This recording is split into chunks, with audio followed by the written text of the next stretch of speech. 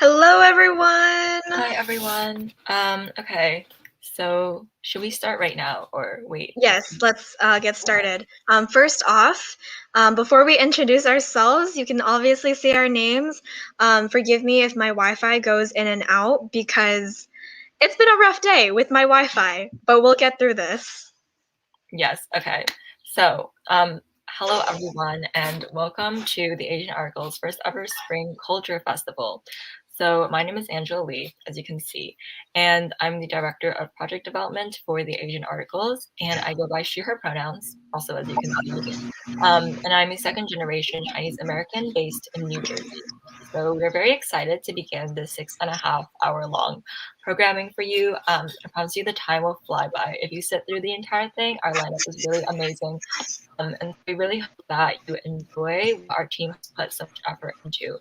So for this afternoon and evening, Anne and I will be your two MCs. So I will now pass on the mic for her to introduce herself. Hello, everyone. My name is Ann Nguyen. I am the Executive Director of the Asian Articles. I'm a second-gen Viet American and based in Houston, Texas, or Katy. But like Angela said, we are so excited to host this culture festival for you today. But I'd like to take a moment to introduce the woman of the hour behind the scenes, Kaylee Wong. Hi everyone, my name is Kaylee Wong, and I'm a second-generation Chinese-American technologist, creative, and student from the Bay Area. I'm the website manager for the Asian Articles. As Anne said, I'll be running the festival behind the scenes today. Yes. Thank you, Kaylee, so much for all of your efforts. Literally, none of this would be possible without her. And if I pause a little bit, just know that's because my Wi-Fi is being weird. But yes, now we'd also like to take a moment to acknowledge the land that we're on today. As I am based in Katy, Texas, the land that I am on today is the traditional territory of the Sana and Coahuiltecan peoples, and I pay respect to them and their continued presence here. So like Anne said, if you're tuning in today from North America, Australia, Canada, etc., then it's important to recognize that we occupy stolen land. So as I am based in Bergen County, New Jersey, I am currently on the traditional territory of the Lenape peoples. And so we also acknowledge and offer our sincerest gratitude to the land and the waters on which we stand upon. And if you're not based in Katy, Texas, or Bergen County, New Jersey, then you can learn more about the land that you're on through native-land.ca. The link is on the overlay on the screen, and it should also be in the chat for your easy access. So we invite you to take the time to learn more about the indigenous peoples whose land you occupy and their past and persisting history. So thank you guys for taking that moment with us. And now to introduce our mission and vision is Anne. Yes, so through writing and the arts, the Asian Articles seeks to advocate for and empower Pan-Asians and youth. We hope to amplify unheard voices and create change, no matter the size of the impact. And one of the most important parts of our team manifesto is wanting to encourage pride in our culture. So we hope this festival does that. But, you know, before we do, we'd like to acknowledge everything that's been happening. Sorry, Wi-Fi issues. Lastly, we'd like to take a moment of silence to honor the victims of the Atlanta shooting, a gross hate crime. To respect the wishes of their families, we will not reveal their names, even though they have been widely circulated. But we will take a moment to remember them as women, sisters, mothers, friends, neighbors, and valuable members of our community.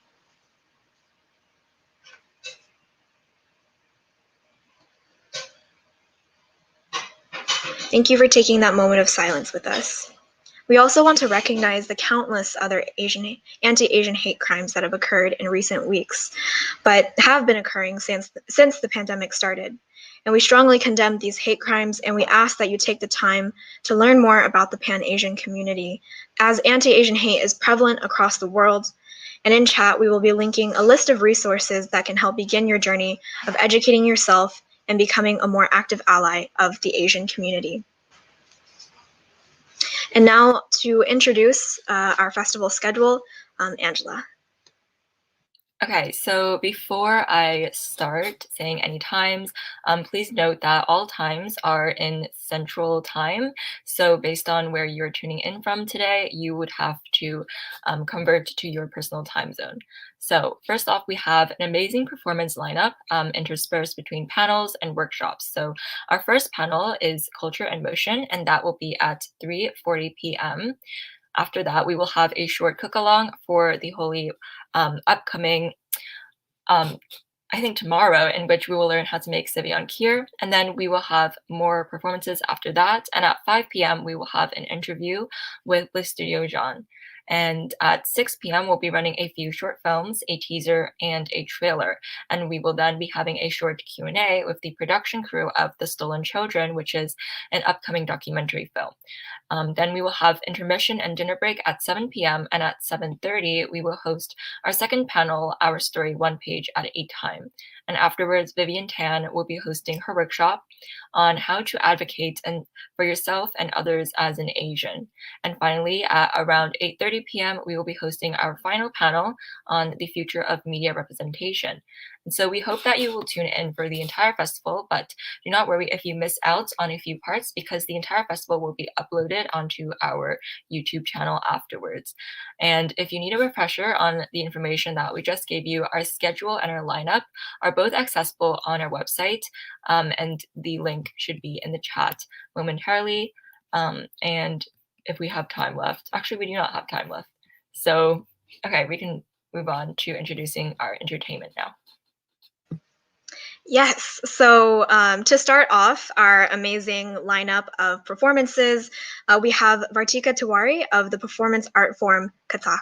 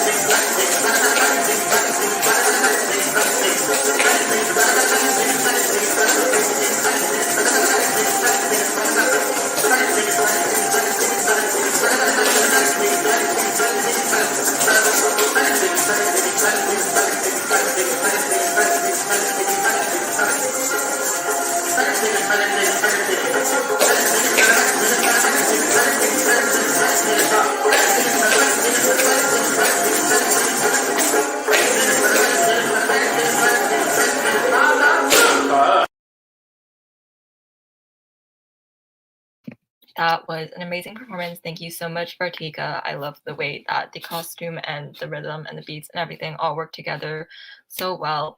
And our next performer combines guzheng, strong vocal melodies, strings, and electronic production together. So everyone, please welcome Jett Kwong.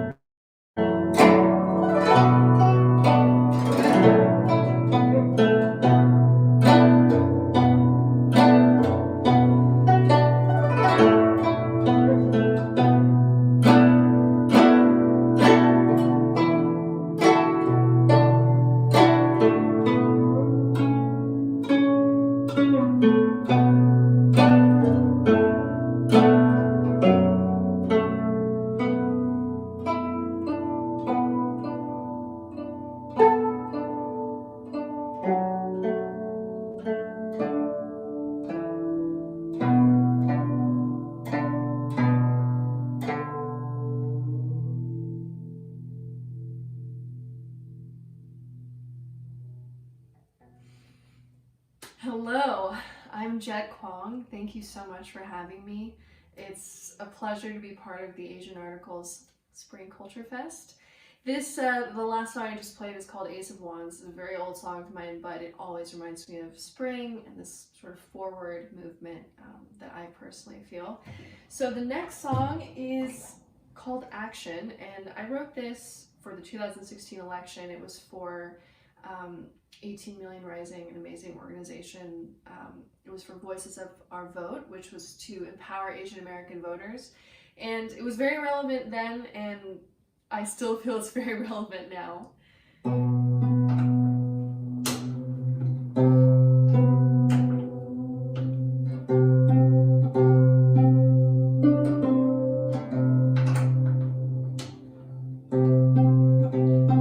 And quick note also for anyone wondering, this is called a guzheng.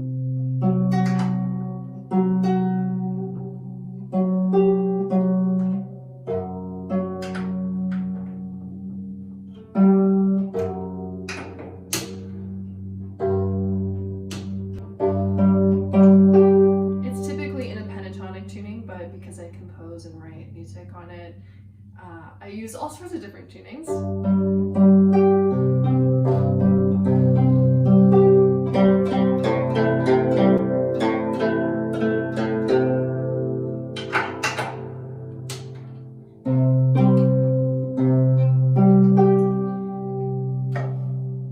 All right, here's action.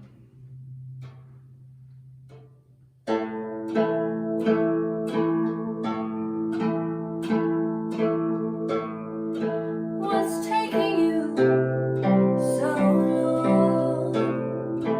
What'll it take to turn you on?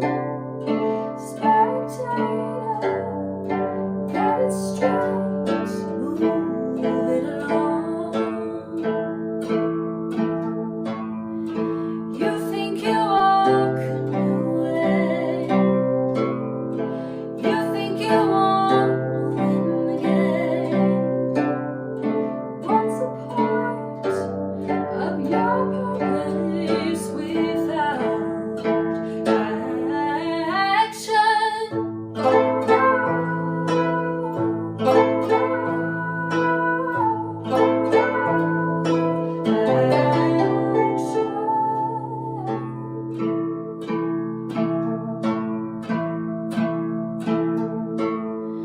Are you sick of your empty words? Weary conforming with the hearts. Tide stirring, new feelings stirring.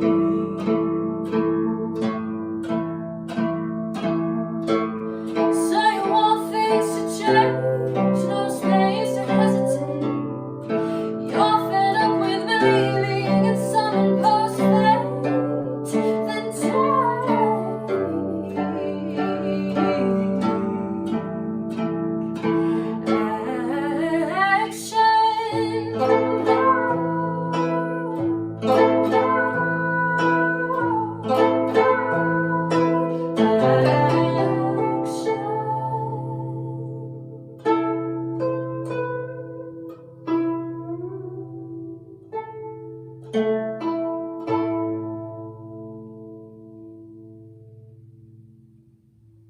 All right, I got one more song for you. It's called Future.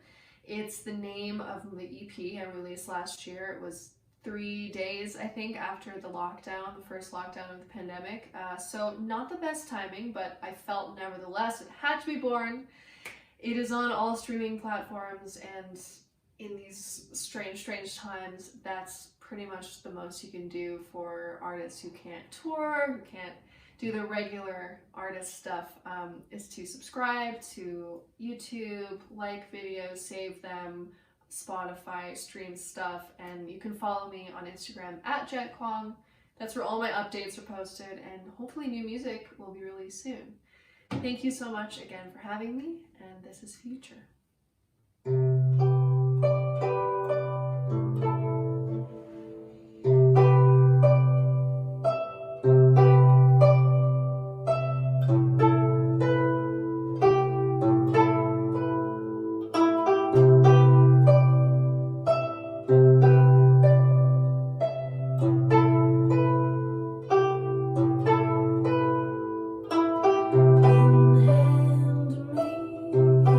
me your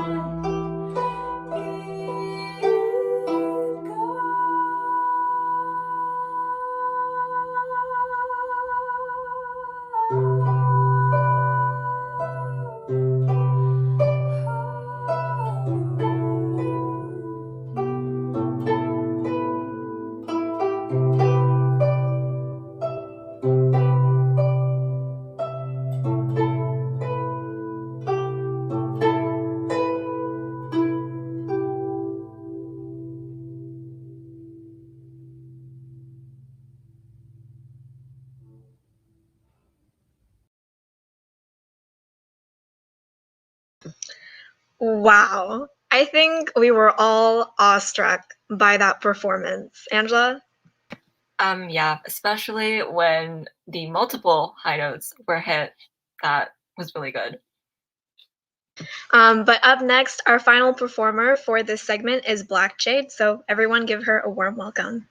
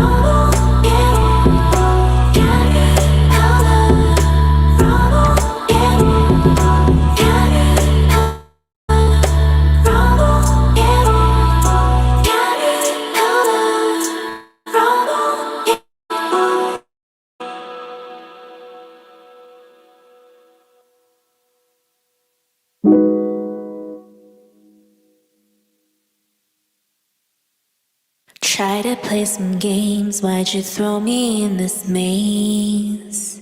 I'm not all that shy, I can face you eye to eye. What you looking for? Why you staring more and more? What you trying to find? There's no more I hide inside.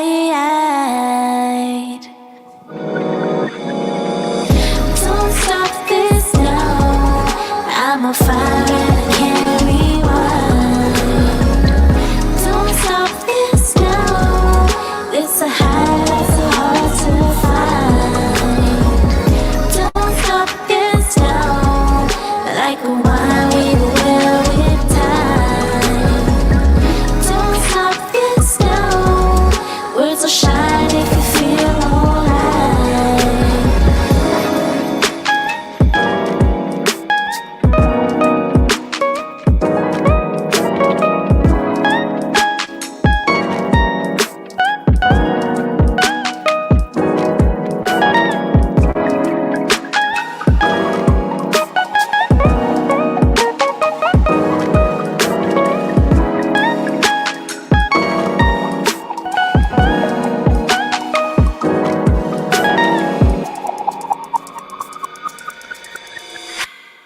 Don't stop this now.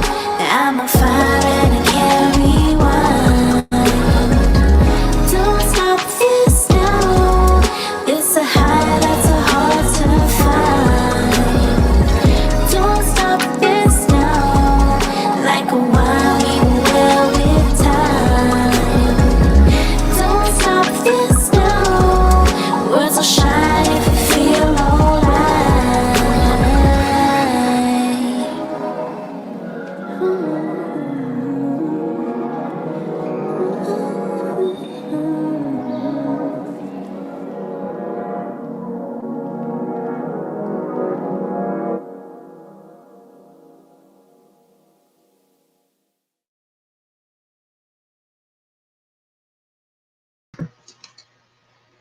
Can we just take a moment to appreciate just That was amazing. that was so incredible. You did not see all of us backstage, but we were definitely all vibing so much. But yes, Angela, you wanna? Yeah, I mean, it was awesome. We saw that, and if you guys like me want that in your playlist, Black Jade does have a Spotify and other socials that that were shown on screen. So make sure to check that out. And next up, we have our first panel. So, Anne, do you want to introduce the theme? Yes, so our first panel for the afternoon evening is Culture in Motion, as you can see down below. And I am going to introduce you to our amazing set of panelists for this next panel. And yeah, everyone give a warm welcome to them all. It's going to be a great panel. So first off, I have Leah Lee. She is a Korean-American performing artist, writer, interior designer, and photographer who never thought she'd return to the US by choice after achieving her lifelong dream of moving to London. After completing her master's in film studies at University College London, Leah moved back to Washington State in 2015. Thanks to the process of writing her dissertation titled Contemporary Representations of Youth in Asian American Film, Leah was compelled to engage with her research and practicum, and since returning to the States, has prioritized projects which contribute to the Asian American theater and film canon. She looks forward to exploring questions around identity and multiplicity as an artist and scholar within an expanded global context. Her inboxes are always open, and you can reach her at Miss Leah Lee and www.leah-lee.com. And next... Oh, actually, yeah. Hi. Yes, it's so great to have you on here. Next, we have Jamie Liu. She is an artist, art director, and culture creator. Unlimited by artistic medium, Jamie has created and designed touring concerts, live spectacles, art installations, theatrical sets, dance films, music videos, motion graphics, illustrations, websites, and love letters all over the world. No matter the medium, Jamie believes that visual design is a vital storytelling device, capable of magnifying the intangible heart to a world full of strangers. And through her work, she seeks to manifest a future of peaceful rest, warm magic, and equality for all. A self-appointed Gaijin icon, Jamie is proud to represent her queer and Korean American identities through her work. She is a lead team member of Queer Asian Social Club and has recently designed, edited, and launched a new weekly webzine entitled Disorient. And you can reach her at the Jamie Liu. Next, we have Margaret or Margot Hugh. They are a queer, non-binary organizer and artist. They are currently a Toll Public Interest Scholar at the University of Pennsylvania Law School and a member of Queer Asian Social Club and the Black and Brown Coalition of Philadelphia. As a child of immigrants, Margot believes social movements and community care are vital to creating a better world. In the past, they have worked in the Wilmington Public Defender's Office, Network Delaware, AS220, and the Museum of Contemporary Art Chicago. They hope to continue to use art, creative storytelling, and grassroots advocacy to serve our communities. And obviously, all social media links are down below. Next, we have Stephanie So. She is a creative based in the UK and primarily a poetry and content writer. As an advocate of mental health, she writes to break the societal stigmas and emphasize self-care, as well as being an urban hip-hop dancer. Recently, she has returned to acting after graduating from the New Earth Theatre, previously Yellow Earth Theatre, Britain's award-winning British East and Southeast Asian theatre company, with the mission to amplify voices and storytellers. Additionally, she is making a return to the music industry as a rapper and singer under the name The Golden Phoenix, and starting season 2 of Jaded Unjaded, the podcast, later this year. And last but definitely not least, we have Caitlin Faye, who is part of Rue, an indie folk duo composed of her and Rachel. Sorry. Quillen. Quillen. I don't know why I just. Okay, well, I know now. The two began recording music in early 2020.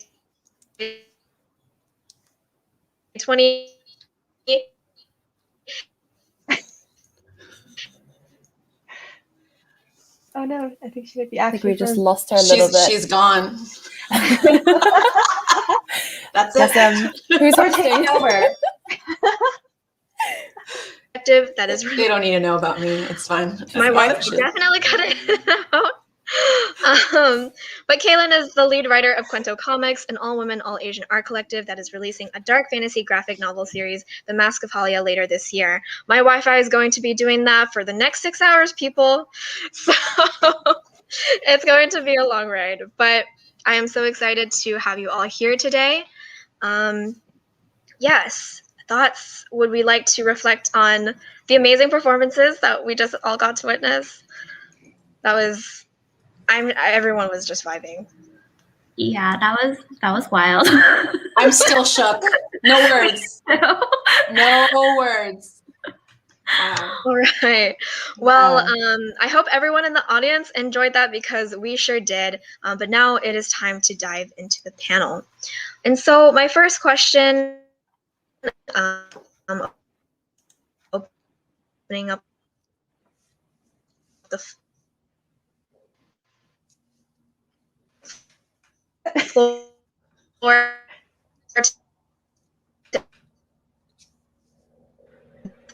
do a thing.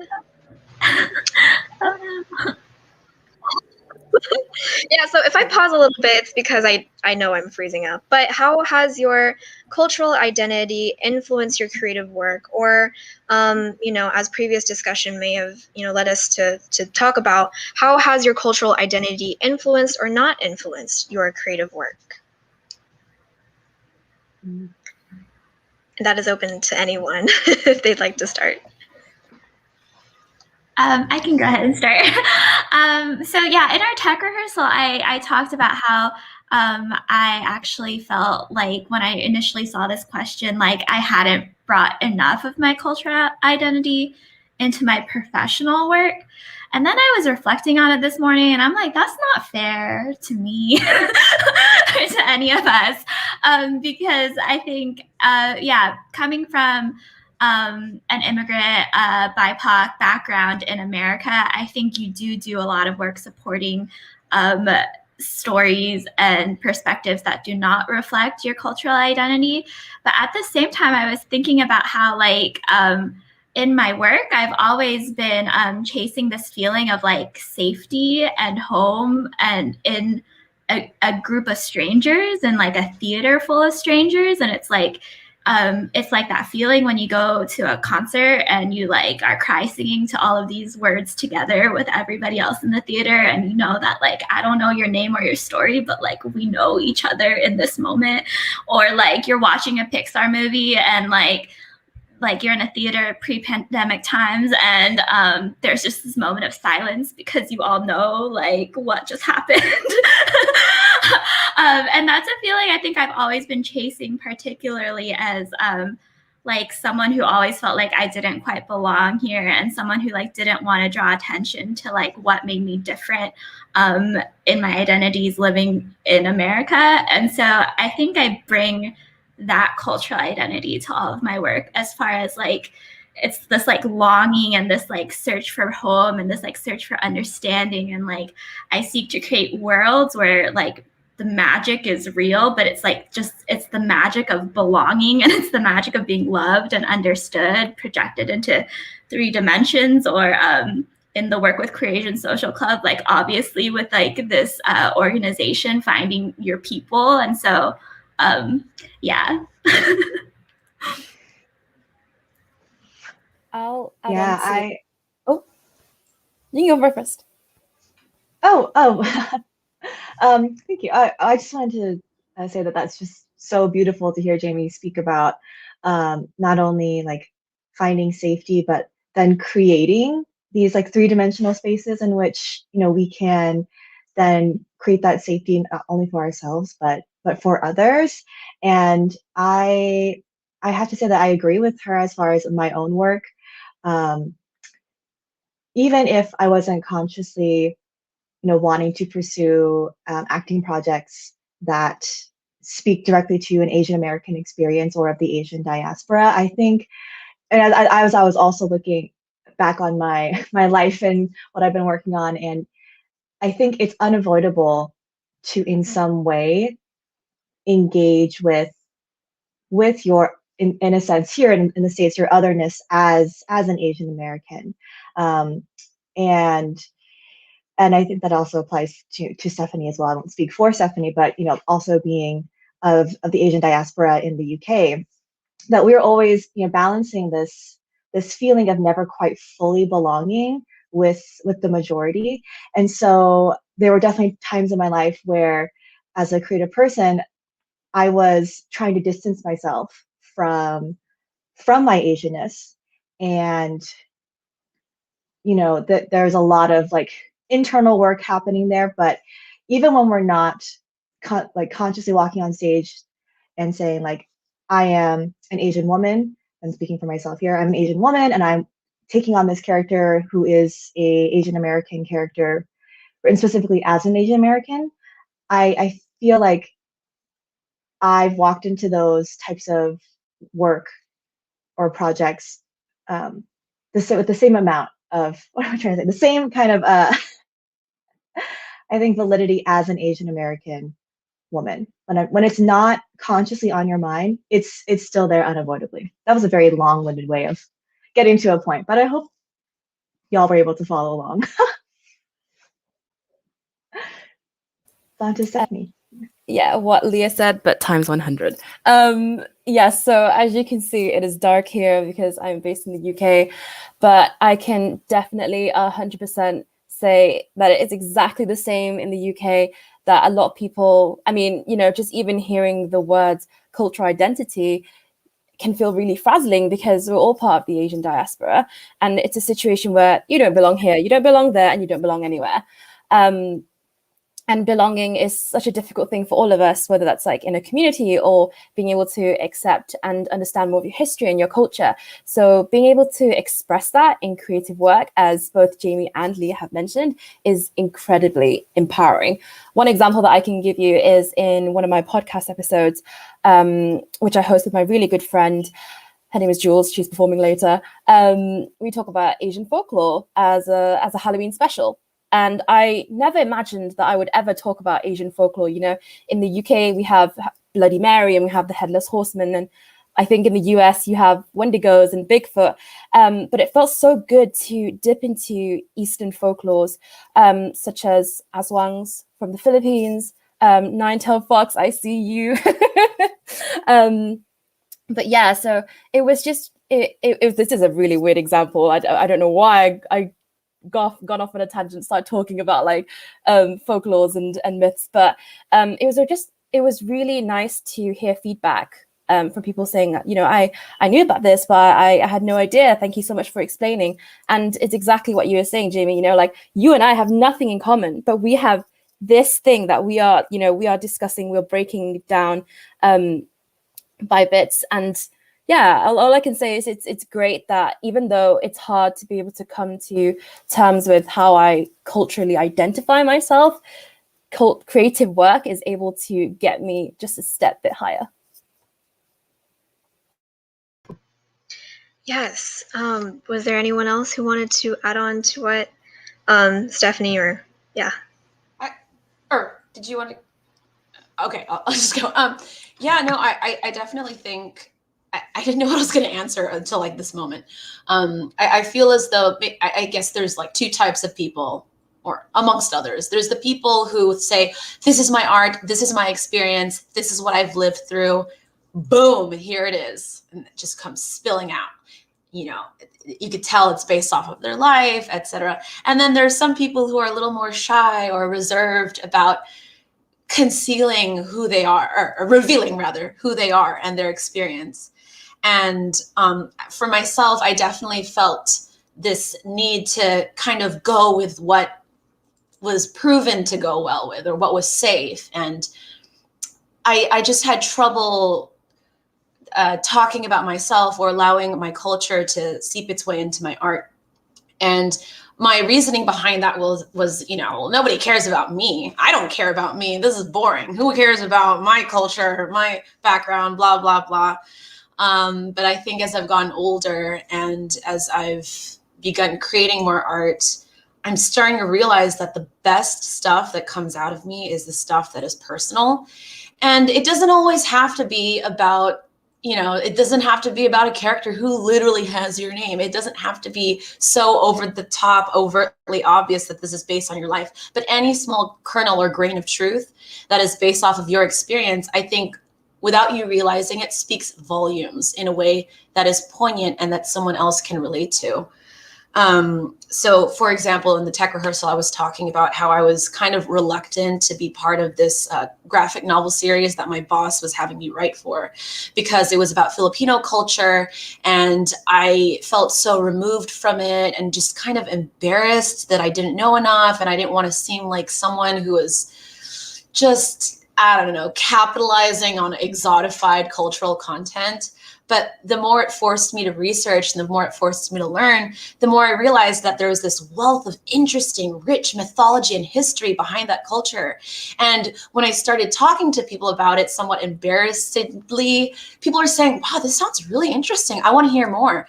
And that's when I realized, you know, nobody talks about this stuff, but there is something interesting to promote and to share. And what better way to embrace your own culture than being the person who does that for everyone else? So that's kind of my experience behind it, and I'm trying to embrace it. It's scary, but showing who you really are is an act of bravery. Caitlin, that was so beautiful. Like that was just very gorgeously and poetically put. And like I think the thing you said about, you know, the best art you can always make is deeply personal, and how I think getting to that point of like showcasing your vulnerability as strength, like, is a difficult process. And I think like definitely as a Asian creator, as a Asian queer creator, as someone who's Chinese American, like I can chart a similar process and awakening for me when I look at my own creative process, specifically as a visual artist. And something I talked about during our previous conversation that always comes to mind when I think about this question is that when I first I think started taking my painting very seriously, my art practice very seriously, one of the things I was really worried about is that I was like, I don't want to be just an Asian creator, and just make work about like Chineseness. And I was really worried about being pigeonholed. And so I almost like distanced myself from what a lot of people are saying, from making work that touched upon that aspect of my identity. Like in my head, I was like, I think it's just a box. I'm going to put that box away. I want to make things that are universal, because I think that's the power in art and creativity. And I think looking back on it, I think what I was trying to navigate was like, how do I express and like creatively express my Asianness in a way that is authentic to my experience versus like what I think like outward, especially American society, like expects of Asianness. And I think when I started incorporating more aspects about my Chinese heritage, about my culture identity, so for me that looked like both incorporating a process that was more intimate in that sense. So I started venturing into embroidery and textiles because embroidering and like knitting, for example, were skills that my mom taught me, that her mother taught her, and being able to, I guess, reach into that well of like knowing like, oh, this practice I'm doing connects me to my mother and her mother and her mother, and like feeling this connection with my ancestry, as well as in creating visualizations that spoke more to that side of me. So one of the first piece I did was I took I bought a pair of like $5 shoes from Urban Outfitters that my mother would call peasant shoes. Like they're just those Mary Janes, but they were made of like this brocade material, and I embroidered the feet bones inside with red embroidery.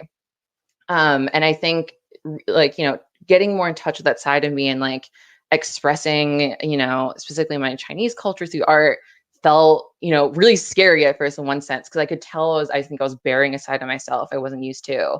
But definitely, I don't know, I think like allowed me to create more work that felt more powerful, that I felt more personally invested in. And I think it felt really grounding in the end because I was like, oh, all of a sudden I'm like remembering all the parts of myself that are Chinese, but not me trying to be a version of a Chinese person that society is like reflected back upon me. Like it's not about being like, I don't know, like really a mystic oriental or like really like sexy and like female and like, you know, all these things I think that I had implicitly like absorbed from, you know, growing up primarily in the States, and said remembering, you know, kind of like talk about Stephanie, like, oh, like the myths that my mom told me, like the stories about Chang'e, like the lady who lived in the moon, and like the things that like I ate a lot, and like I there's so much more to me, I think, in terms of my Asian side and my Chinese side that I literally think like forgotten from not being surrounded by that community. And I think art was a way for me like to reconnect to that side of myself and like remember where I came from versus like what other people maybe were projecting back onto me.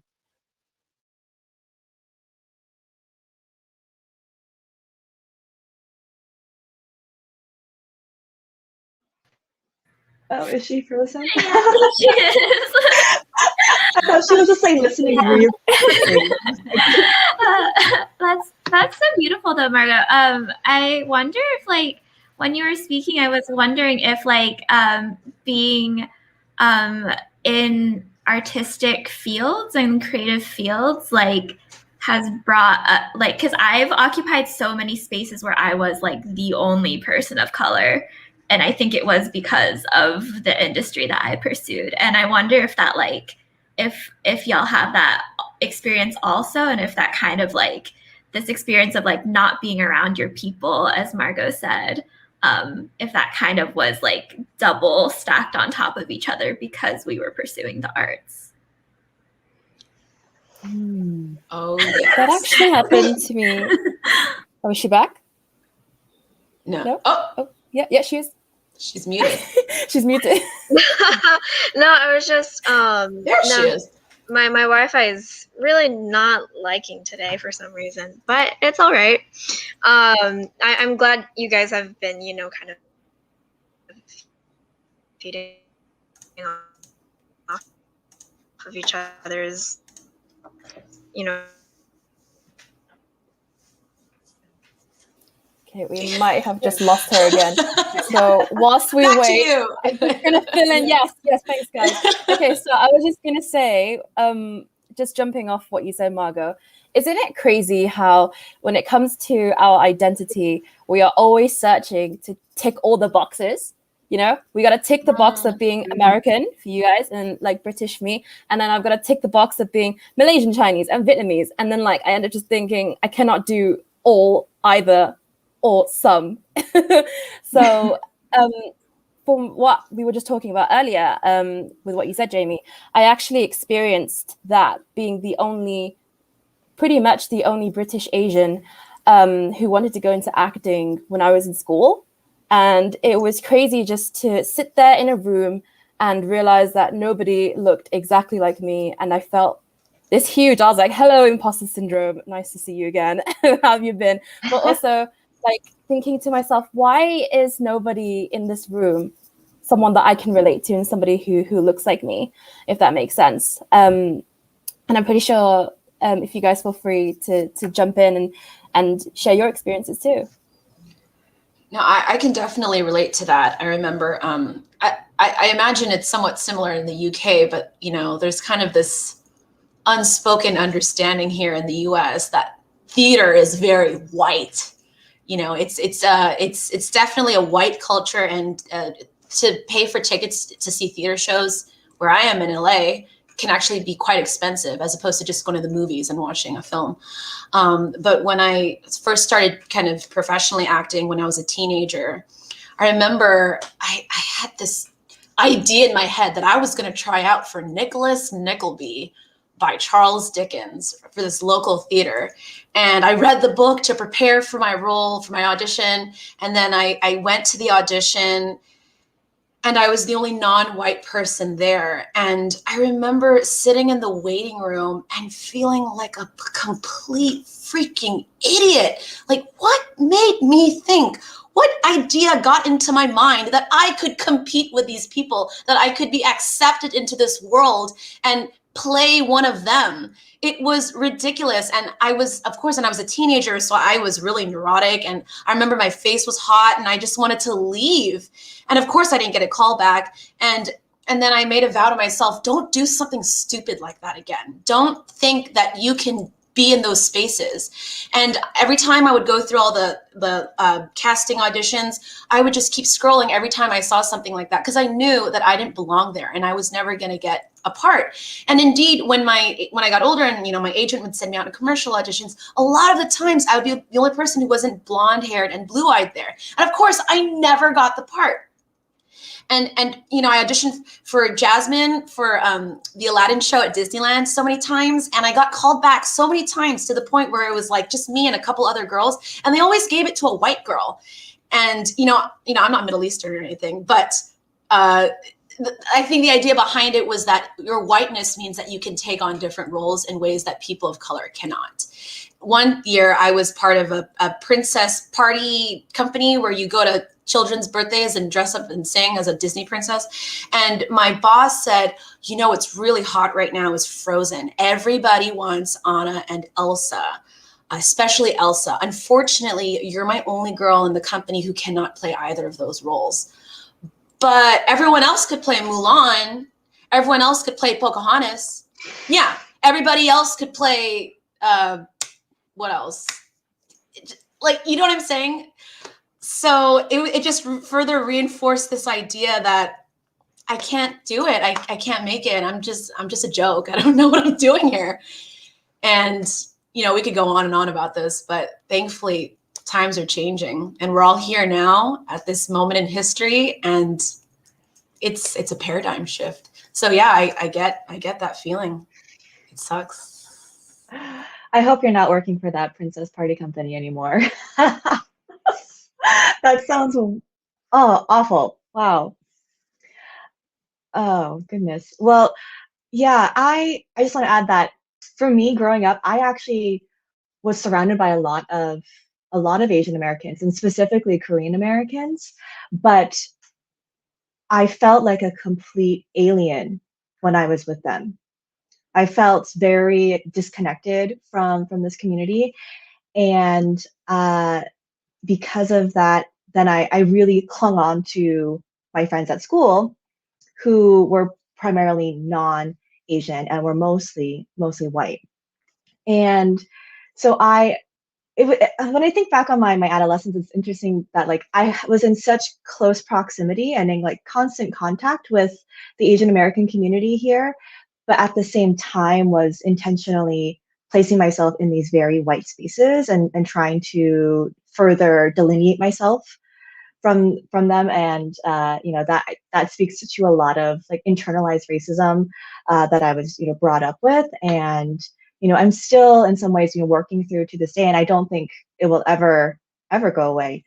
But I am very grateful that in my high school, which is when I started acting, there was one other Asian American in the theater program who's also in choir as well. So my high school was really big on musical theater, and so that's my background primarily.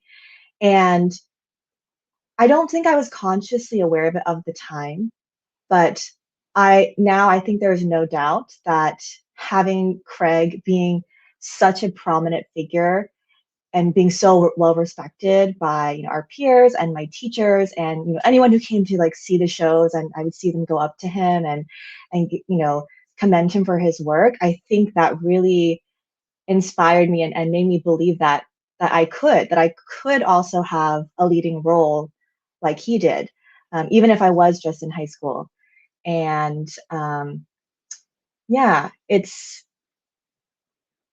so interesting. I think, yeah, it's an interesting place to sometimes be as an Asian American creative in industries that are predominantly very white, and like theater being a kind of activity of privilege here in the US. And but thankfully, we have great artists like Marina Kondo, who Broadway star in Frozen the musical. And so anyone saying that Asians cannot play Elsa or Anna might want to check yourself a bit. But yeah, that's a great question, Jamie. Love that. All right, and while I am not Frozen, no, but I do, for what I did get to hear, that I really appreciated all of your inputs regarding, well, there were so many things, but just, recently we're talking about how, Asians can play different Disney. I'm just, still mulling over the fact that, how could, just how Caitlin was the only one that apparently could not play any Disney princess. That's wild to me. But I guess in a way it's not necessarily a surprise. We're losing her. Still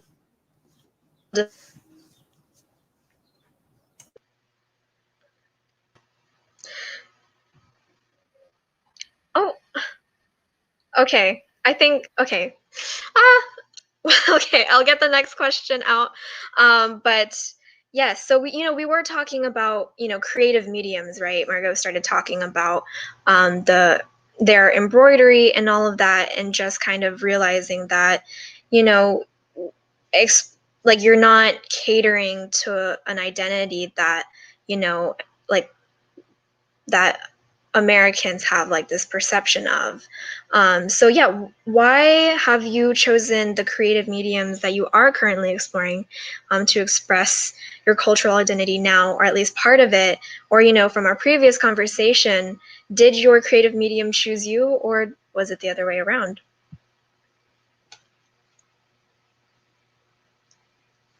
I think Jamie. Okay. Yeah. As I mentioned before, my primary medium is concert design, and I definitely think it's a medium that chose me. And I think, in reflection of everything that we've been talking about today, I think it's a medium that really chose me because this idea of like being a pop star on stage, as Margot and I have talked extensively about our love for Britney Spears in 1999, 2000, that like these pop stars taking up all of this space on stage so unapologetically, and like singing their stories and singing their perspectives, as problematic as it still is, I know. Hashtag free Britney. Like I had never, like, I felt like the experience that like Britney Spears was having on stage was an experience that like I needed to have as as this like little Asian American girl who was like so afraid of taking up space. And so I just love that feeling of being in that room. And then I think I like chase that medium and chase that feeling. And like now I'm at a point where I'm like, have had success in my career where I'm like, and confidence in my career where I'm like, wait, like I need to do this like for my people. Like I need to like give the stage to people of my identities and people who look like me and have stories like me. And I'm like really excited to go on to this next level of my career where I can like really tell the stories that I want to tell. And I think that's what drove me to my medium, is that we need a stage. like it's unacceptable that there's that you're not getting the roles of, you know, because you're not blonde and blue eyed. Like we need to create the other stage. So that's what drove me to my medium. Is there anything else, or would anyone else like to add to what Jamie said?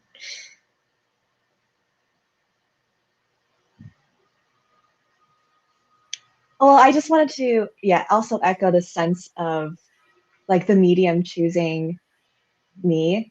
And I guess my primary medium is like film and television and acting. But as a child, for as long as I can remember, I was always like doing performances like for myself in my room or in the shower or whenever I was alone, you know. But I never believed that I could be the one also doing those things that I was seeing on screen. And I kind of turned to writing as a creative outlet. And writing is still something that I still hold dearly to and know that I need to be working on more often. But the idea that, you know, I couldn't be the one taking up space, as Jamie was saying, is one that really resonates with me. And even to this day, I'll still walk into a room and walk into an audition and feel like I don't belong. That imposter syndrome starts to creep back. And that's when you have to really show strength and tell that voice that that's not the true voice. That's not your true voice. That's something that you've been fed over and over again in this false narrative that's trying to control you. So I think, as far as, you know, continuing in the film and television industry and new media now, especially as we go into the 21st century, you know, I know that I want to keep performing, but I do want to start shifting into more writing, producing, directing, because we know that there's so much talent. Like as we're watching these live musical performances, there is so much professional talent out there, but still to this day, so many gatekeepers are predominantly white, cisgendered male. And as long as that's the situation, we are never truly going to be able to bring our full, colorful, diverse, authentic selves to the mainstream at the same level as what's been the status quo, which has predominantly been this white narrative. So I really look forward to, yes, just seeing more people at those kind of gatekeeping positions, being, you know, just not white men. We've got a lot of white men, and we have things to learn from them, but they've also got a lot to learn from us. So. Something I really like, I think both about what you said, Leah and Jamie, is about, I think, like taking control of our narratives again and creating opportunities for more folks like us. And I've been thinking this whole time about like how like the beauty and visibility, I guess. And I think how much I admire so many of you for engaging in arts that center on performance and like, you know, being on the stage. I think as someone who, you know, I like to think my creativity leaks into a lot of different mediums, but like when I was a kid, I had so much interest in like dance and like acting.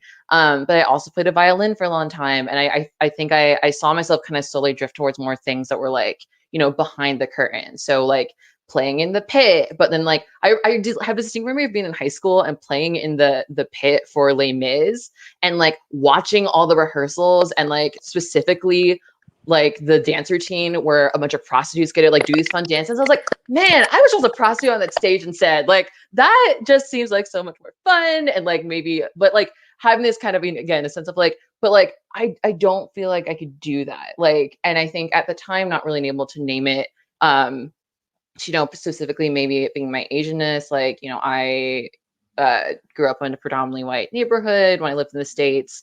And Les Mis is set in France, and I think just like implicitly, I was like, oh, like that story can't be about me.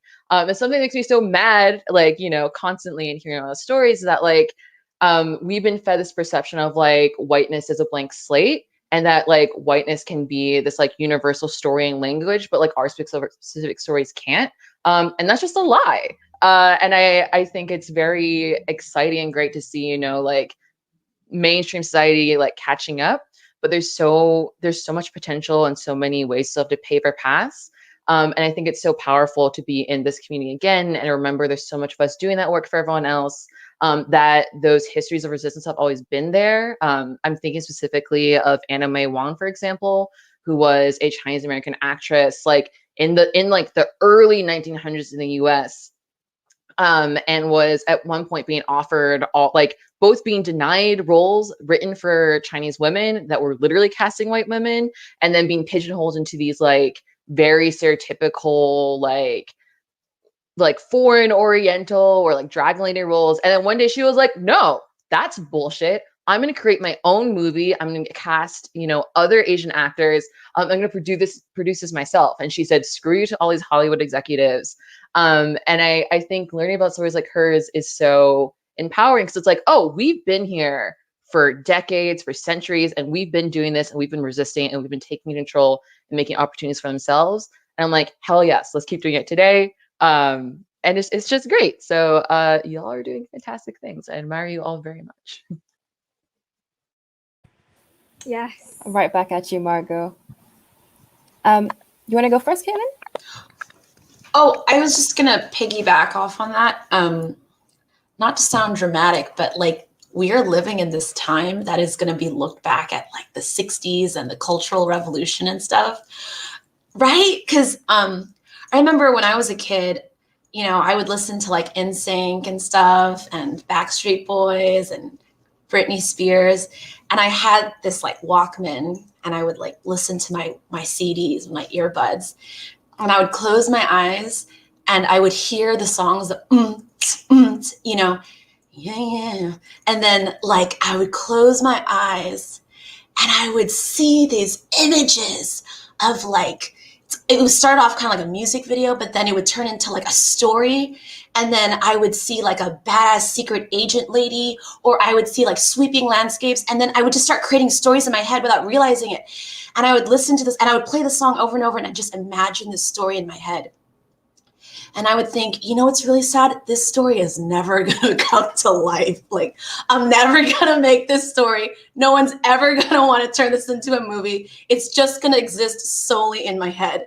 And I remember when I was in high school, I was watching TV and I was watching the news and they were talking about how the vast majority of all filmmakers are predominantly male. They're mostly white males. That's just how it's always been. And I remember thinking, okay, well, that's never going to happen then. I'm never going to make a movie. I'm never going to get my story out there. The most I can hope for is writing some novel that nobody's going to read because nobody cares about Asian women. Something really emo like that. And then, fast forward to what is now a few years later. And I was like, oh, this acting thing isn't working out. Like nobody wants to hire me. Woe is me. And then I was thinking, it would be cool if I could make a movie. Too bad nobody cares about Asian women in Hollywood. And I didn't know what to do. People were like, how's that acting thing going, Caitlin? I'm like, I was just so emo for like a whole year. And then I remember thinking, I'm looking for this sign. if I really want to make a movie, but I don't think I'm good enough, I don't have the resources, I don't know anything about cameras or filmmaking or anything, I don't want to make a fool of myself, I don't want to fail again, it's too heartbreaking to fail. So I'm going to look for this sign. If the universe can give me a sign that I can make a movie, then I'm going to do it without hesitation. And then like within like a few weeks, I got a text from my friend saying that there was this this film organization that was looking for filmmakers to submit to LA Asian Film Festival. I hadn't even finished reading his text yet. I just saw like the first couple of sentences. I looked up to the sky and I said, this is my sign. I'm going to do it. I don't care if I'm not white. I don't care if I'm not a man. I don't care if it fails. I'm just going to do it. And here I am. And I never turned back from that. I never turned back from filmmaking or from writing stories. And I'm going to keep going. And I don't care anymore. Like, this is the time. Now is the time. I'm here with you, beautiful, amazing, inspiring Asian women. And this would not have happened years ago, you know? I'm just so grateful to be here with you guys and being able to share this story, because it means times are changing. And this is the age of Aquarius, y'all. Like, this is the future. This is happening. That's it.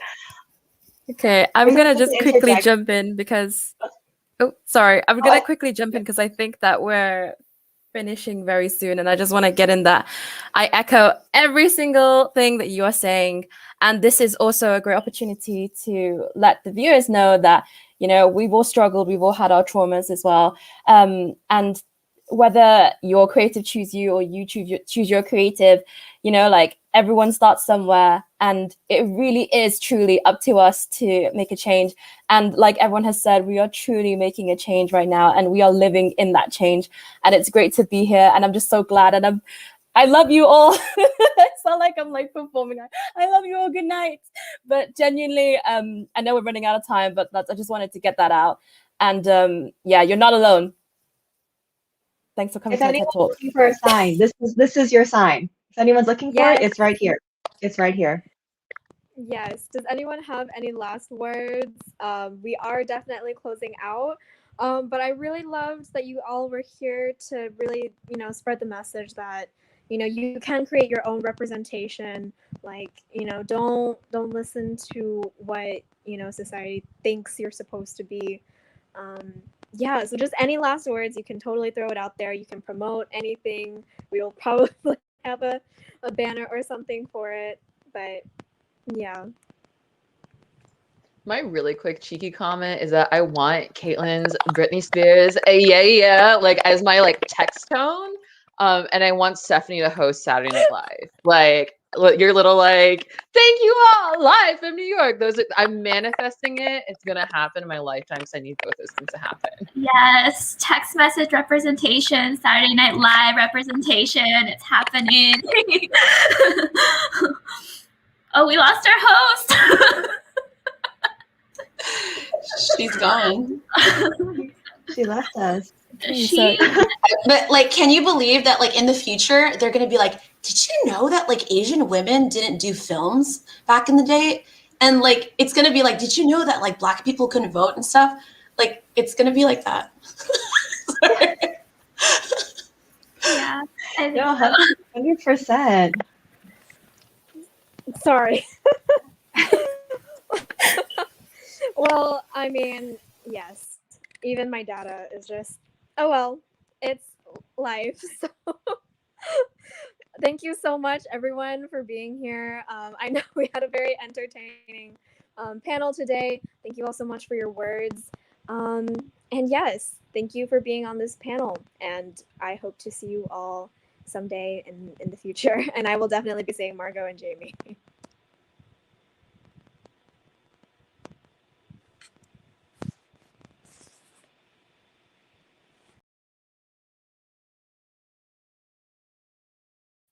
Okay, hi everyone. That was an awesome panel.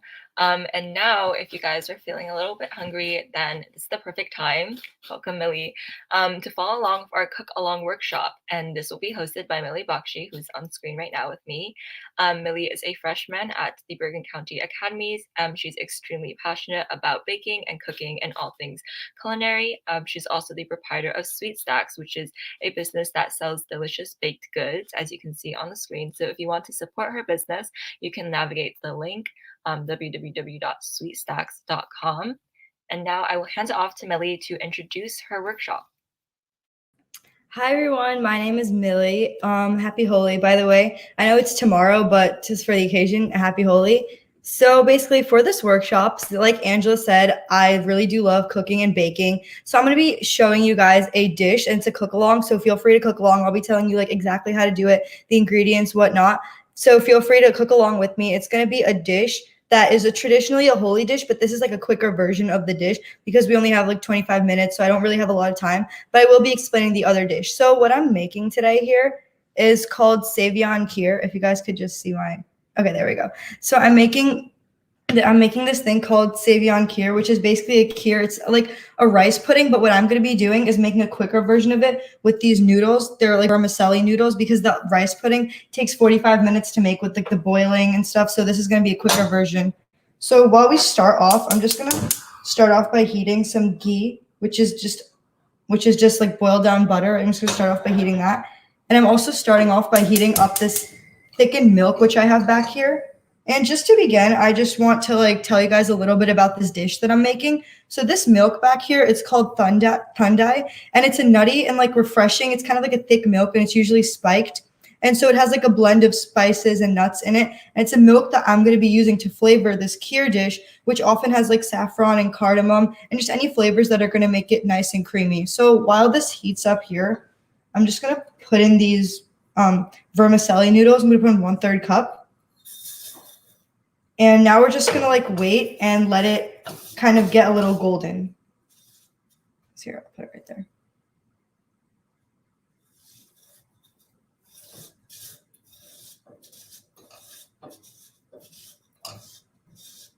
So yeah, now we're just going to wait and we're just going to let it get a little crispy. And you can, if you're making this right now, like cooking along with me, you're going to kind of smell it. It's going to smell like brown butter. And we're just going to let it wait. It probably takes around like 5 minutes just to crisp up. So yeah. And if we want, I can start talking about Holi. So basically Holi it's a holiday that's celebrated all throughout India. And it's traditionally referred to as the festival of spring, the festival of love, or the festival of colors. And in this festival, what we traditionally do, well, the traditional way to celebrate Holi is we like throw colored powder on each other, and like we run around with it, and we play like in a large open field or a backyard or a grass field, and we're just throwing colored powder. And it's like a pretty fun event. It's like I think in some places they also throw water balloons and just like fun things like that. And it's representing the arrival of spring from a really long winter. And so in this festival, there's a lot of legends and like myths that are associated with Holi, and so there's a lot of legends and myths, that are associated with Holi and like how it actually came to be and the day. So, and like the why it lasts 2 days. So Angela, do you know anything about like Holi, or do you want to like know anything maybe?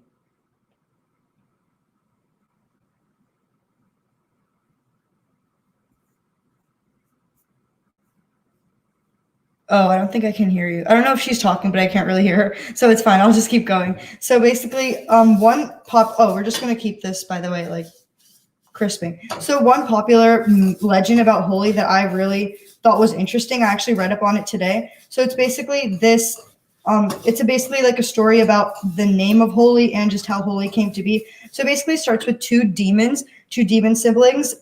One is Holika and one is, I don't want to butcher the name. I think it's okay. I really don't want to butcher the name, but I think it's like Haroshin. Okay, I'm sorry. I don't want to. Yeah, I can't really butcher the name. I'm not really sure how to say it. But so basically, what he was given, the brother, he was given these powers by Lord that kind of made him invincible. So basically, what happens is he couldn't be killed like in the day or the night. He wasn't allowed to be killed by humans or animals. I think it was indoor or outdoor, and by like handheld weapons. It was basically just a lot of constraints, which made him invincible because he just couldn't be killed like in any way possible, right? So, so here we have, by the way, this is like golden brown right now. So now what we're gonna do is you're gonna turn the heat off. And this milk, this tandai that I said, it's like a nutty milk. It's been heating in the back. So we're just gonna bring this up and we're just gonna pour this into the milk. Again, like I said before, I'm making like a quicker version of this. Usually you would make it with rice. Yeah, it's gonna, yeah. So usually you'd make this with some rice and you would like drain the rice, but it takes a lot longer. So this is just a quicker version with some vermicelli noodles. And then you're just gonna add this in. And you're gonna add in about like a tablespoon of golden raisins. Don't add too many or it'll get sour. And then you're just gonna let this thicken up again on low heat. Yeah, so what I was saying was that he was given like these powers that basically made him invincible. He really just couldn't be killed, but he was a demon, right? So he was like evil and he was a really evil demon and he wanted everyone in India and he wanted everyone to worship him. So basically when he had a son, his son actually worshiped Lord Vishnu and not him. And he was like really angered by this. He wanted his son to worship him. So he had a plot to kill his son. Actually, it's pretty violent. He had a plot to kill his son and he roped his demon sister Holika into this plot. So what he said was that what he wanted her to do was she had a cloak that would like protect her from fire. If she was like in the fire, she wouldn't actually get burned. So he wanted her to bring his son to a fire and then like push him in, but she wouldn't actually get burned because she had a cloak. So when they were trying to carry out that plan, it actually backfired because what happened is that the cloak like fell onto his son instead of her, and so she got burned in the fire, and his son actually did not get burned in the fire. Like he was fine. And so basically like a little interlude in this story is that since he didn't get burned in the since she got burned in the fire, Holika, that's where like Holi comes from. So the day one of Holi is that they do like a large bonfire, like a big bonfire of burning. So it's representing that the demon got burned in the fire. And so then like in keeping with the story, so what went on was that Lord Vishnu, he saw this all happening and he saw like how Holika was actually very evil, her and her brother. And so what he did was he had a plot to go back and kill, again, I don't want to butcher his name, but the demon, he had a plot to go back and he wanted to like get rid of him once and for all because so even though he was like, he had all these constraints that he couldn't be killed in certain ways, the Lord Vishnu came up with a way. So he turned into a half lion, half man. So he's not fully human, fully animal. And then he showed up at his doorstep, which isn't like indoor or outdoor. What else? He had him sit, he like killed him on his lap because one of the constraints was that he couldn't be killed in land, water or fire, I think, which that is neither of them. And so he had him sit on his lap. And then another thing that happened was that he used his claws because he couldn't be killed with any like handheld weapons. So he used his claws and he killed him. And so basically, I think that's where like the story ended. It was that he finally got rid of him once and for all. And so Holi does represent like the triumph of good over evil. So that's one legend that I thought was really cool that I was just reading about today about Holi. But in the meantime, we're just going to let this thicken. Okay, I want to butt in. I'm so sorry, Mili. I did have some questions prepared for you about Kier, but I did get kicked off because my Wi-Fi is also acting up.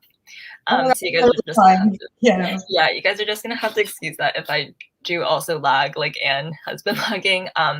But yeah, so the story that you just said, very wild, very interesting. I did want to ask, do you want to explain like a little more about the concept of like, good or evil? Things like that. Yeah, so basically what I was talking about the concept over good over evil is that like the two demons, they had the plot to kill his son and that didn't happen. And Lord Vishnu, he actually was the one that killed, one demon got killed in the fire, but that was her own doing. So it was their karma that got them both killed.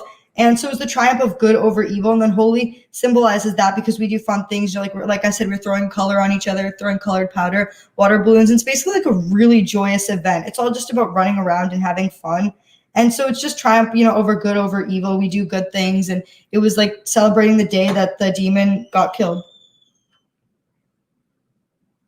Okay, yeah, that sounds I really love. I always love listening to like cultural mythology. They're always so interesting, the stories. But I also wanted to ask you, like, so you did mention, normally holy celebrations are like during colors and things like that. So, under normal circumstances, so like if we were not in COVID, how would you be celebrating Holi right now? Right. So actually today I did meet up with a few people from my town. It was like a very few people. And what we did, like what we normally do, so there'd be colored powder. So there's like colored powder. I think it's called gulal. And it's like in bright neon colors. There's like bright pink, bright green, bright orange. And you just like kind of go and like throw it on each other. I know it sounds a little like odd or whatever, but you just kind of like run around and you like throw colors on each other. And it's like a fun event, not just for kids. It's fun for everyone. It also looks really pretty. Like honestly, that it looks really pretty. You're just running around, you're like throwing colors on each other. And I also did read, like I don't do this, but in certain places, they also throw like water balloons on each other, which is also kind of cool, I thought.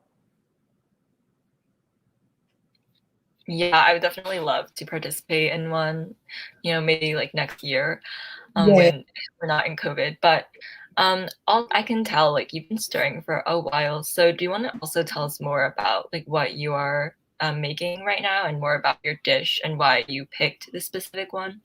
Yeah, sure. So right now, oh, by the way, just say right now, I'm like stirring the milk. There, it's just like basically like a milk, like I talked about the thundai, which is like a thick milk, and I'm basically just trying to stir the noodles and get it thicker. What happens is like it thickens while it's cooling down. So if it doesn't thicken right now, when I take this off the heat, it will definitely thicken when it's cooling down. But basically, like more about this dish, it's a kheer, and it's like kheer is basically like a pudding. This is traditionally made with a rice pudding. Like I said, a rice pudding, like making the rice kheer, it takes really long to make because you're going to make the basmati rice and then you're going to drain it and you're going to cook the rice. So that takes a really long time. So this is a quicker version, but usually it's not made with these vermicelli noodles. Again, this is just a quicker version. And it tastes like, what it tastes like is basically just tastes like noodles in like a nice thick custardy and like a nice custardy cream, which is like what this milk is made out of. It's evaporated milk and just like a nutty mix blend. And now actually right now, I'm just going to be adding some sugar into it. Sugar, you're going to add about like a quarter cup of sugar right now. It's still on the heat and you're still stirring. It's just basically the whole process of this. It's more of like an activity. It's not more baking. It's like a cooking activity because you're kind of just adding things in the pot and you're stirring it and you're letting it thicken up. And it's also like to your taste. So I'm going to be adding eventually pistachios, and I was going to add almond slivers, but I don't think I have those. But also you can add rose, cardamom, saffron. It's basically like to your liking, just like a nice thick like rice pudding. Well, like a noodle pudding, basically. Oh, and I want to interrupt. We will be putting the link to the presentation that Mili made for us with the ingredients for this recipe in the comments soon. So if you did want to cook along with Mili, please check the comments. But you can continue. Oh no, yeah, I was just gonna say that this dish can also be eaten like hot or cold. When I'm gonna be making it, since I probably won't have time, I wouldn't have time to like go in the fridge and cool it. Usually, what you would do is that you could make this and you could just serve it in the bowls right away, or you can let it cool and then eat it, or you can even put it in the fridge and eat it cold. It's basically just like to your liking. This dish is really just like the way you want it. But now I'm gonna add saffron. Do you add really little? Like I don't think you can even. It's like really little amount of saffron because the more you add, it gets a really bright red color. So I'm just gonna add really little bit, and it gives it like that nice taste. It gives it a really nice smell. It's like a few little red beets like that. And usually you'd also use this to just garnish on top like a little, but again, you put really little or it gets like really bright red. But yeah, again, I'm just gonna keep mixing that here. Let me move this down a little. That might be better. Yeah. So again, I'm just going to keep like mixing this right now. And like we could just wait for it to thicken just a little bit. Okay, yeah. While we wait, I also wanted to ask, when I was doing my research about Holi dishes while preparing for this workshop, I saw a lot. And so I was wondering, if you weren't under a time constraint, because I know that this workshop is, I think, around 25 minutes, what dish would you have chosen to create for Holi? And what is like your personal favorite? Right. So basically, so in Holi dishes, there's not really just like a dish. Like I know for a lot of holidays, there's like a dish that's specific to that holiday. For Holi, it's more about these like light little dishes, like this little rice pudding and kind of dishes like that. So for this, I would actually, like I said before, like I would honestly make this, but like in a rice pudding. So like the kheer with the rice pudding, because again, like I said, like the only reason I'm making this quicker version is because we don't have the time to like drain the rice and cook the rice and all that. But I would just make this like with the rice pudding, and then it would be like a nice thick rice pudding kheer. And then again, like I said, you can garnish it with whatever, pistachios, cardamom. I also have like these dried rose petals, which I'm going to add later. And right now, also, I'm going to add just a bit of cardamom. This is just like some granulated cardamom, some ground cardamom. I'm just going to add just a little bit. I'm just going to let this thicken a bit. If it takes like, I'm going to let it thicken for maybe like 2 or 3 more minutes. And if it's still not thick, I'll just let it cool like while I'm talking more about the dish, and it'll eventually thicken.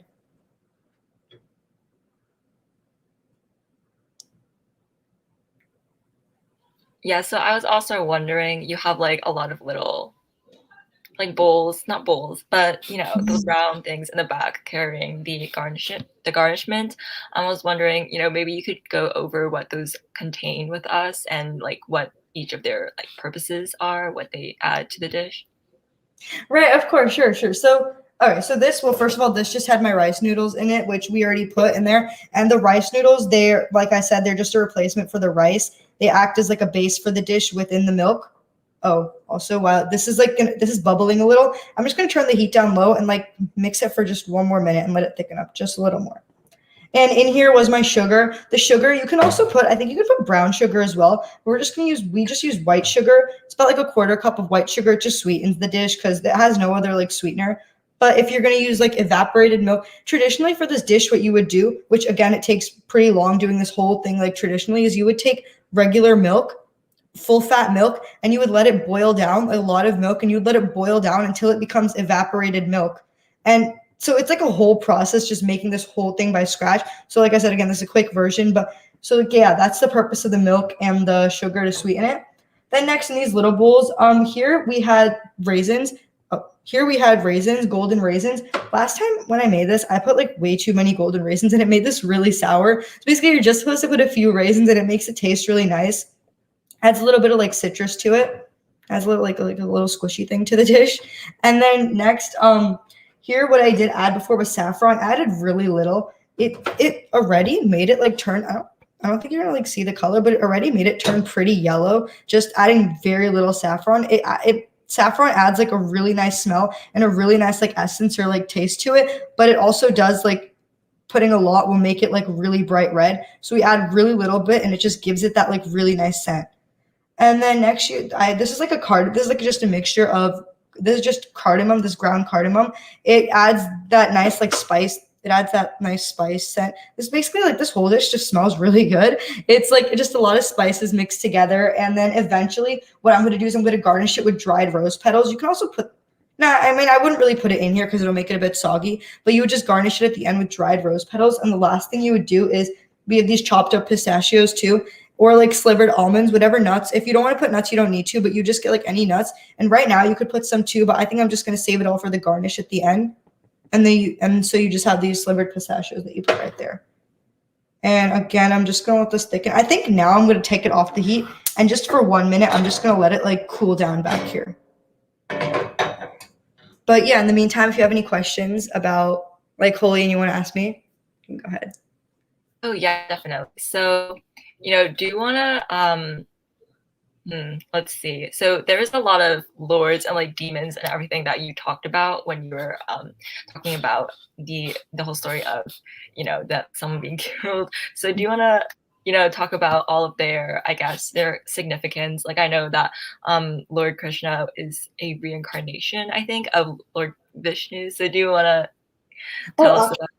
Yeah, I did have one more story. I like read up a lot of these stories today. I didn't honestly know like that much, and I just got into these like really cool stories. I have one more that's really cool. So the part about Holi where like, so I know the first story that I said about Holika, she's getting burned, that has to do with the first day of Holi. So Holi is basically a 2-day event. The first day they like burn a really large bonfire, which I it's like a very traditional thing. We've never done it, but they do it a lot in India. Like the first day you'd burn a really large bonfire, and it would like signifies like the demon burning in the fire. And then the second day is the day where you would throw the colors on each other and you would like go around, have fun, like really joyous. They're both like really happy events. It's like coming of spring. It's really like nice and joyous event. So the second day where we throw colors on each other, there's one legend that like, again, these are all legends, so it's not like something that's why we did it, but this is one legend that I read today. So basically Lord Krishna, I believe it was Lord Krishna, he didn't like the color. He had like blue skin, and he didn't like the color of his skin, like being really that blue compared to the love of his life, Radha, because she had a very fair skin. And so his mom like really adored him. So when he told his mom this, his mom said, okay, go like paint your skin any color you want, or like, yeah, be more like her, whatever. So then when he did that, she had no problem with it. She was like Radha, she had no problem because they were both like really in love, and they were, like she had no problem with that, whatever. So he painted his skin. I think he just painted his skin a more fairer color. It was just like another like color that was more fair than blue. And so then it's just kind of like Holi signifies like the fact that he painted his skin a different color, and like he had like fun with that, and like Radha had no problem with it. It wasn't something where like you're like changing the way you are. It's just like a fun event. So he did something fun like that, and she had no problem with it. It's basically like Holi, where we're just like throwing colors on each other. And also another thing about Holi is like Holi is a really inclusive event. Anyone that wants to take part in it can take part in it, because it's just like a really fun tradition. It's not like any like strict religious ceremonies, especially on the second day when it's just the throwing colors on each other and like the having fun. So it's like a really good thing about Holi too. It's mostly just like, having fun, throwing colors, that stuff. Oh, by the way, yeah. Yeah, and speaking of like, Holi being really inclusive, I was also wondering, as you did mention, like usually Holi celebrations being like throwing colors onto each other. Is there any different way in which it's celebrated? Like, I guess, for example, like by temples. I don't know if you do belong to any, but is there like a difference in how Holi is celebrated, or is it always just, like having fun and throwing colors and celebrating springtime and everything? Yeah, so honestly, I'm not really sure about the more like traditional side, because the more like I took part in Holi, it would just be like we'd gather around with our friends and family in our backyard, or like in a really large open field, and we just kind of have fun with it. Like I said, like the colors, the powders. But I know that the first day I did learn that like we've never done the large bonfire thing, but you just burn a really large bonfire, and you kind of just like be like signifying the demon getting burned in the fire, like the good overtaking the evil. But I'm not really sure. I haven't read honestly a lot about that, like the part about like the more religious sect of it, but I just know like the more joyous part of it, because it's more known as like a really festival of love, the festival of spring, the festival of colors. So yeah.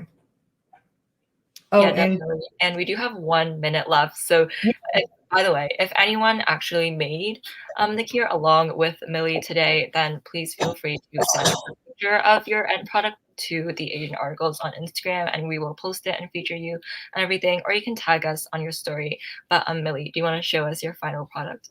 Yeah, so finally what I'm going to do is I'm just going to pour it in. It's still a little bit, it's really not like, it needs to thicken up a little more, but during this cooling thing, it'll just thicken up. So I'm just going to like leave it here to thicken. But this is my final product. So basically, this is the cure, and we're just going to garnish it with some rose petals really quickly. And we're also just going to put some shaved pistachio on the cure. And then I'm just going to leave it here to cool, but this is... Sorry, let me just like move it here. Okay, so this is the finished product. Again, it's gonna thicken up a little bit. And if you guys like wanna go check out my website, eventually I'll put like a finished video of this, or like a finished product of it, like nice and thickened, so you can see how it finally turns out if you didn't cook along with me. Yeah. Okay, thank you so much, Mili, for bring us along while you're cooking this cure for us. And again, like she said, you can always check out her website. It's linked on the banner below. But now we will begin our bathroom break.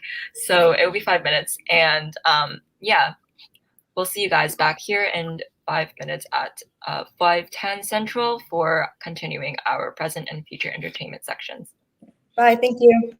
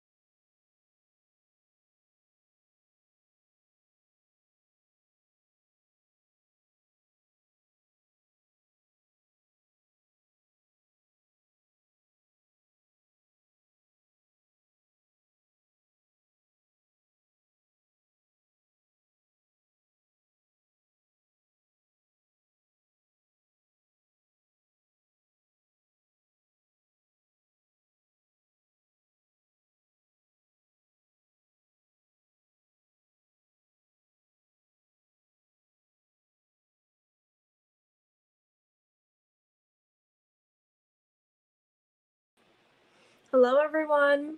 I've joined from my phone, so hopefully my connection is a little better. But we hope you guys are excited as we are to present our next group of performers, starting with Lucy Lee with her dance cover of by Kai and Criminal by Taemin.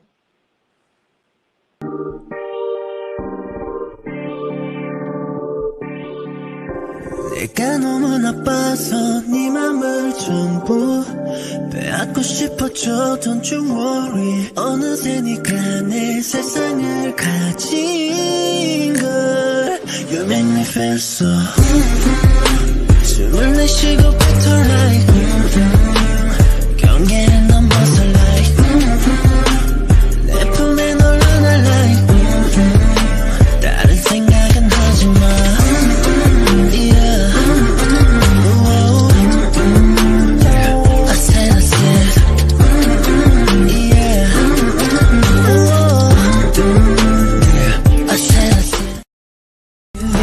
좋아할 맘 없으니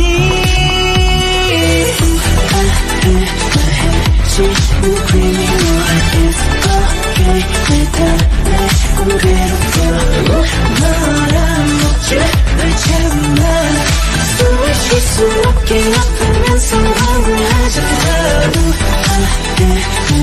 지금 그리워 날 보게 고개를 저어보지 말고 점점 더 깊이 끌려가 내게 빠진 순간 너는 여기까지 않을 거야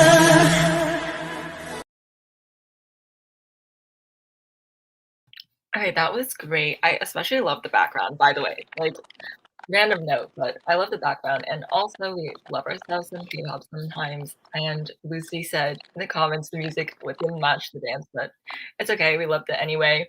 And next, you guys will also love this performance by singer-songwriter Sanjana with Beautiful Mind and Can I. She's got a beautiful mind, but you'll never know.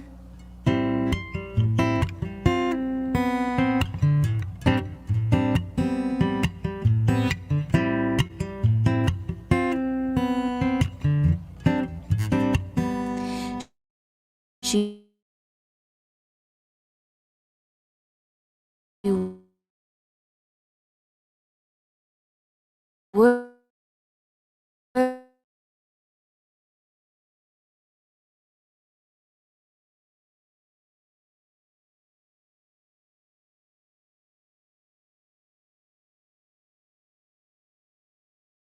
in a plate, a lovely array of her favorite failures. She's on display, but nobody yet knows her name. She refrains from showing her true face, 'cause she's got a beautiful mind and she'll never know. She's got a beautiful mind and she lets it show. She feels all alone. Da da da da da.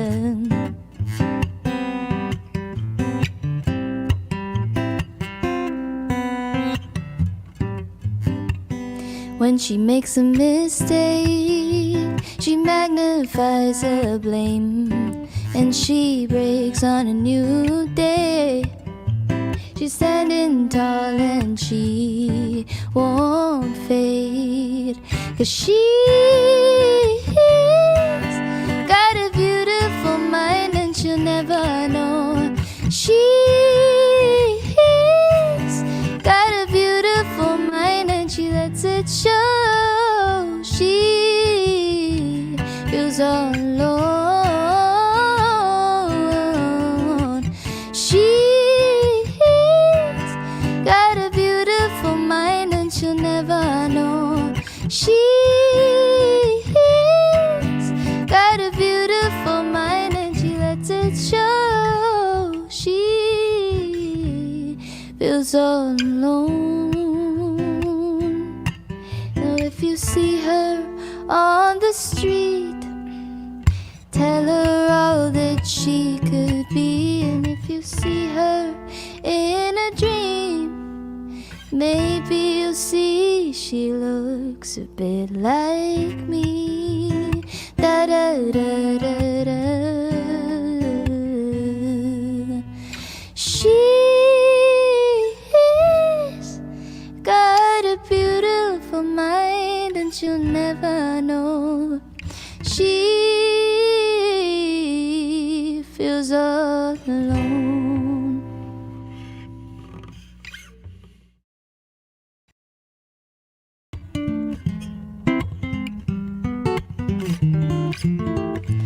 What do I gotta do to make my mind move slowly? It just picks up the pace. I wish that it had told me, oh yeah. And when I lose my way, I wish I could control it. But what do I gotta do to make sure it won't own me? Oh, heed my only advice, 'cause I'm living it up for tonight. I'm living it up for tonight. Can I be more than what I've been thinking about? Can I live in the moment just for once? Can I be more than what I've been thinking about? Can I live in the moment just for once? Yeah. What do I gotta do to keep up with the old me? 'Cause I'm not in today, no. I'm planning out my destiny. Oh, yeah. And then I find myself caught up in a whirlwind. What do I gotta do to make my mind move slowly? Heed my only advice, 'cause I'm living it up for tonight. I'm living it up for tonight. Can I be more than what I've been thinking about? Can I live in the moment just for once? Can I be more than what I've been thinking about? Can I live in the moment just for once? Yeah, yeah. Oh, can I be?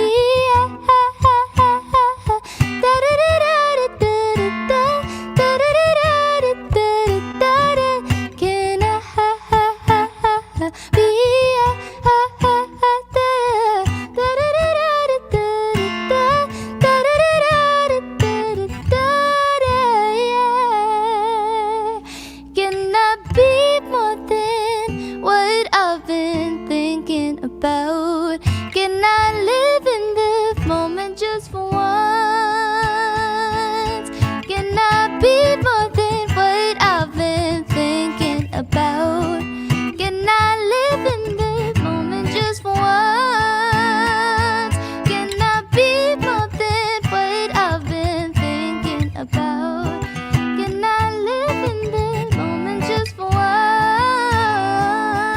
Can I be more than what I've been thinking about? Can I live in the moment just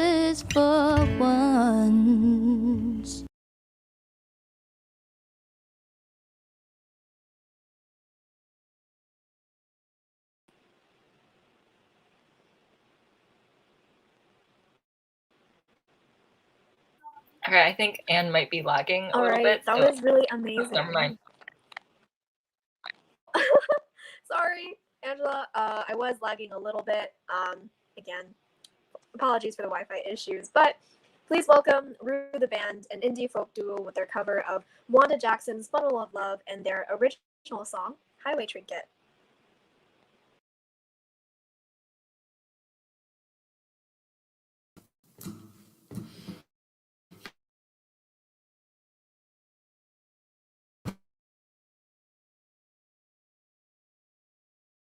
Here I go, falling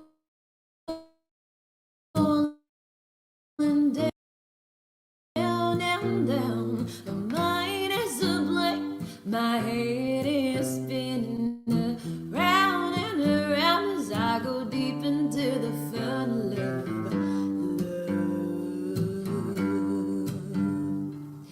It's such a crazy, crazy feeling. I get weak in the knees. My poor old head is reeling as I go deep into the fun love.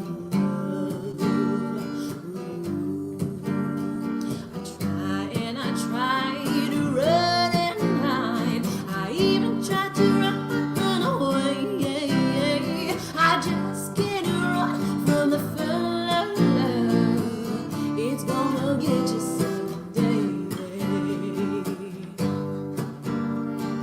It's such a crazy, crazy feeling. I get weak in the knees. My poor old head is reeling as I go deep into the fun love.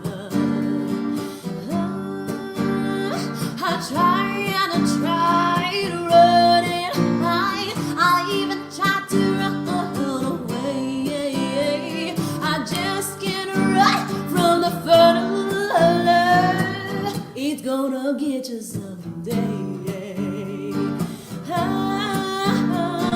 Here I go, falling down, down, down. My mind is a blank, my head is spinning around and around as I go deep into the fun love. Deep into the fun of love. Deep into the fun of love. Deep into the fun of love.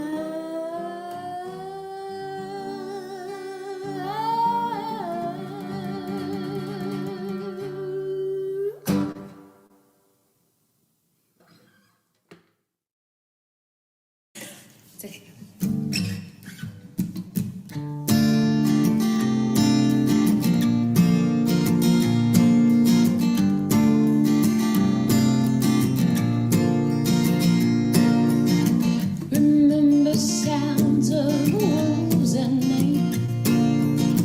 The old man begging off the byway. The clouds above the ocean line. The empty cans of games we played. We pushed the blankets on your hood.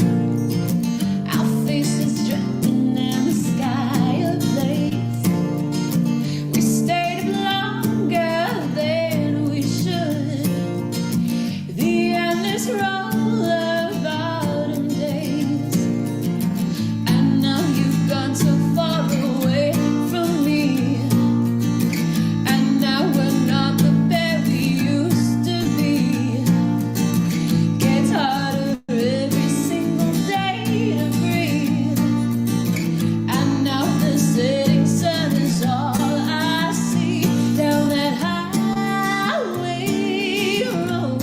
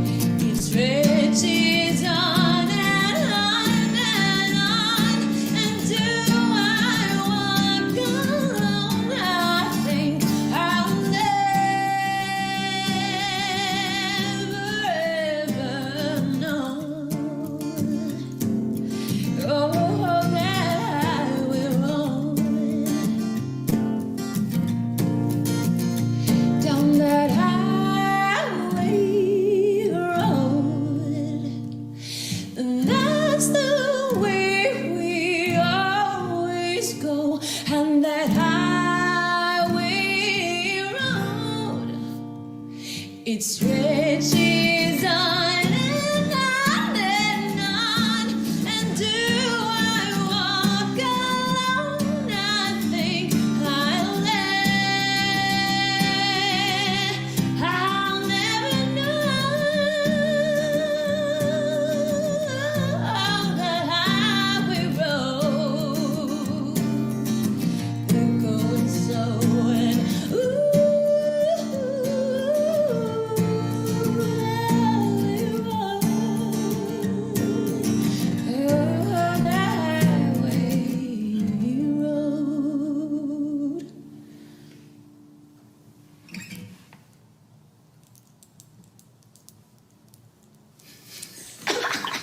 yes. Yes.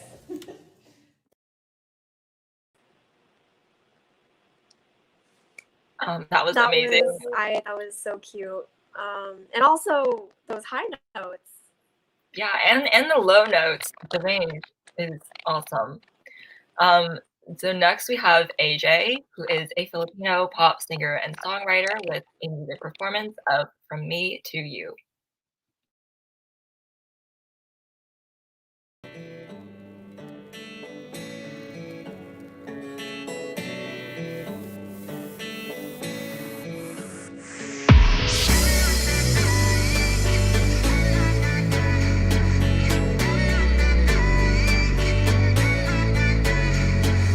Got this dream, I'll be on stage tonight. Got this vision, I'll be in your sight. Don't care who tells me I won't make it far. 'Cause if I do me, I know I'll be a star. Fight every second and prove them wrong. Slay your demons all night long. Write all your feelings into this one song. To give yourself a reason to belong. I know everybody's got problems, and no one can ever fix them for ya. You gotta keep your head up and ride it out. 'Cause at the end of the day, I know you'll be alright. Don't forget all the people that care for you. All your friends and families, they love you too. Always keep them by your side, 'cause they will be your guide. Through all your failures and successes in your crazy life, I'ma fight every second and prove them right. I'ma slay my demons every single night. I wrote all your feelings into this one song. To give y'all a reason to belong. Know everybody's got problems, 'cause no one can ever fix them for ya. You gotta keep your head up and ride it up. 'Cause at the end of the day, I know you'll be alright. It will take some time. Things will be alright. Not everything's rushed, but you'll be fine. I know everybody's got problems, 'cause no one can ever fix them for ya. You gotta keep your head up and ride it out. 'Cause at the end of the day, I know you'll be alright.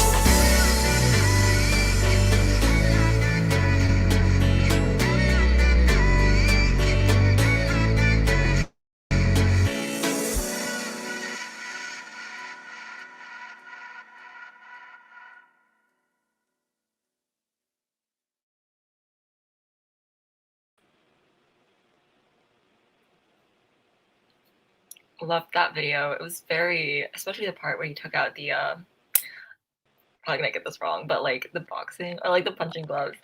I don't know what they're called, but and do you have any words?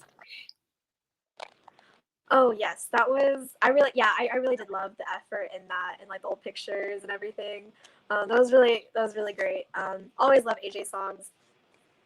Anyways, next we actually have an excerpt from Park Yoonjung's musical Gray, which is about students who can see but live under darkness who meet a teacher who's blind but lives with colors. The students are healed by the teacher's attitude, and this is a song right after a student is yelling at her that she can't do anything and that she doesn't know anything. This is a really great musical excerpt, and I hope you all enjoy. 어쩔 수가 없어.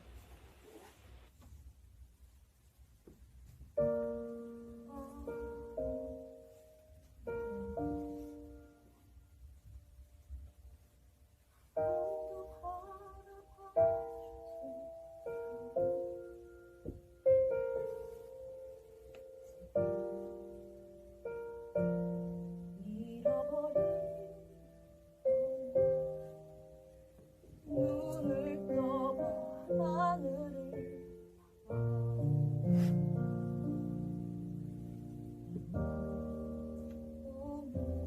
지친 눈을 감은 것을 보는가 아픈 상처 떠는 바람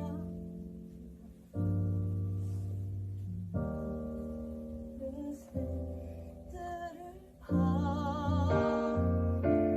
눈을 떠나가 어느 갇혀버린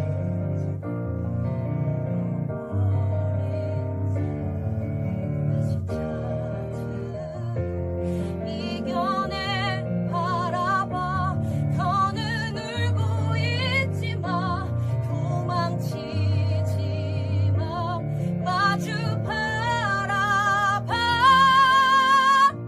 색을 찾으러 나갈 거야 밝은 내일을 향해 아픈 기억들 모두 지우고 너의 진정한 모습 너의 새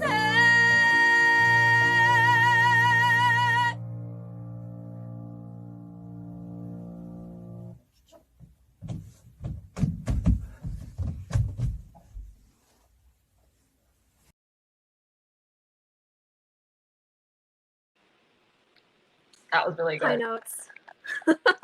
Yeah, I mean, it started off kind of tough, and then when you got to the high note, it was like blasting. That was really good. And finally, I'm excited to introduce you guys Aminah Sarowar. She is a Bengali teen based in New Jersey, and here is her artwork.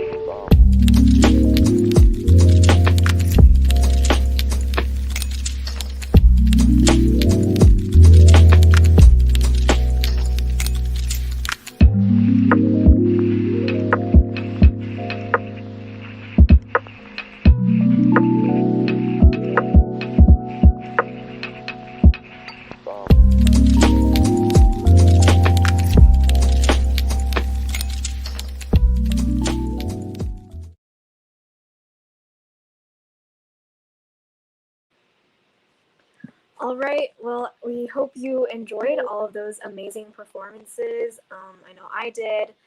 But now we have, as you can see below, an interview with Le Studio Jaune about exploring being Asian in France. But before that, they are performing. And just a quick note, Le Studio Jaune is a cyber activist studio exploring pan-Asian feminism in music and graphic fields. And without further ado, Le Studio Jaune, everyone.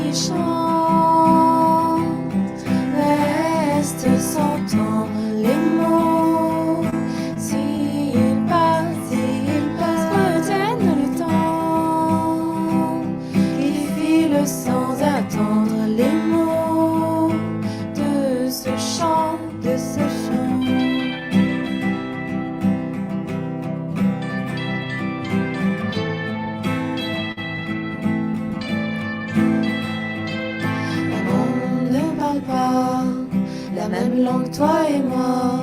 C'est triste mais c'est beau. J'observe sans dire un mot. J'ai 4 ans et demi. Ce mois-ci j'ai bien grandi dans ces non-dits. J'écoute sans comprendre la réponse que tu me rends dans ces mots. Les mots qui chantent restent sans temps. Les mots s'ils passent, retiennent le temps qui file sans attendre. Les mots de ce chant, de ce chant.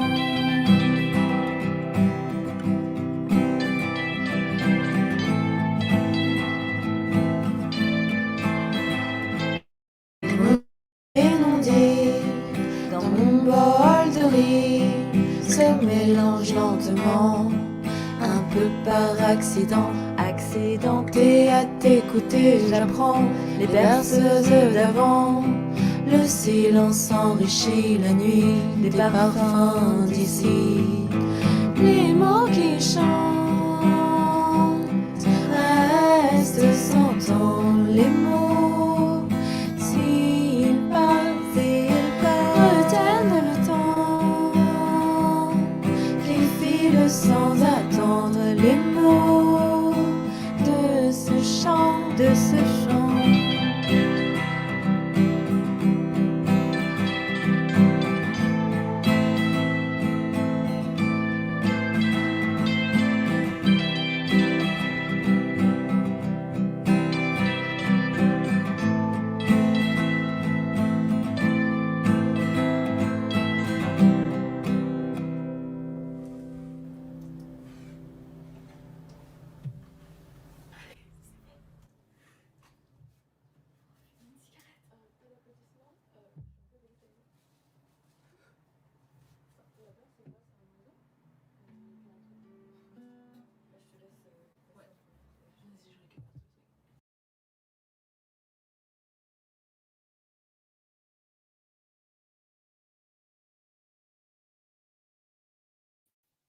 I love their setup and the song, of course.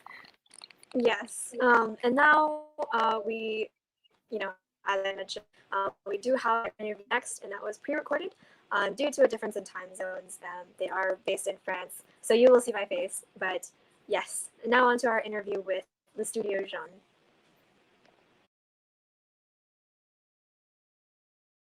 Hello, everyone, and welcome to the interview portion of this live stream. I'm here with the Studio Jaune, with Lynn and Delphine. So I'm just going to have them briefly introduce themselves before we get into this interview. Hi. So we're Le Studio Jaune, the Yellow Studio. We're from Paris in France. Thank you for inviting us.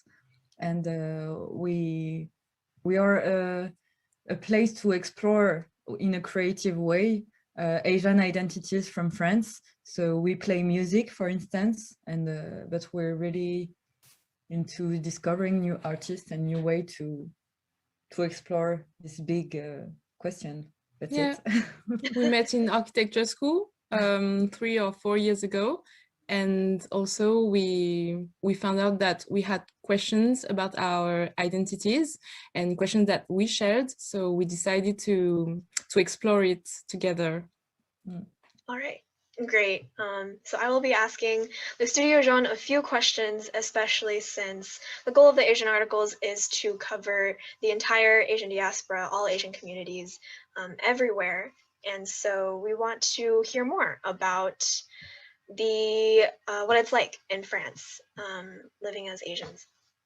So my first question is, how difficult is it to foster a sense of community among what seems like to be the few Asians that live in France? So do you think that there's a way to, further foster a sense of community? What's your take on that? First, we wanted to say that obviously from the US, I guess, you see that there are just a few Asians that live in France, but as we already spoke about it once we met, Actually, there's a big Asian community in France, especially in France, and yeah, also we have to remember that the fact of Vietnam, for example, being an ex-colony of France makes it being the first Vietnamese community in France among European Vietnamese communities. So yeah, we have how do you say Chinese neighborhoods, Chinatowns.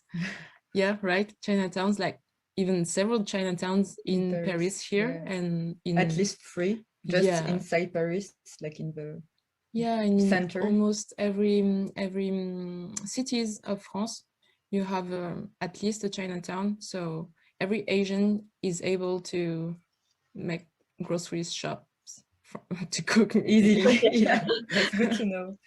And yeah, we wanted to add that the expression of community in France, it's changed into communautarism. It really has a bad connotation because we are a country of universalism, and it makes everyone is equal, so everyone is the same. So it's something wrong in France, we think, and people are inclusive only if you assimilate to the, let's say, white French identity.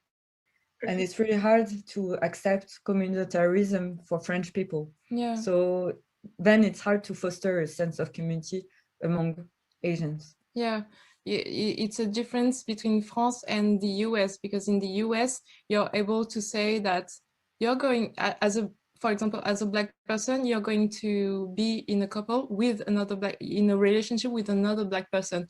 In France, that would be seen quite odd. And the fact is, communitarism has a super bad connotation, and whereas the simple word of course, making a community, being in a community is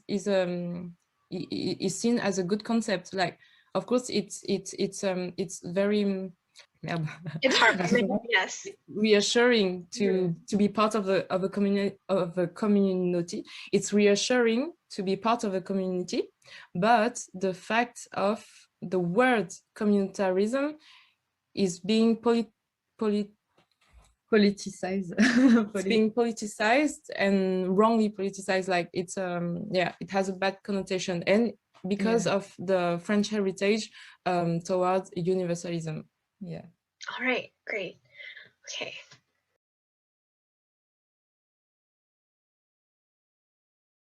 On a different topic, and kind of connecting to our theme more, what efforts do you think have been made to preserve Asian culture, or along those lines, preserve Asian culture within a seemingly predominantly white country with its own culture? So how is this reflected in creative work, and is there creative work within France that reflects Asian culture?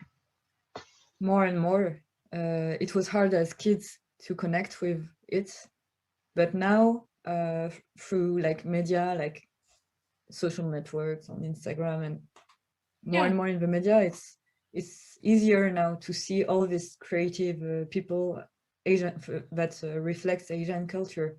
As Le Studio Jaune, we are trying to do it through music. And the first step for us has been only to speak about it together, to meet first, to speak about it as this common interest, and to really listen to the songs from our childhood, to make research about our ancestors' culture and our families. And we're still making it. I think it's a process. It's in the process. Actually, the fact of being just proud of our ancestors, or even just our parents' culture, is something that is already a big step for us, because we were used to, when we were younger, to not being proud of these cultures because they have been mocked. So yeah, when we participated to the called Festival Ici Vietnam in Paris, we made covers from a French singer. It's the Vietnamese Bob Dylan. They called him like that.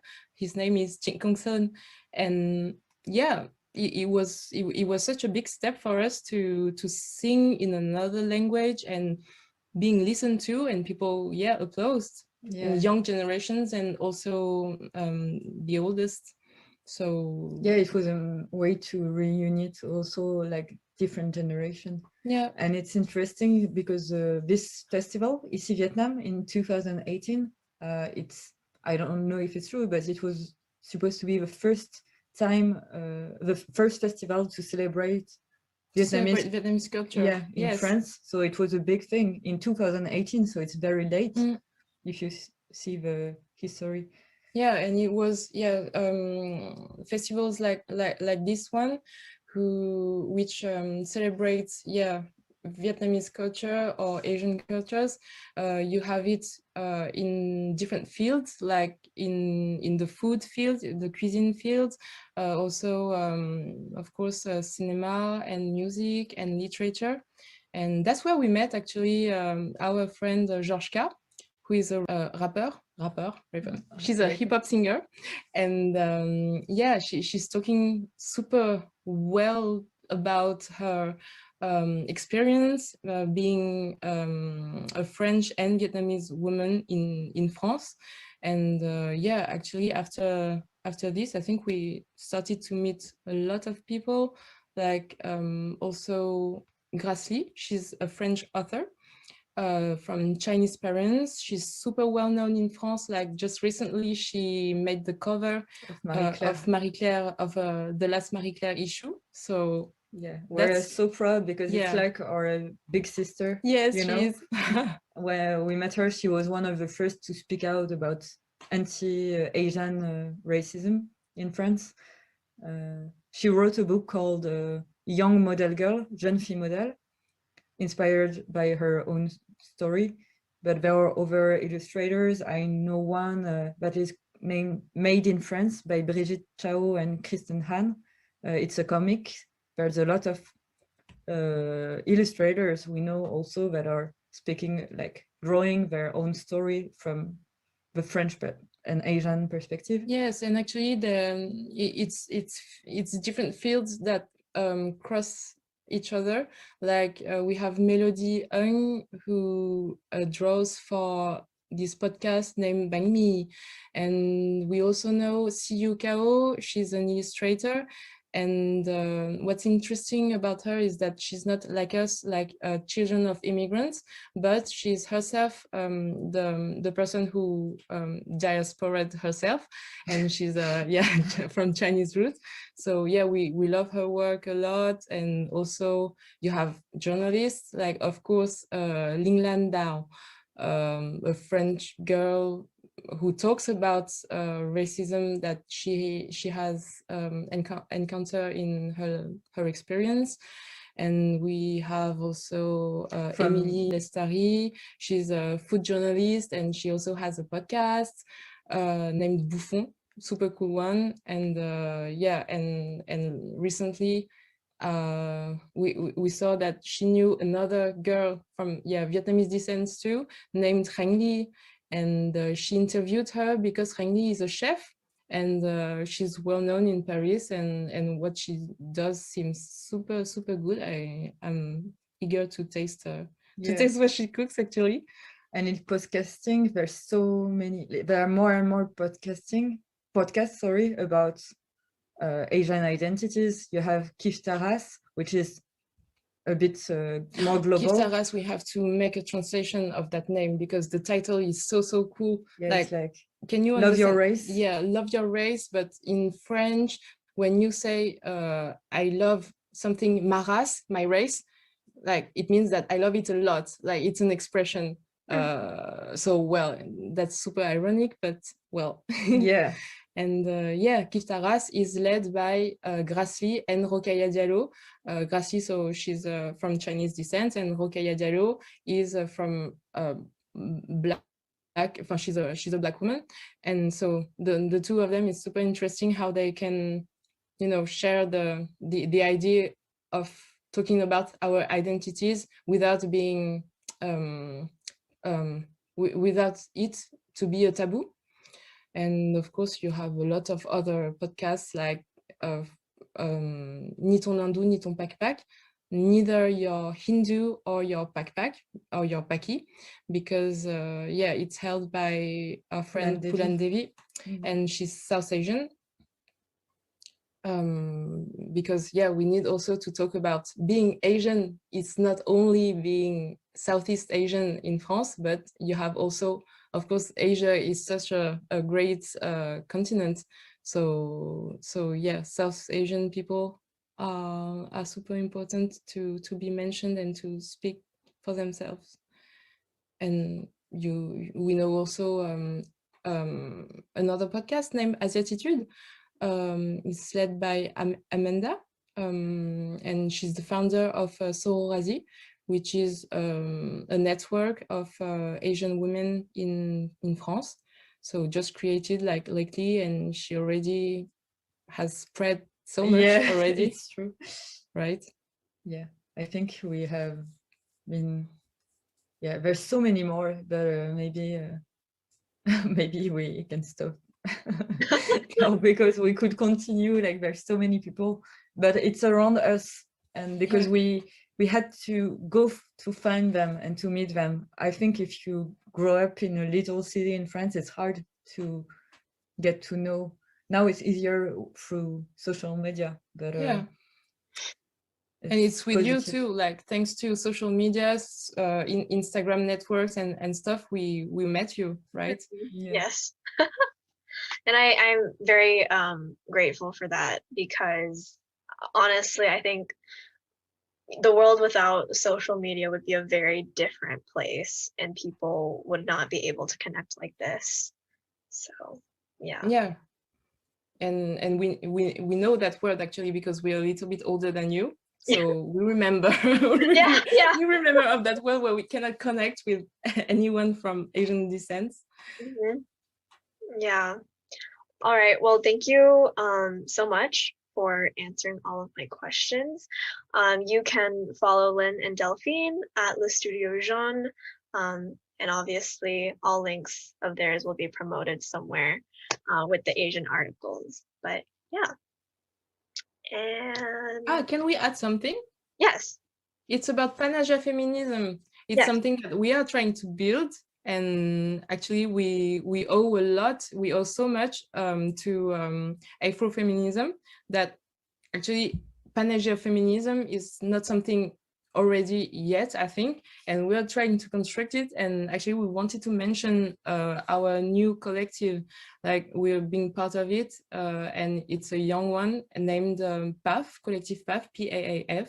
So yeah, don't hesitate to follow it, follow and to join. Yeah. All right.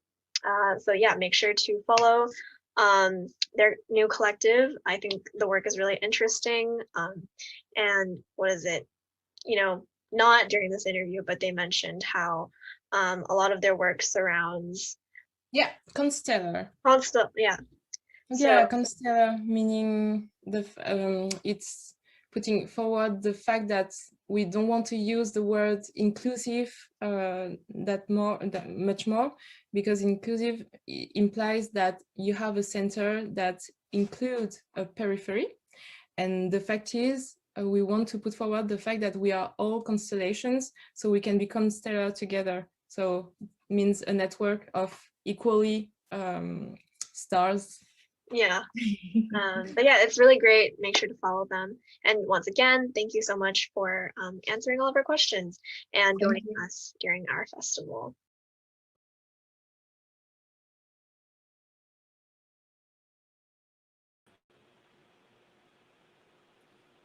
Yeah, that was a great interview. A huge thank you to Lynn and Delphine for answering Anne's questions.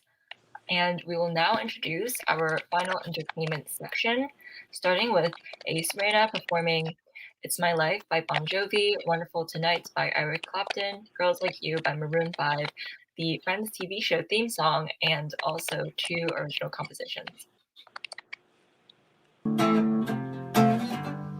Now you're gonna be just a face in the crowd. I'm gonna hear my voice when I shout it out loud. It's my life, and it's now or never. Now you gonna live forever? And I just wanna live a life. It's my life. My heart is like an open highway. And Frankie said I did it my way. And I just wanna live a life. It's my life.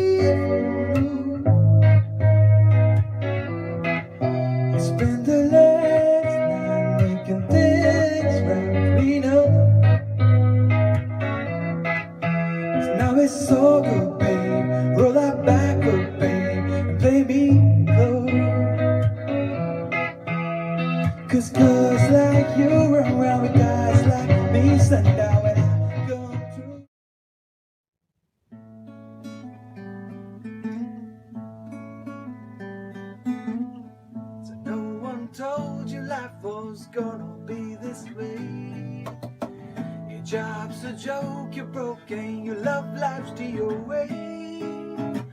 Besides, you're always stuck in second gear. But when it hasn't been your day, your week, your month, even your year, well, I'll be there for you. When the rain starts to pour, I'll be there for you. Like I've been there before, I'll be there for you. 'Cause you're there for me too.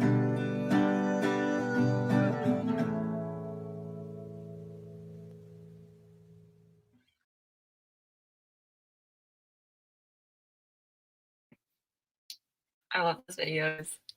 I just love the guitar. Oh, I think I was logging. Okay. Okay, hello.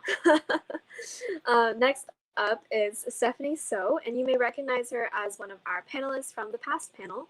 And these are her spoken poetry performances, Home and My Words. Yes, we hope you enjoy.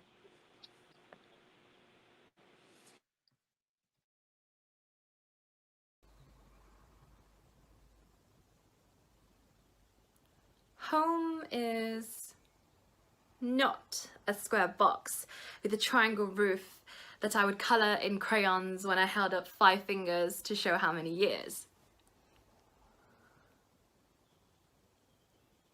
Home is not a document, a passport or birth certificate. Home is not a nationality or a location, or the rooms under a roof I share with others.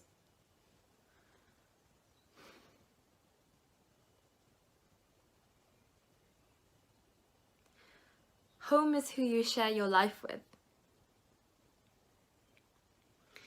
who you wait for a long time just to see again, who you dine with after hours of cooking together, who you fall asleep next to, feeling safe and sound. Home is a language you fall in love with, and that chocolate cake from a foreign country you will always remember. Home is an alien city you decide to go for a walk in, with the sun kissing your face in the street full of colours of warmth.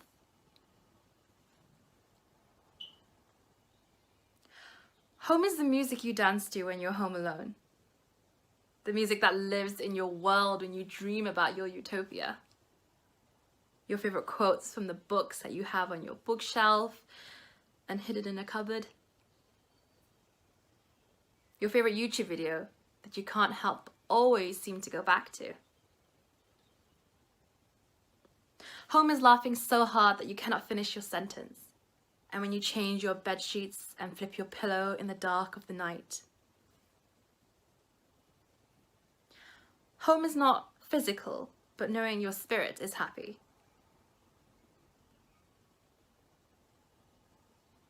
Home is not a place. Home is not here or there or anywhere.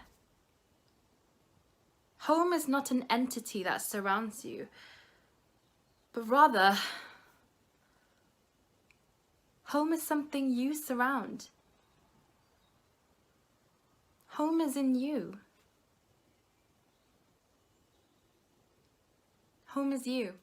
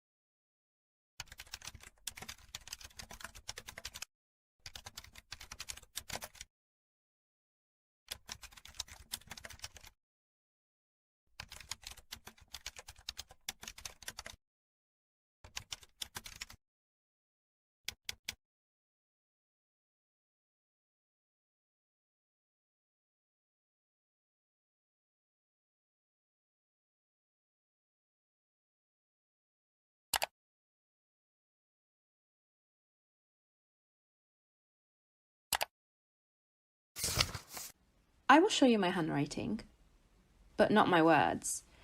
The words that belong to the voice of any other except my own. These words I will write because they feel right. But somehow these words not being mine, leave me alone. I will show you my handwriting, but not my words. Just the words from something or somebody. Words I wish belonged to me as a storyteller, artist, creator. But I've been trained to look at the whiteboard and copy, copy, copy.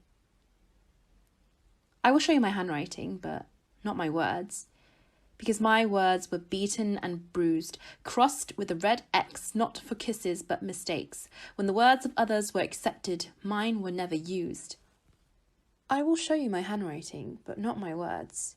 Because I was taught not to wear my words on my sleeves, the battle scars, the bruises that took too long to heal.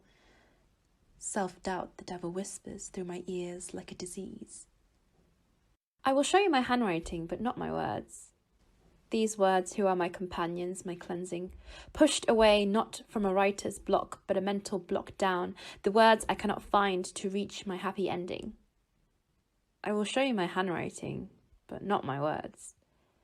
I have been silenced for years. The sun that is yearning to reach out to me has been hazed by the thick clouds, my emotions that are hopelessly withdrawn from the fears. I will show you my handwriting, but not my words. For I have lost people of 10 years, lost those of only 3 months. For I had to stand on my own 2 feet when I was dragged down and they watched. For I was told to never cry but hide under my blanket instead of confront. I will show you my handwriting, but not my words. For my words are important, but they don't know it yet. As the boulders of my burden sit on my shoulders, I write to you with no regret. I will show you my handwriting and my words. For my pen will be magic, my neurons at the speed of light. Pockets of words rip open and bloom like a rose, reminiscent of childhood where anxiety I would smite. I will show you my handwriting and my words. With this, I will use my voice for everyone to see. These words are mine. These words are me.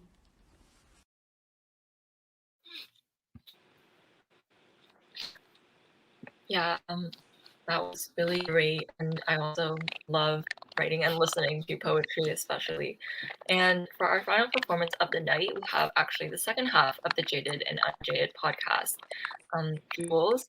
And first we will play the original spoken word piece, Yellow Fever, that we found her from, followed by her spoken word performances, Home and Talking to Yourself, as well as her original song performances, Pink Skies and Breathe.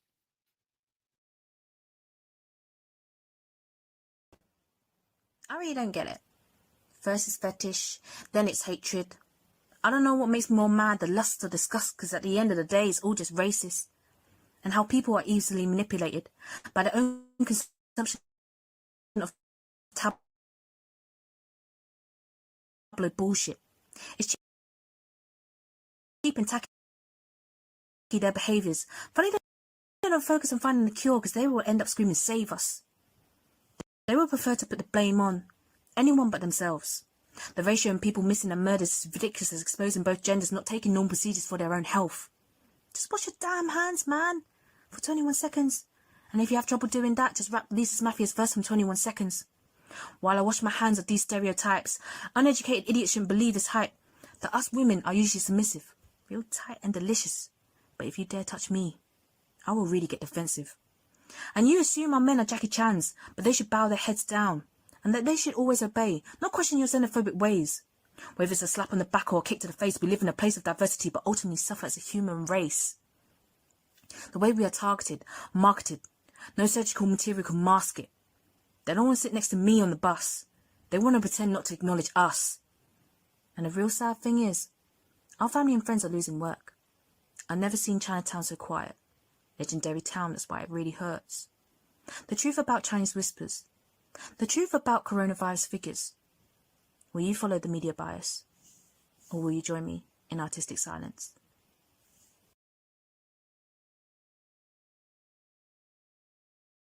Never hear the 3 words directly. Sometimes a question out of pain and curiosity.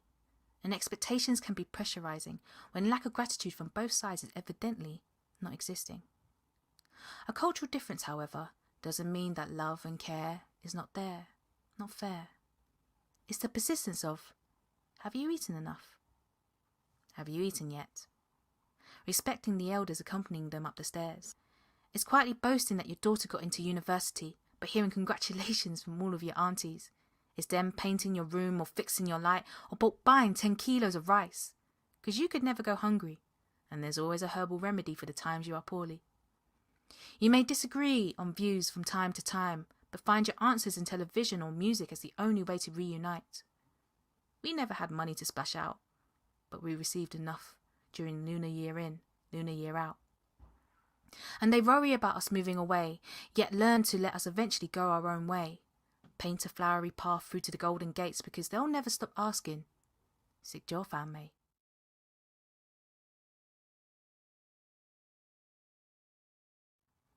You talk down to yourself, but you wouldn't dare say this to someone else. You let bullies make you believe that you are nothing but a hollow shell, and yet you tell your other half, she's a beautiful girl. Intrusive thoughts you hold on to, like a whirlwind, scratches at your soul. It's a mad trip. Gotta mind the gap before that train hits, but all you see is darkness, never ending. As it pulls in, a red flag you're waving.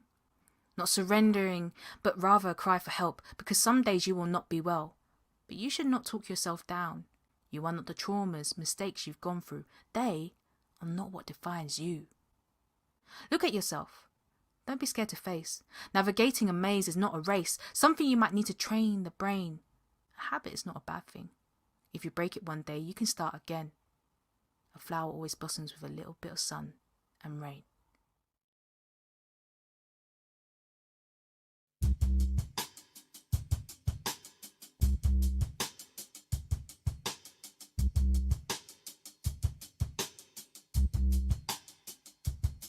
Let's go.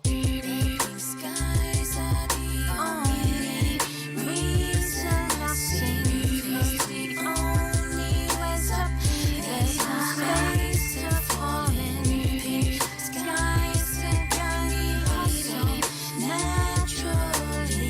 'Cause blue is me, red is my safety. Pink skies are the only reason.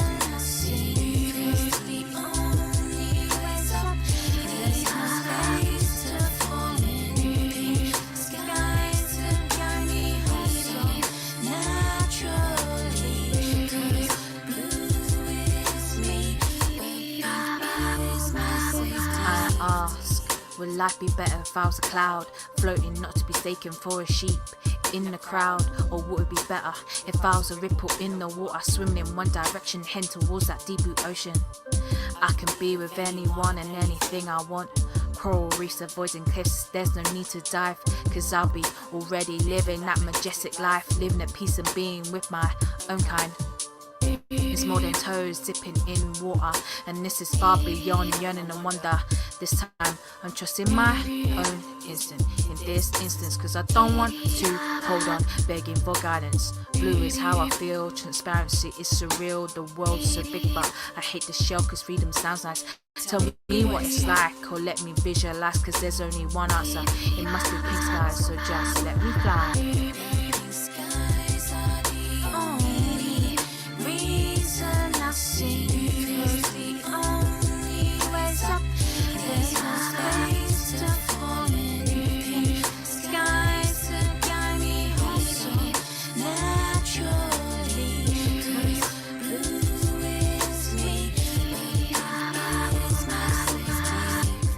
You, I'm back to sleep. I hold onto his hands I wanna keep.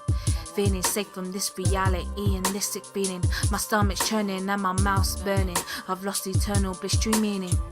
Silence seems such a far distance. Laughter is Such a frightful existence, hollow I become. Vision is second to none.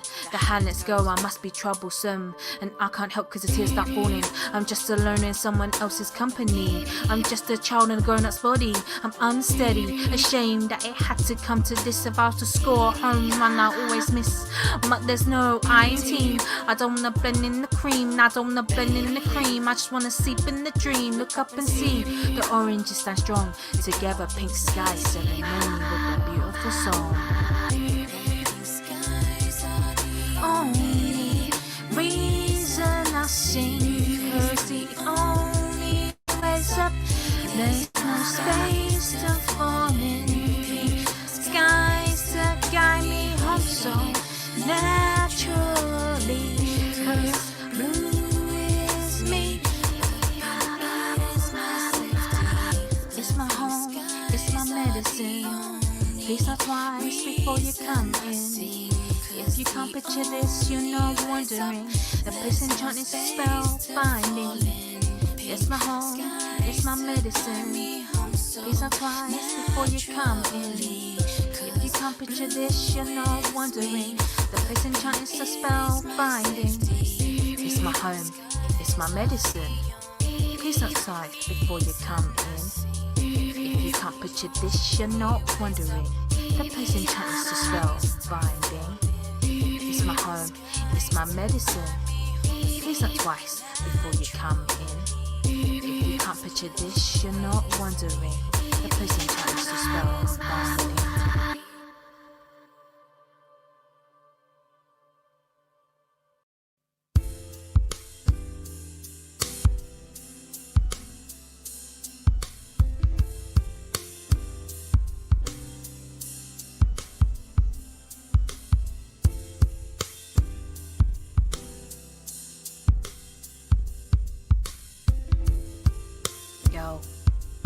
Yo, this may be the end of my EP, but it ain't the end of my journey or your journey, our journey. 'Cause life goes on and I feel like I'm ready to run a marathon, but there's no finishing line. Our fate is our life. We're the superheroes at the end of the day, saving ourselves, no Gotham City, no time for grey. And even when our bodies stay still, our souls remain the same, vibrant colour feel. And if obstacles come and stand in our way, I still shout, Mami, we made it, Baba, we did it. 'Cause that hole we was in back then will now stay in the past, never again. We criticise everything we did. We tried to self-destruct, but we found inner peace. Had to open up, and media teaches us to suffer in silence, but we won't listen to them. 'Cause music will always be our guidance.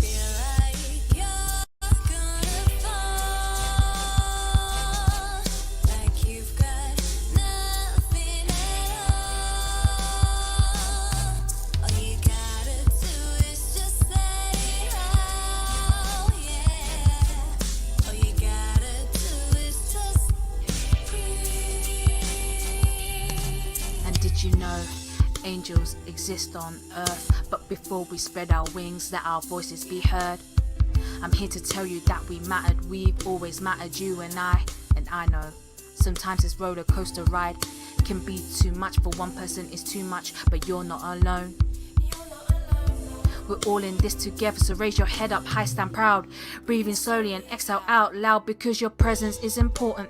The whole world is your oyster, not forgotten. So never be ashamed of who you are or where you come from. Your battle scars are only your stories to tell for years to come.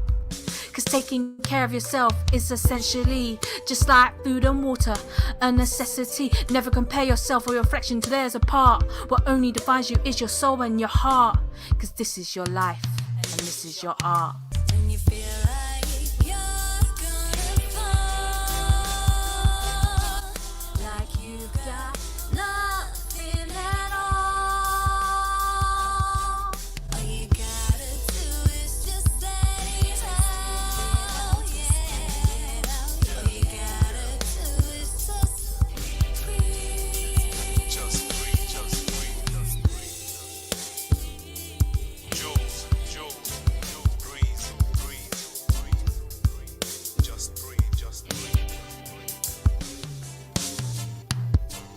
We're just gonna breathe.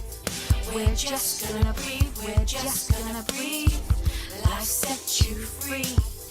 It'll set you free, just set you free.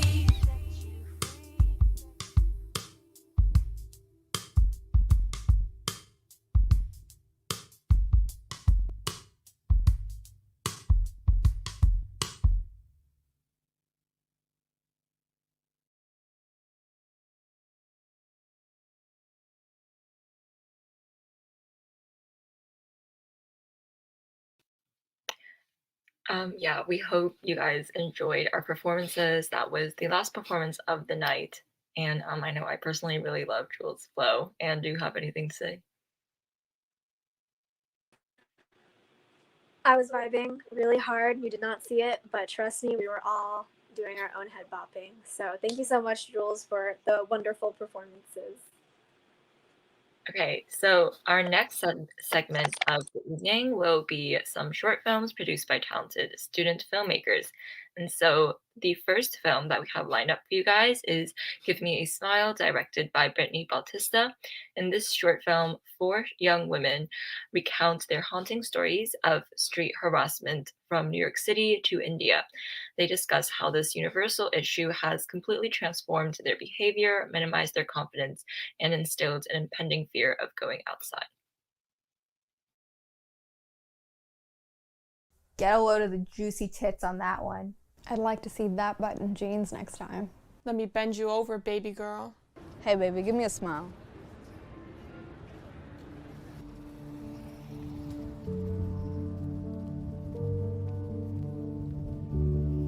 The first memory I have of street harassment is being, I think, 10 or 11 years old, and I was at the beach with my friend. I was probably 14, I think, was the first time. I remember it was a day my mom could not pick me up from school, so it was the first time I was like taking the train back home. I was walking towards the subway, the metro, which is like the subway in New Delhi. And a guy like kind of approached me and was trying to talk to me.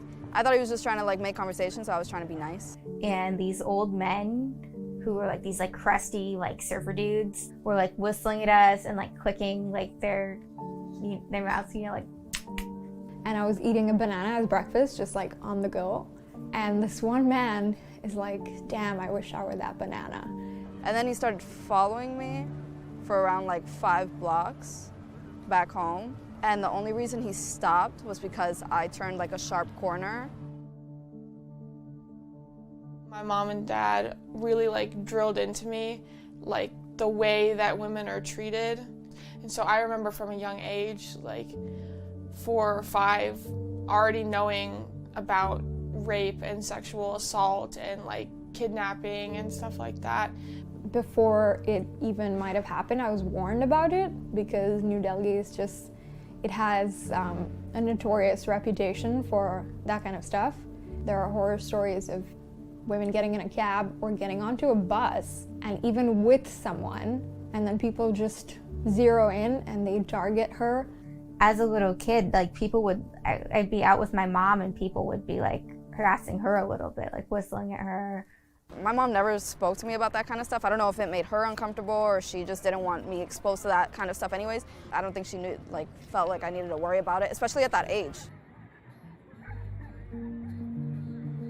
On a day-to-day basis, I think I get catcalled at least once a day. I get a lot of just like whistles or like a surprising number of like, hey, mamacita. And they'll like yell it at you, you know, as if they're like, you have to hear this. The staring is like the worst thing because it feels like I'm a monument in a museum or like a lion behind a cage in a zoo. My biggest protection is I wear headphones.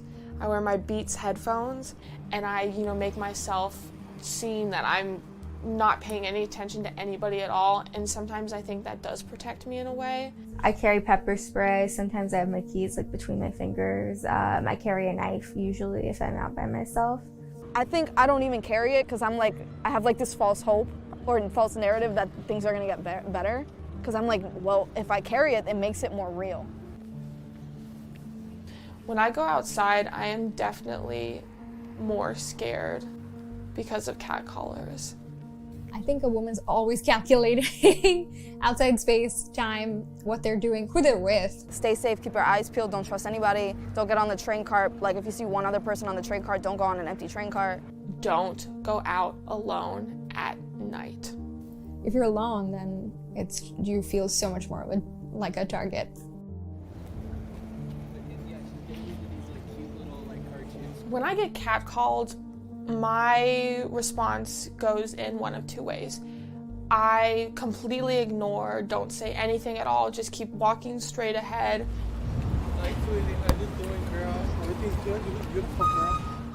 And then there's definitely been times where I just get so fed up that I do confront them. I usually just stay quiet and just keep walking. Unfortunately, I can't do much sometimes because it's like, sometimes I get nervous and flustered. It's like, I really don't know. So my mind goes blank. I start texting to either be like, I'm busy or like I have to like get it out in some way, and I text a friend or I text a partner like, can you believe someone just like yelled at or said that? I daydream about like yelling back. It hasn't happened because I've also like heard or been told that, you know, as soon as you say something back, like they might get provoked. Literally anytime someone is gonna come up to me, it terrifies me. I feel really unsafe. I feel meeker, you know, because you want to be like not bringing too much attention to yourself, and that sucks. So, in terms of relationships with other people, even friends or guys, if I was dating a guy at the time, I'd be like, if he complimented me, sometimes I would think, well, it's like, well, is that all I am to that person? It's like, are they only like dating me for my looks? Since like COVID, like I get catcalled more here now than I used to. I think when I do go out, people are out of jobs now and they're like feeling worse about themselves, maybe feeling worse about the world, and that they're out on the street taking it out on other people. People will still catcall you when you're wearing a mask and sunglasses. And it's so funny because you can't see my face. You don't know what I look like. I think with the pandemic, it's, you know, taking away even less of, you know, a woman's identity when she's walking down the street. To people who are trying to say, like, the woman's to blame, fuck you. Fuck you. I have been harassed wearing, like, a tiny mini dress. I've been harassed wearing a turtleneck and long pants and a face mask. It makes no difference. I have to think about what is it that I'm displaying that's going to invite somebody to talk to me. I think it's awful to cater to their view and their gaze and change what you're wearing because of that. It's less about whoever it's happening to and more about the person who does it. You know, it's victim blaming, and I don't think that victim blaming is right. Stuff like consent and like not harassing people aren't difficult to understand, and the people who like do that stuff, they do understand, they just don't care. One sly little comment on the street can ruin somebody's week. To be able to like harass someone like that just on the street who you don't even know, you have to just have this idea that like women aren't people. Like a lot of guys have told me in the past, like, oh, you have like a really big guard up. And it's like, well, I have no choice right now. Like anytime I'm nice to somebody, it's like they assume that I want more from them. And it's like, no, I'm just trying to be a nice person. But now I can't even be a nice person. I think everybody now has an ulterior motive to me. I think there was a survey, this brand was asking women that if men were just like wiped off the face of the earth tomorrow, what's the first thing you'd do? And women were like, we'd go to a park. Walk alone at night. Take public transport whenever we wanted. And not have to worry at all about what anybody's gonna say. Wear an outfit for myself and not feel like I'm in danger because of what I'm wearing. There are things that need to change on like a deeper like cultural level for this to stop, and it's not just going to change by telling people respect women or remember that consent is important. Starting the conversation early and talking about it is definitely going to make an impact. This isn't considered taboo anymore. It's considered normal to talk about these things as much as any other issues. People are getting much better at believing women and much better at taking action. You know, talking to females or what it means to give a compliment and what makes something too uncomfortable for somebody. And even when it's just a compliment, you have to be very careful with what you're saying. Hopefully it's getting less and less as the generations go by. But I think it's going to take years and years of like, not just like education, but like also just like cultural shifts that sort of make it less acceptable for men to be so aggressive. Catcalling in and of itself is not seen necessarily as like super socially acceptable, but the thing is, it is just kind of treated as just this like fact of life when it shouldn't be.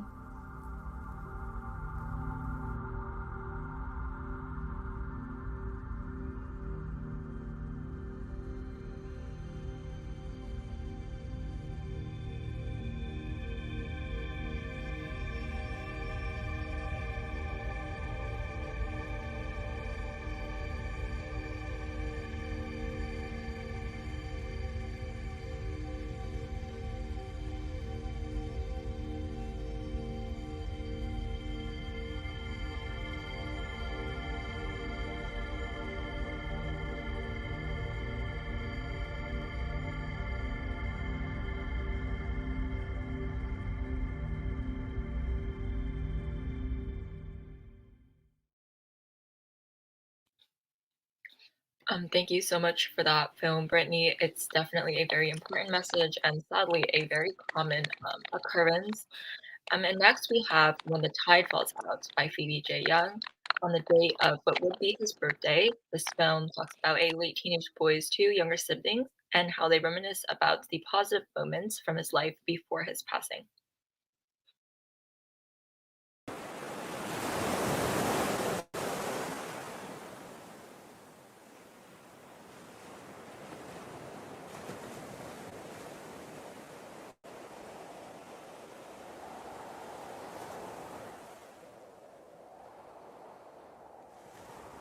Tell me about him again. When me and Dad came back home, he was genuine and real.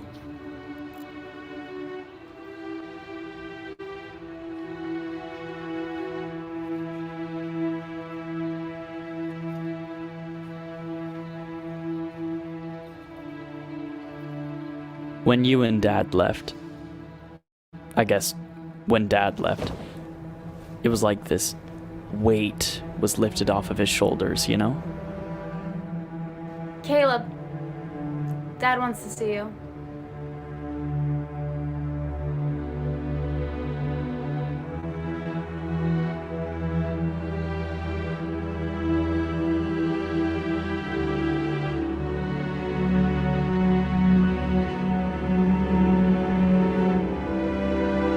All that constant pressure, that looming fear of, I don't know, failure, was gone. He could finally breathe. You know, he never showed any, I mean, when he knew Dad was, he didn't want to lose that freedom.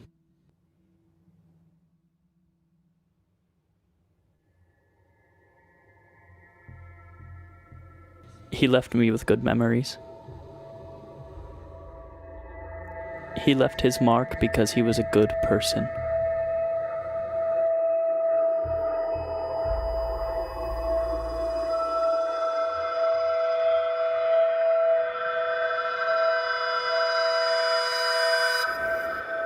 Happy birthday, Caleb.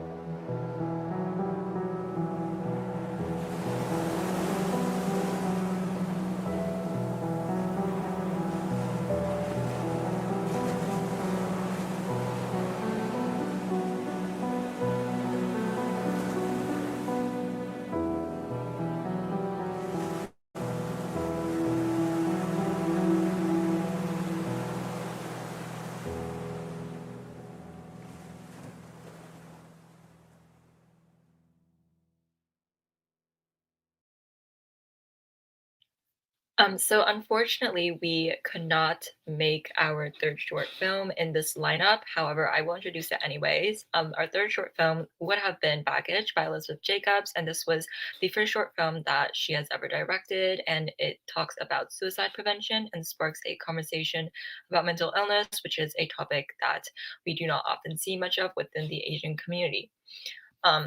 However, we cannot show that today. So once again, thank you so much to Phoebe, Elizabeth, and Brittany for spreading awareness about topics like suicide and street harassment through your films. And for more resources, please refer to the links which have already been dropped in the chat. Okay, and now I will be handing it off to Anne to introduce our next film teaser. I am praying that my Wi-Fi stays with me. But next up, you guys will be getting an exclusive look at the teaser trailer for an upcoming web series called Drama High, a romantic comedy series and love letter to Asian dramas from the API perspective. The executive producer, writer, and Archer Hugh of Drama High is Jessica Chen, a panelist in our third panel of the night. So if you would like to hear her speak with other panelists on the future of media representation, stay tuned for our future panel that will begin at, I believe, in a few hours, a few minutes, 30 minutes or so after this film Q&A and all of that. So yes, Drama High, so excited. LIH is a place for a certain type of person. Someone with money, power. Do you really want to work in a pet store your whole life?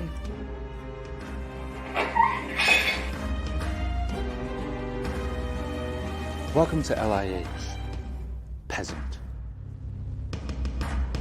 Did that guy really say peasant in 2021? I really do love Drama High. Well, the Drama High teaser. It's going to be a really fun show, so please tune in. There is the Instagram handle at Drama High 2020 for you to keep up with updates. Yes, and next we will be showing the teaser for the upcoming Stolen Children documentary, who will also be participating in a live Q&A with us right afterwards. Hi, my name is Elizabeth Jacobs. I'm a senior at UMass Amherst studying marketing, communication, and film studies. I love snowboarding, playing soccer, and I am addicted to making Spotify playlists. I spend my time either having movie nights with my friends or playing with my dog out in the backyard. Although I've only traveled outside of the United States 3 times, I have a passion for traveling and photography. I grew up in Lexington, Massachusetts pretty much all my life. I lived in a duplex in Arlington, Massachusetts until I was 5 years old and then made the big move so that my brother, who has autism, could receive a better education. I was pretty lucky as a kid growing up in the neighborhood I did. My neighbors and I were all best friends at the time, and we would bounce around to each other's houses. We spent most of our time playing outside because our parents would get annoyed with our antics, and so we always had to get a little creative. As a kid, I would attend soccer practice, go to my dance lessons, and hang out with friends. I had a simple life as a child growing up because I was content with what I was doing. Of course, as a kid, you do not think critically about your life until you hit those angsty teenage years. So, for the most part, I was your typical American kid. I was adopted from Cambodia in 2000 and have not visited my birth country since. In 2019, I decided to dive further into my past, seeking unanswered questions regarding this piece of my identity I am so removed from. The idiosyncrasies I uncovered were shaking. While my birth certificate states January 1st as my date of birth, a baby record book my mother held onto has my birthday written as February 2nd. I was disturbed further when I uncovered the meaning behind my Cambodian surname, Ra, which translates to owned by the government. Through further research, the peculiarities surrounding my adoption led me to a dreaded answer. Out of the roughly 1,500 adoptions made between the years of 2000 and 2001, a baby trafficker named Lauren Galindo had a hand in more than 800 of these adoptions. Exploiting vulnerable families needing financial support to care for their children, Galindo would falsely label these children as orphans and sell them to the Western families overseas.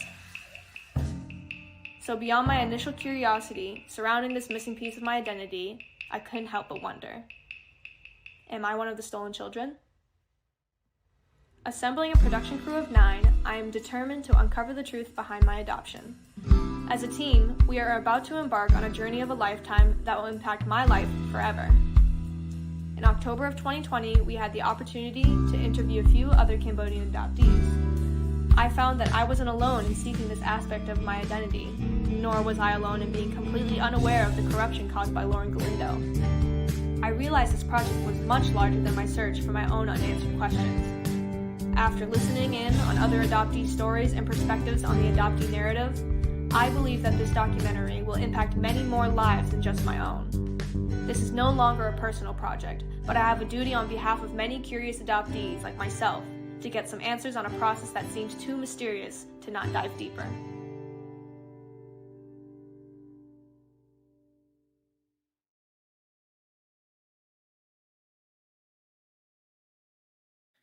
Okay, so you've watched the trailer, and now I'm excited to introduce you guys to and host a Q&A with the folks behind these short films and the trailer that you just watched.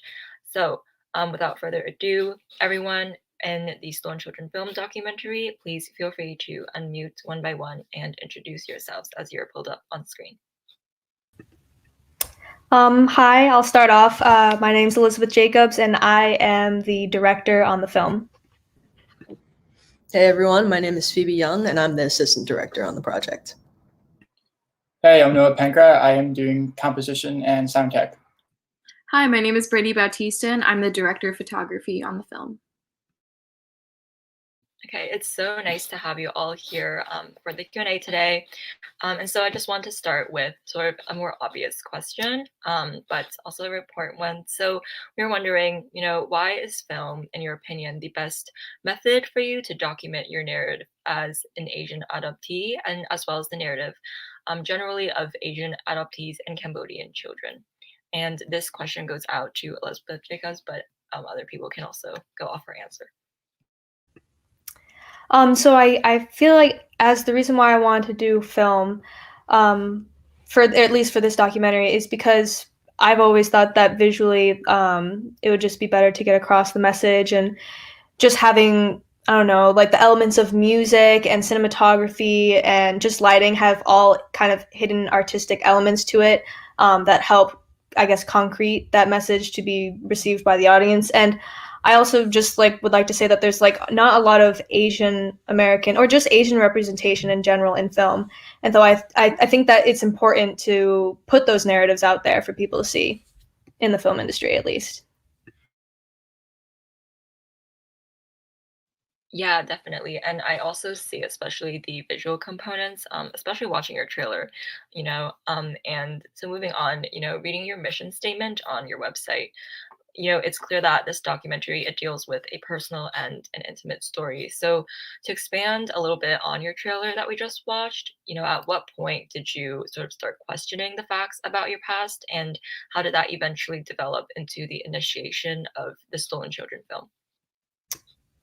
So I started this film when I was in my freshman year of college for my honors thesis. I was just going to document my first time going to Cambodia, ever since I was adopted. But I'm a junior now, and I started doing research on it, just getting to know the history of Cambodia.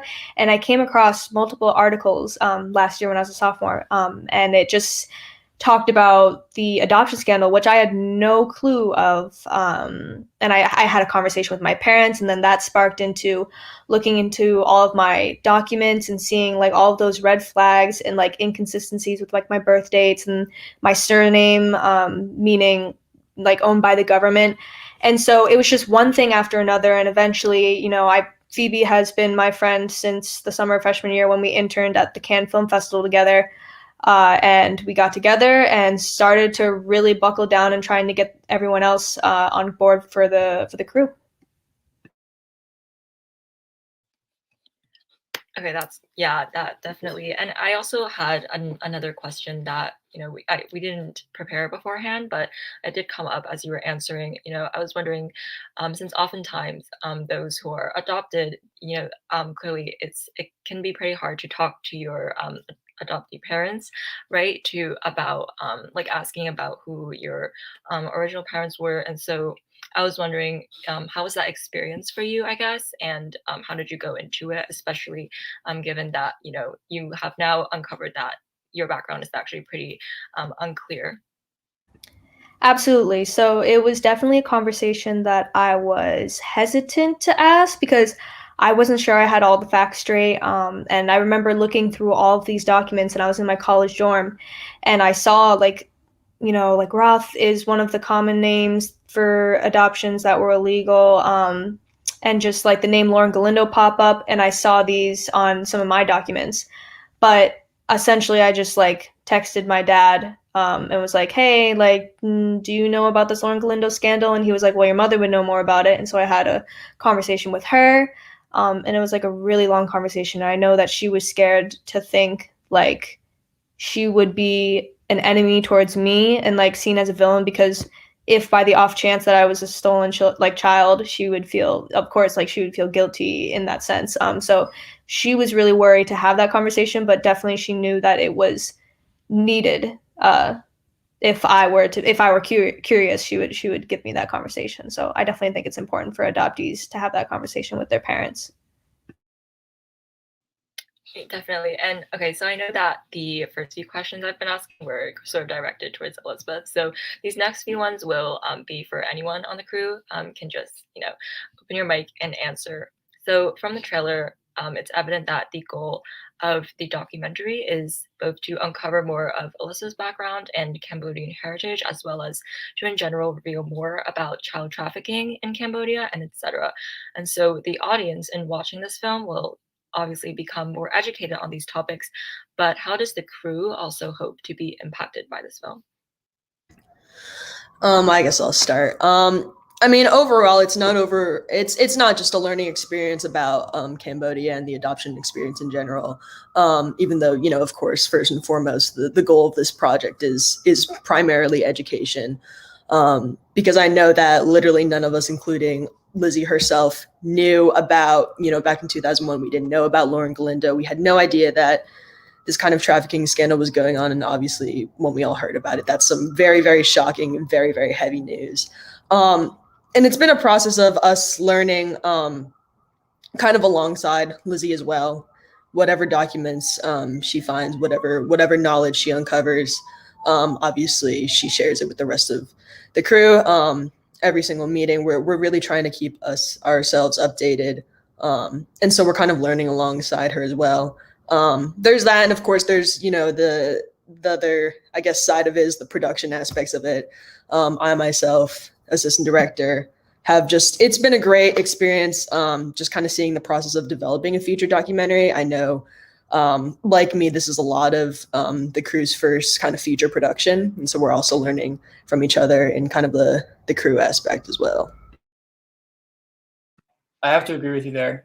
Just this is probably one of the biggest projects that I've gotten the opportunity to work on. So it's been really cool just having like these every other week meetups and everything. And on top of doing that, like I didn't know anything about this, like Phoebe said. So it has been a learning process, not even for the sake of making a film about education. It's been like we have all been learning something along the way, which has been really interesting.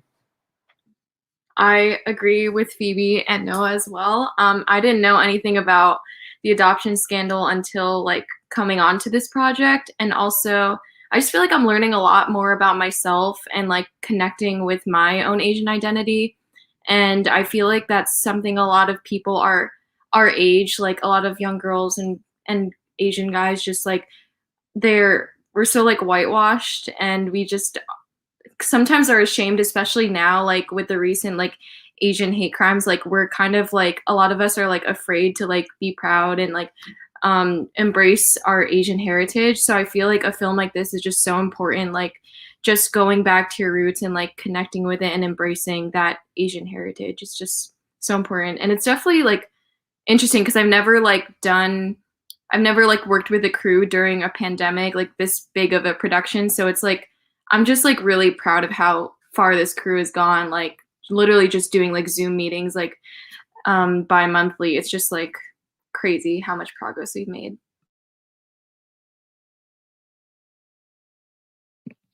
Yeah, definitely. And going off of what you guys were saying, about how the main purpose of the film is education. I'm sure you guys, when you guys go to Cambodia, you will discover many more surprising things there when you film. But so far, has there also been anything else that has surprised you, anything that you learned or came across that surprised you a lot during this process? I can take on this one. So we recently, I mean, every single month, honestly, we've always just come across new findings about like getting closer to learning more about my biological family or where I'm from, or just literally anything about my past. A lot of journalists have come forward and email us. We have one journalist from, it's called the Khmer Times, and she's been doing some investigating and like kind of like on-field work in Cambodia, which is good. And she's been going to the orphanage and doing like interviews and stuff. But there was this specifically one thing that we found interesting when a journalist came up to us. He did an article on the Lauren Galindo scandal and how that, I guess, connects with Angelina Jolie's adoption with Maddox, who's also adopted from Cambodia. And he was just trying to investigate whether or not like Maddox was part of the scandal. But through that article, he's done some research and he found out, and we found out, he told us that there's someone higher up than Lauren Galindo, since Lauren Galindo was like the mastermind behind the Cambodian baby trafficking scandal. She actually had a higher up named Daniel Susset, and he was her boss. And essentially, she took the rap for this scandal. She went to prison for 18 months while he stayed in his, big penthouse in Hawaii. And then once she got out, he gave her a loan and helped her find an apartment out in Hawaii. And he is still not, talked about. There is literally no resources or articles on him except for this one journalist's article. So that is one big thing we found out. And he's convicted of many other crimes, if not as serious, probably more serious than the baby trafficking scandal. So that's what we have learned, that she actually has a higher up, and it blew, honestly, the whole entire crew away when we heard about it. Yeah, honestly, I think that's still shocking to most of us. Obviously, it's crazy, and again, like, it's just this white man who just completely got away with this. He didn't get any time, and the person who did take the fall for him only got 18 months. Like, I don't know. The whole thing is very, very shocking. It's very, very upsetting. It's just very, we had no idea, and that was a big shock to us. I'm going to take the question in a different direction. But I always tell this story about how me and Lizzie in the beginning, like she mentioned, we've been friends for almost 2 years now. We had met originally once in LA, a couple months after we met. We talked about the film a little bit, but not too much. And then she came down from Boston to New York. And we just went to this restaurant in New York. And we hung out for like 3 hours. We just sat down. We sat down at the bar. We got one plate of food. Finished all of it. This couple gave us tiramisu for free. We were eating that. We were working through it. And we were just like, okay, what do we need? What do we need to get this film off the ground? What crew do we need? This before Noah, before Brittany, before any of the crew was on, before our producer was on, before we even had social media accounts running, literally anything. We had nothing.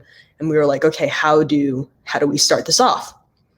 And we just sat there planning this for literally 3 hours straight, just in Lizzie's notes app.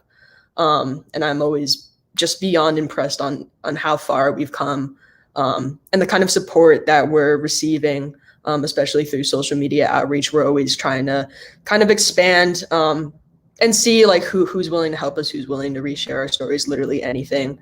And the amount of responses that we've gotten to that is just, it's always just a pleasant surprise to me.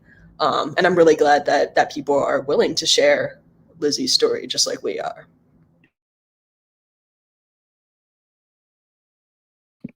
Yeah, and Brittany and Noah, if you guys have anything else to add, you can also unmute.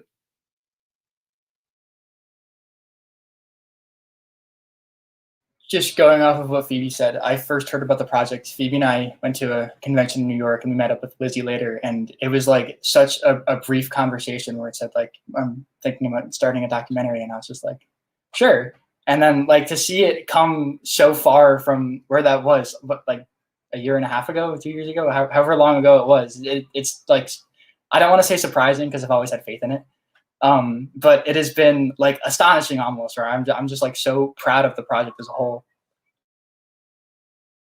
Yeah, going off of that, like the way I found out about the project is that Phoebe I saw it off Phoebe's Instagram. She was like posting that they were looking for a director of photography, and I felt like the project really aligned with my goals as like a director and filmmaker.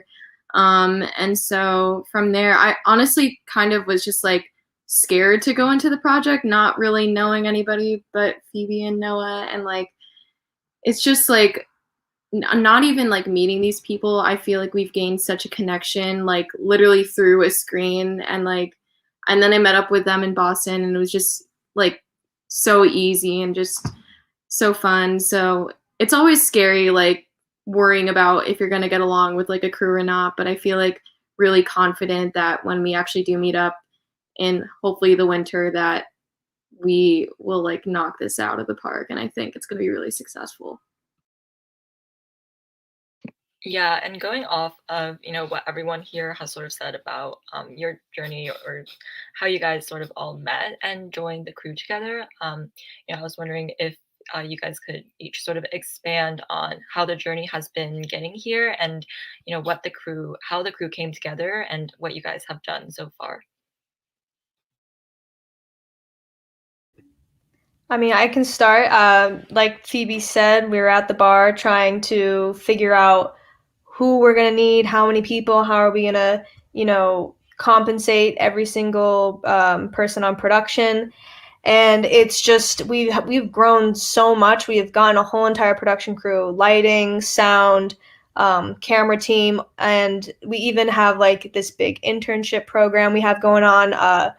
We have hit 2 semesters running our internship program, and it's still going strong. And we have social media, we have fundraising and marketing, and we have, a graphic design team, even research and development team. So our team goes beyond production, and it's just a group of college students or post-undergrad students, and it's come along greatly, and we all become a big family. So I'm really proud of it and how much we've grown so far. Yeah, I mean, pretty much the same thing. I'd just say that every single job here, whether you're an intern, whether you're literally Lizzie, the director herself, everything is connected. And again, we've just come a long way.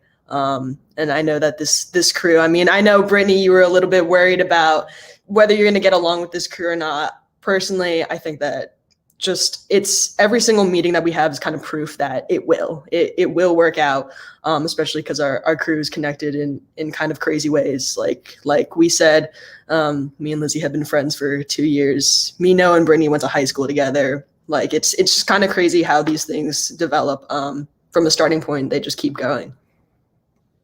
Yeah, I just remember working with the other cinematographers, Kirsten and Corey. We would like have our little meetings on Zoom with like talking about the cinematography, and we just like have such similar visions. Like we'll talk about the same thing and then we'll get like so excited. We'll be like, yo, it's like such a cool shot. And we'll just like, it's just like so wholesome, like the way we just have the same vision. So it's really fun. It's been great. I think we have a pretty solid group dynamic. I've gotten to work with like the production side of things with Bree and Lizzie on the trailer and everything. I've gotten to work with some of the interns on the graphic design team. It's been great. It's exciting. Yeah, and I also want to ask about the pre-production process in general. Has it been difficult? How has it been for you guys? And also, like, could you guys also expand more on what exactly it is that the Soul and Children film is doing at the moment?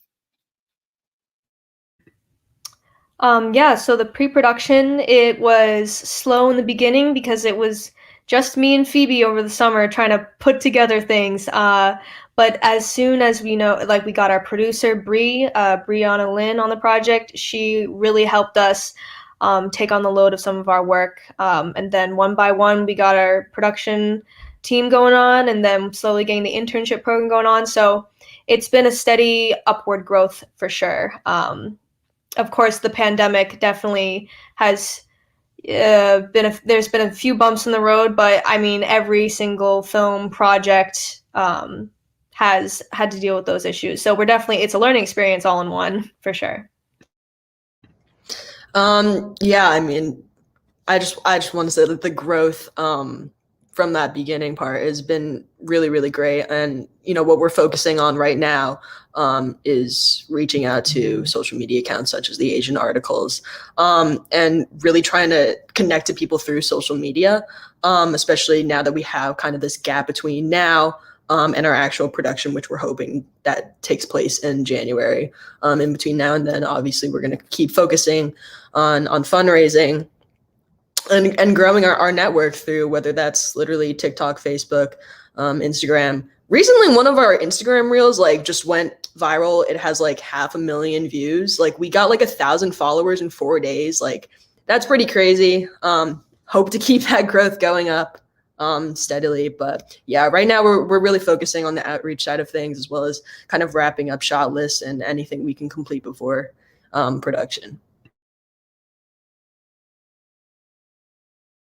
Yeah, so, you know, some of your responses already kind of mentioned this actually, but just to sort of expand on it, what kind of future do you guys foresee, you know, with the film, the Stolen Children film in general?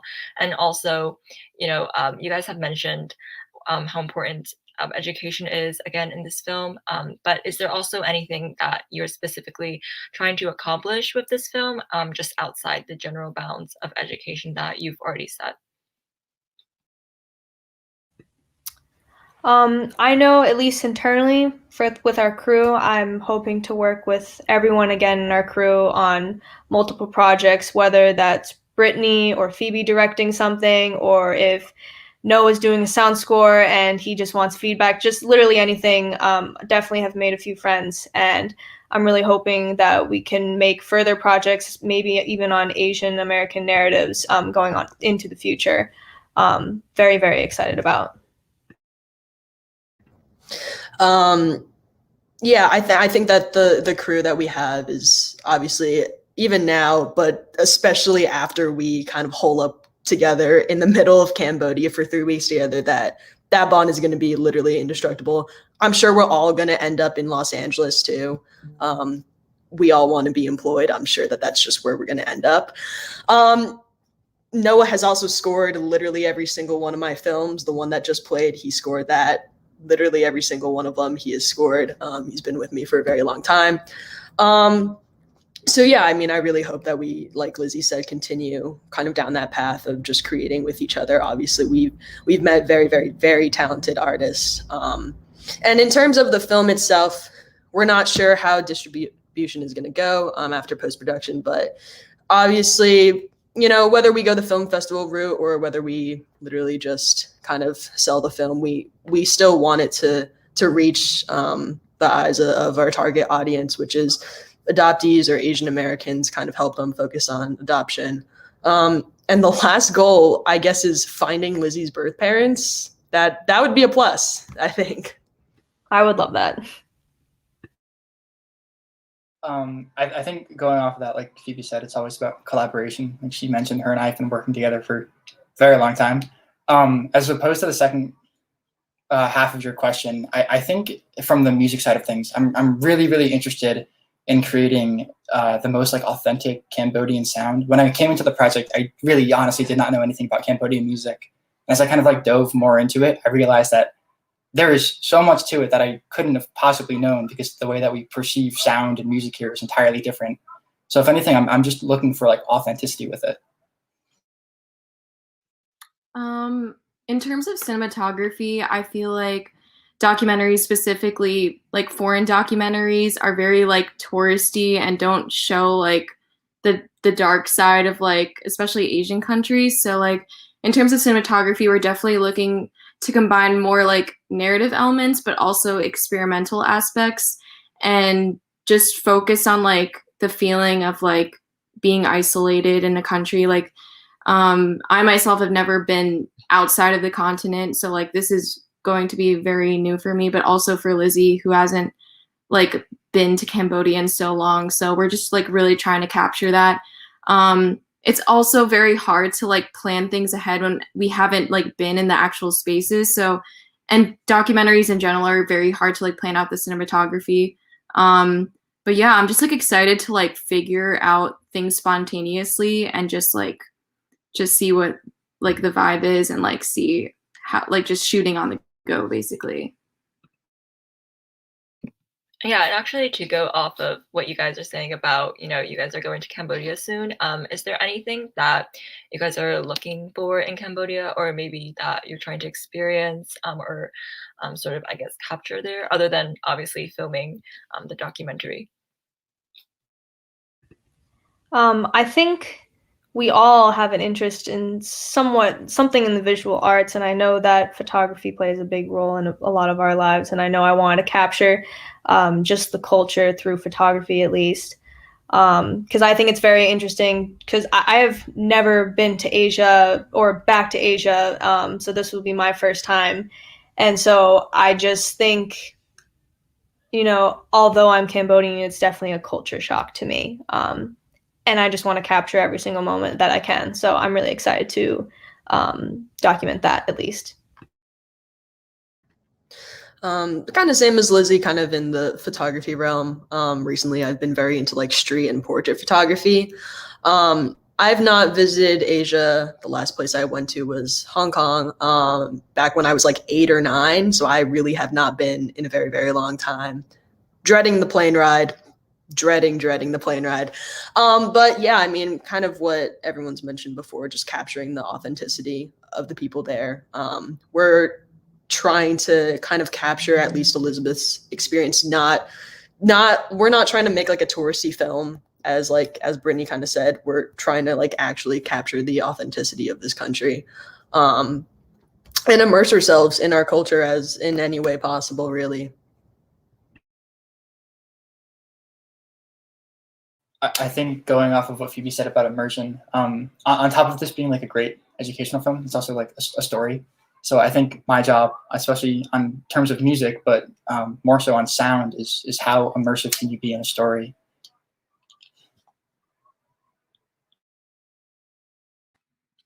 I think for me, I want to like learn as much from this experience as I put into this project. So I feel like along with incorporating my own creative like ideas into this film, I feel like I'm going to learn so much about myself and like my Asian heritage in general. So I think it's going to be a really cool learning experience. Yeah, and speaking of, your guys' trip to Cambodia, which I'm not sure when you guys are doing that. So, what does your timeline actually look like as of the moment for the upcoming months/years in regards to filming and production and everything? And once you finish all of that, where do you see the Stolen Children film going? Cool. I guess I can just start off with timeline. I mean, we were originally gonna try and head over in May, but of course, because of COVID concerns, we just couldn't afford to quarantine in Cambodia and shoot over there. So kind of for the better of literally everyone, and literally only positive things can come from postponing it. We do plan to travel to Cambodia within the first few days of 2022. Since most of our crew is primarily undergraduates, we kind of had the time to because of winter break. And yeah, that's what we're hoping for. Like I said, this kind of just gives us more time to fundraise, more time to plan out shots and ideas. This is really only a good thing because we can also all get vaccinated, so on and so forth. After this is all said and done, the timeline for the rest of that 2022 spring semester will just primarily be post-production. I'm sure that there will be some editing, either in that semester or during the summer, as well as scoring and coloring. Distribution deals, again, we have no idea, but in between now and then, we're really just trying to kind of gather an audience for it at least.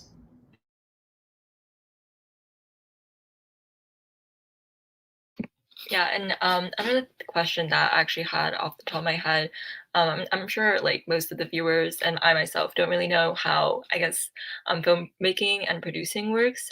So if you guys would like to, I guess, sort of expand on how the process works, and also, when you're filming and what kind of things you're looking for in your cuts, and sort of, I guess, like I know you guys mentioned you're really trying to capture the authenticity of Cambodia. So maybe expanding on how you guys look for that in your cuts. I can just jump in really quickly by saying that it's definitely this whole entire like trying to do this feature documentary. It's definitely been a learning experience for all of us, because I remember trying to make the shot list, which is just like kind of like numbering and like figuring out what shots we're going to do at what angles and what lenses to use. It was very difficult because it's hard to plan a narrative that's uncertain, especially when you're overseas. It can get very difficult. So it honestly, we have learned a lot on how to shoot even just a documentary. And so that, especially as a director, I have never really shot a feature. I've never, this would be my first feature film. And so I think that we, as a combined group, had to use each other's resources for sure, and bounce off ideas. For sure. So in regards to everyone on our crew, this is not our first time making a movie.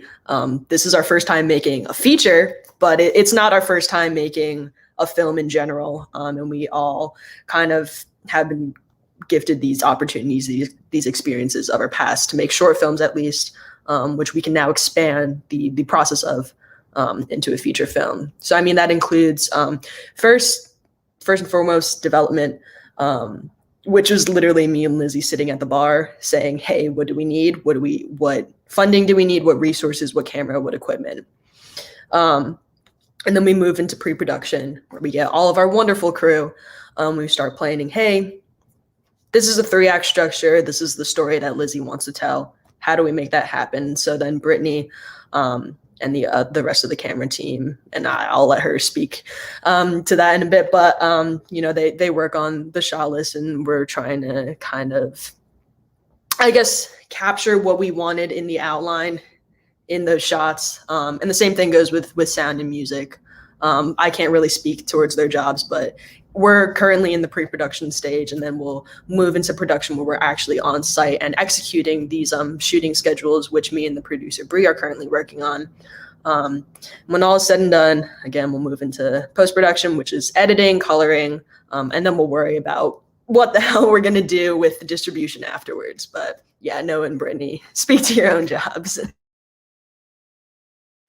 So like, I think this story is really interesting because we're trying to tell a very personal story of Lizzie's life, but also on a bigger scale talk about like the Asian adoptee scandal, and like those are two very like important narratives, and combining those is really interesting because we have like we were imagining like following Lizzie and tracking shots, like her talking to the camera, which is all very personal, but then we also want to have like some talking heads, like very professional interviews. So I think combining like a very personal aspect and this professional aspect is like super interesting. And as of now, again, it's like really hard to plan out like lighting plans and like camera angles when we don't exactly know like the areas that the exact like floor plans of these areas. But again, I think part of a documentary is just capturing things in the moment, and I think it's going to be so rewarding when we're just like shooting things on the go and we just capture like these really like spur of the moment things. I think it's gonna be really special. The sound perspective, I have spent a good amount of time sitting down and reading manuals from the equipment that we're doing, either if it's like the sound recorder itself or like frequency response charts of microphones. It has been a lot of making sure I get there, and if there's equipment that I haven't used, I am ready to go right away. In terms of the music side of things, which is pretty much entirely post-production, it is all about telling the story of how she is going through and like finding her kind of roots in Cambodian culture and everything. And there's a 3-act structure like we talked about. So it's kind of how does the music evolve throughout that? Okay, yeah, thank you guys so much for your answers. I know that Anne and I will both definitely be tuning in to watch when you guys are done with everything. And so for other interested viewers, you guys can do all your promoting now. How can interested viewers get more involved with the Stolen Children film? Yeah, like I said before, our big social media platforms are Instagram and TikTok. There are a few ways, obviously, when our trailer goes up, when our final cut of the trailer goes up, just watch it. Just watch it. You can donate to our GoFundMe, even if it's literally $1 or $2. It doesn't matter. Literally anything else helps. And resharing our stories, resharing our posts, because again, this film is created to educate others primarily, and we can't do that without any audience. So really resharing our stories, even so much as a repost, really helps us out, because that gives us the exposure that we need to help tell Lizzie's story. Yeah, pretty much just any interaction. Just interact with the story in the comment section. We have seen time and time again that someone will say or bring it up that they're an adoptee, or that, it really sparks a lot of discussion in the comment section. And it's good for us as like the crew to know that people are actually interested and like are reading and responding and taking in the content that we're producing. So liking, commenting, resharing, all of that is just an immense help to us and shows that you guys are supporting us. Okay, so that actually concludes now our live interview with the crew of the Stolen Children film. Thank you guys so much again for joining us tonight. And like everyone said, you can support the Stolen Children film. Actually, oh wait, Kaylee, can you pull the banner up again? Yeah. You can support them by donating or spreading the word. Again, like reposting, commenting. Their Instagram is at the Stolen Children Film, and their website is thestolenchildrenfilm.com. And you can also donate to their GoFundMe. So thank you again to everyone who's watching for tuning in for the first half of our Culture Festival. I hope that you've all been enjoying our performers and the conversations that we've been having. And thank you again to the Stolen Children crew. You can be taken off the screen now, and we will be going into our 30-minute intermission soon. But before that, a feedback form should be linked in the comment section for you guys. Or actually, no, you will be scanning the QR code here or go to the link pasted in our chat to fill out our festival feedback form, just for any compliments or constructive criticism or complaints about the festival so far. And so please fill that out during 30-minute intermission or later on as the programming continues. And I will now stop talking and let you all navigate to that link, and our 30-minute intermission officially begins now. We will return at 7:30 Central to begin our second panel.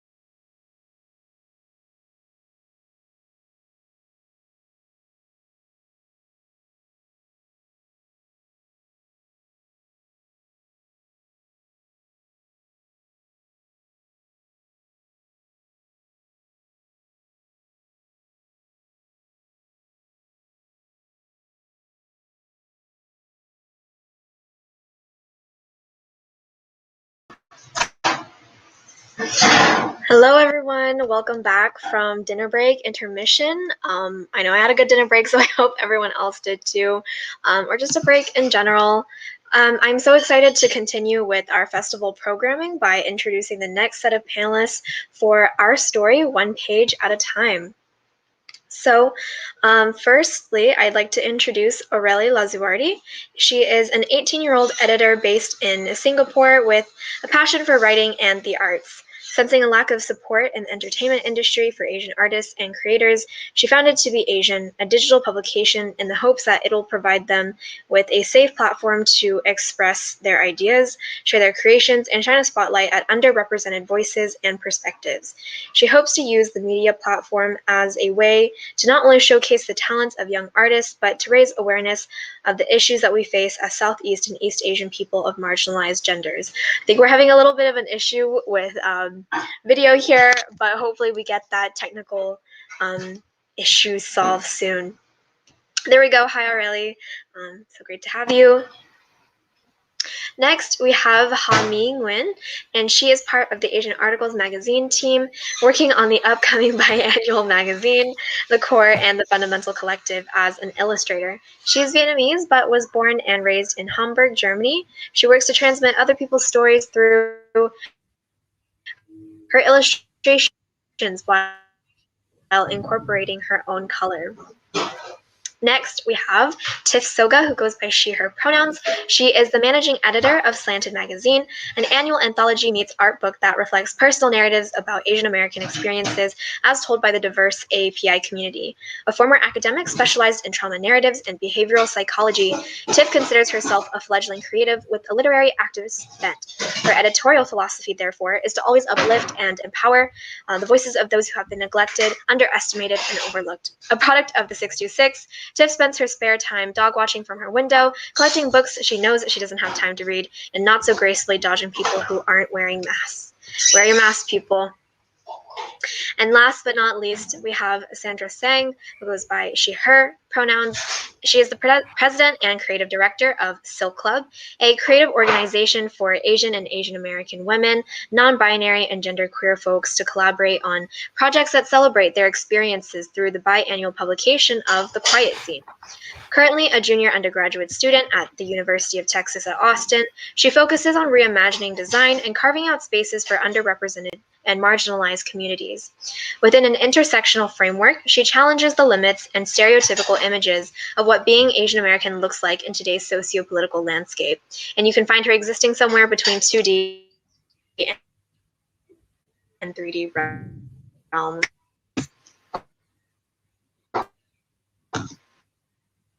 All right. Right now. There we go. Now it's back. But it is being better than it was this afternoon. So it's great to have everyone on board. My first opening question, and some of our viewers who have been here since the beginning might recognize this question, but I do think it is a good question to ask this panel. So could you expand a little more for viewers who don't know you, your cultural identity, and how that may have influenced your creative work or not. And so anyone can shout out to this question. Yes. So I'm really lucky to live in Singapore, right? Where there's such a diverse group of people and cultures all living together. And I'm exposed to so many beautiful traditions and heritage and ethnicities. And there's always festivals to celebrate and things to learn. And as much as I'd love to say that I've wholeheartedly embraced my culture due to being in an international school that's predominantly white, I've always felt the need to kind of fit in and conceal my Asian heritage in order to, I guess, be one with the crowd and everything. I wasn't so sure that I'd be welcomed if I came in acting Asian. I remember experiencing actually a lot of passive racism and hearing comments about my culture that wasn't actually okay. But because of my fear of getting isolated from my schoolmates, I tolerated all that. And I think I started to be Asian because I've had enough of all the race and racism that I was experiencing. Why shouldn't we be proud of our heritage? You know, like, why shouldn't we be able to express ourselves through our culture? And because of that, I wanted people to know that it was okay to express yourself through, like, to be Asian. And I'm, like, actively trying to raise awareness about all the prejudice and shame that we sometimes feel in the community through, like, my creative work. That's great. And everyone here, I think, has sort of a similar kind of motivation behind the creative work that they do. I guess next I'll ask Hami about, your experience with your cultural identity as well. So I was born and raised in Hamburg, Germany. So I had like maybe similar experience with what the Asian Americans experience, like living in a foreign country, but having another identity in a household, for example. And my environment was quite diverse. There weren't like Germans, but I had many friends where they were from the Middle East or like Eastern Europe, like Poland or Russia, maybe. So I wasn't completely in a white society, but I kind of did. And when I started to like realize my ethnicity, like my identity as an Asian, it happened around the time where I was more active on Instagram. I was exposed to activism. I was exposed to many more Asian creators, like influencers, actors, all the palettes. Yeah, and then I joined Asian Articles and got to meet many different people from around the world, like all Asian people, and it felt like it was like another community where I felt I belonged to, and we could also like share our creative juices together and create something very beautiful. Sandra, would you like to go next? Hi, yes, I can. I think the difference, like, there's very much a difference between what it's like being Asian and being Asian American. And even within that, like, it's definitely not a monolith, right? I think every single person has their own unique experience and their own personal relationship with their culture. So for me, I am Chinese. My mom is from mainland, and my dad is from Hong Kong. And I am very, very fortunate to say that I did learn Chinese. I'm very grateful for being able to speak in my mother tongue, both Mandarin and Cantonese. I can like understand and speak. It's a little it's a little questionable sometimes, but I think that I am so very grateful for my parents for really pushing me to learn it. And nowadays I really do try to incorporate that into my written work, into my creative work. And I think that's something that's evolved as I've grown up, because I know that when I was younger, I hated it. I hated learning it. I hated being Chinese. My parents would refer to me as an ABC themselves, right? They're like, oh, look at her. She's an American born Chinese. She doesn't even know the language. Like, you need to fix that. And I am very grateful for that. And I know that not a lot of Asian American peers and like within that community are fortunate enough to be able to have that connection, like linguistically. And I think that's kind of a creation of what white supremacy kind of has within our communities and how that impacts the way that we see ourselves in relation to like our motherlands, and how we're constantly striving to be like this all-American, kind of kid, right? But yeah, that's my personal experience and how it's kind of seen through my work.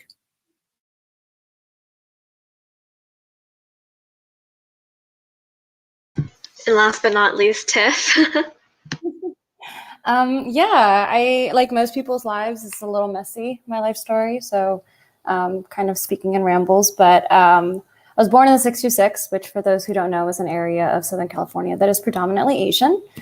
And honestly, I didn't feel a need to understand my cultural identity because I was surrounded by a lot of people who had similar ethnic backgrounds. And so I honestly took a lot of it for granted.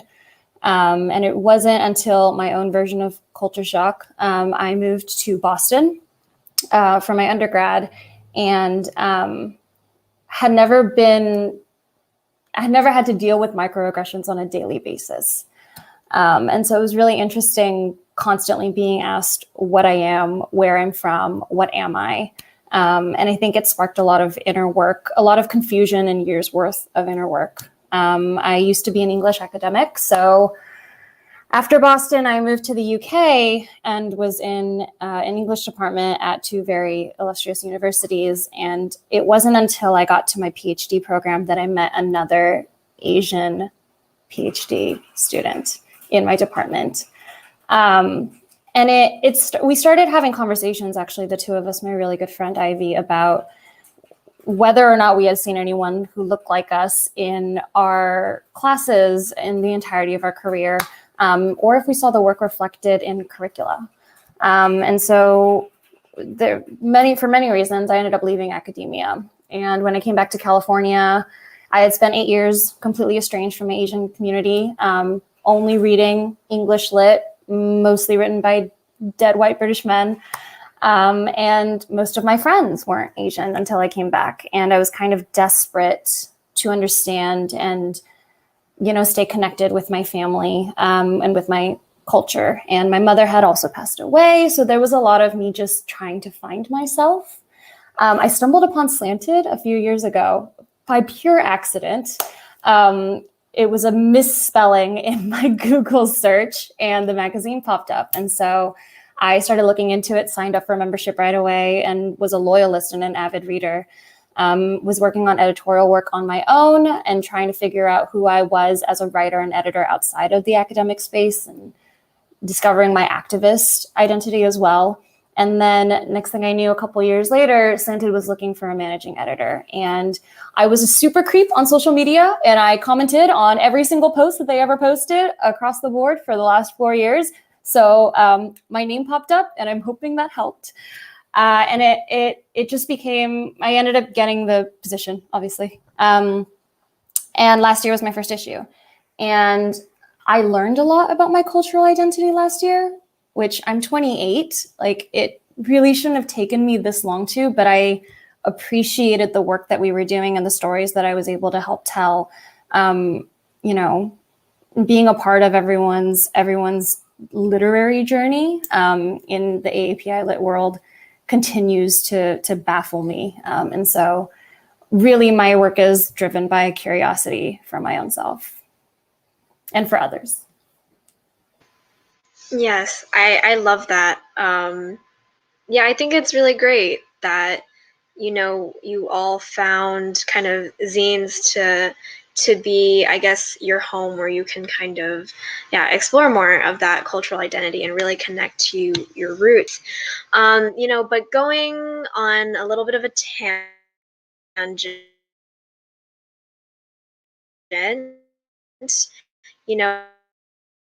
everyone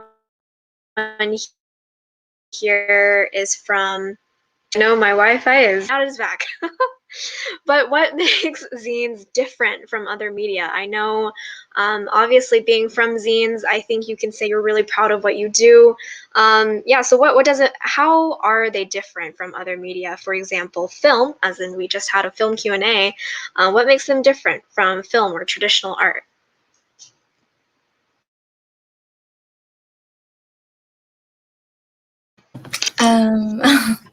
I can start off. Oh, or do you want to go first? No, it's okay. It's okay. You can go. Okay, thank you.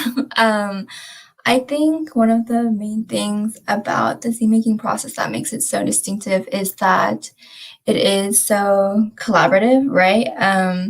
And it's also inherently political. If we look back at the history of zine making, right, it goes, the very first zine had its origins in the sci-fi fandom, and basically a bunch of women, like sci-fi fanatics, created this scene because there wasn't that community for them within this male-dominated, kind of fandom, right? And I think that it's really important that we acknowledge the history of scene making and how it comes from creating spaces of support and community within marginalized communities, right? And I think that is something that has continued on with scene making, even now in present day, right? And scene making is anti-capitalist. It is completely different from what we see in the mainstream discourses, right? This is content, stories, narratives that would never see the light of the day, right? And it's also not about profit. It's not about, what's gonna sell? What can we make? How do we portray ourselves in a way that's going to be acceptable, right? And I think those kinds of themes and the ways that zine making has come to be is really important. And that's why it's just so intriguing. It's so personal. I feel like every single zine is so personal and it really hits home with you, and you can really see people really letting themselves go, right? Not being like, they don't have to feel like they have to restrict themselves or censor themselves. And I think that's why zine making is just so captivating and just so lovable. So yeah, I think that's what makes zine making a lot more different from any other form of media out there. Oh, really? I know you had something to say earlier, so did you want to add to that? Yeah, I just wanted to agree with Sandra in terms of how freeing and flexible zine making could be in terms of expressing yourself. And I wanted to add on that what I like about zines is how versatile they are in terms of what you can do to include within it, because not every story can be shared through words, right? Some of them are more visual and some of them require photographs, and some are told from paintings and drawings. And I feel that through zines you can include almost everything. You're not limited to just one form of media. So that's what I love the most about them.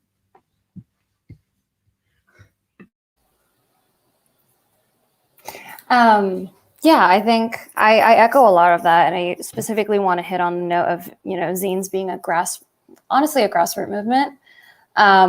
We're not some of the big publishing houses, because a lot of the time those rooms are white dominant and privilege dominated. And so the beauty of zines is that it comes oftentimes, as I'm sure everyone on this call can agree, out of passion projects. And so you have people who are deeply enthusiastic about the work that we're doing, and we're carving out our own space, just like Sandra had said, right? We don't have to make our stories palatable. We get to own our stories. And that's something specifically beautiful about zines, that we also get to publish people who haven't been published before.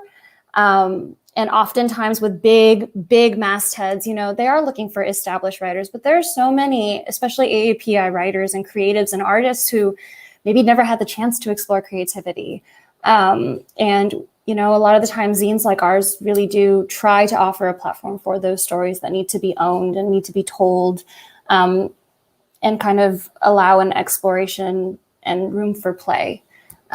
So I think there's something really beautiful about the passion project-esque kind of vibe of zines, and the fact that it's more accessible for people, especially right now with the digital age. But yeah, that's how I feel.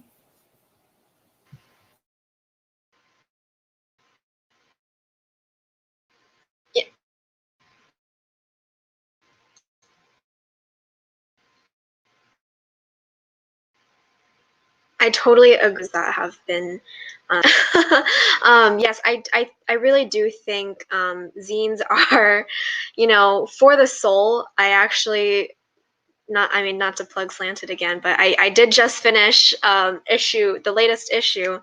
And, I think this is why people enjoy reading smaller publications in general, because it's really, again, there's no purpose really, it's not profit oriented, and really the words and the art that all comes out, it's really just meant for the person who created it, and then, you know, potentially for the others who purposely consume it, to support them, etc., etc.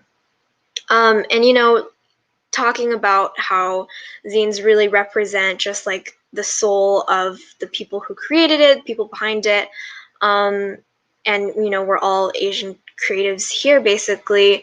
How do you keep up, you know, that spirit of like, you know, not necessarily, I think earlier in an earlier panel there was, you know, this discussion about how you're not, or how one of the panelists didn't want to cater to this idea that Americans had set of being Asian. And so those bounds, let me know if I got cut off while I was saying that. But yeah, how do you go about that? Oh, okay. I'll just repeat my question like super quickly so everyone heard.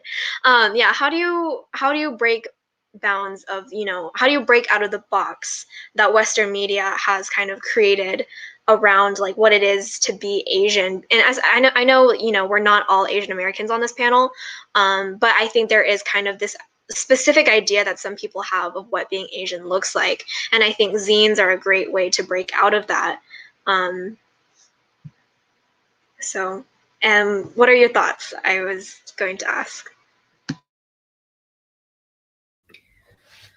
Personally, I think for me, to be exposed to so many different types of Asians and people with different experiences, like I'm a third culture kid, you know, I'm always exposed to like different heritages and different festivals, and other people, like other friends might be so, I guess they're more surrounded by like people of the same culture. So their like worldview is not as open-minded, or their experiences are very, very different to mine, which is why I think it's important to kind of break out of the boundaries, like you said, of Western media by showcasing as much experiences, like different experiences and perspectives of other Asians, because there's no one type of Asian, right? Like we're all not gonna have the same experiences and everything.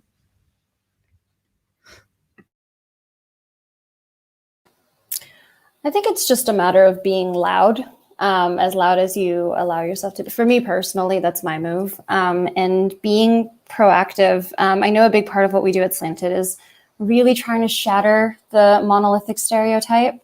And so when it comes to putting out submissions for our zine specifically, we kind of go all over Facebook and all over different websites and try to find communities that are, you know, within the AAPI community. We try to feature East Asian, South Asian, Southeast Asian.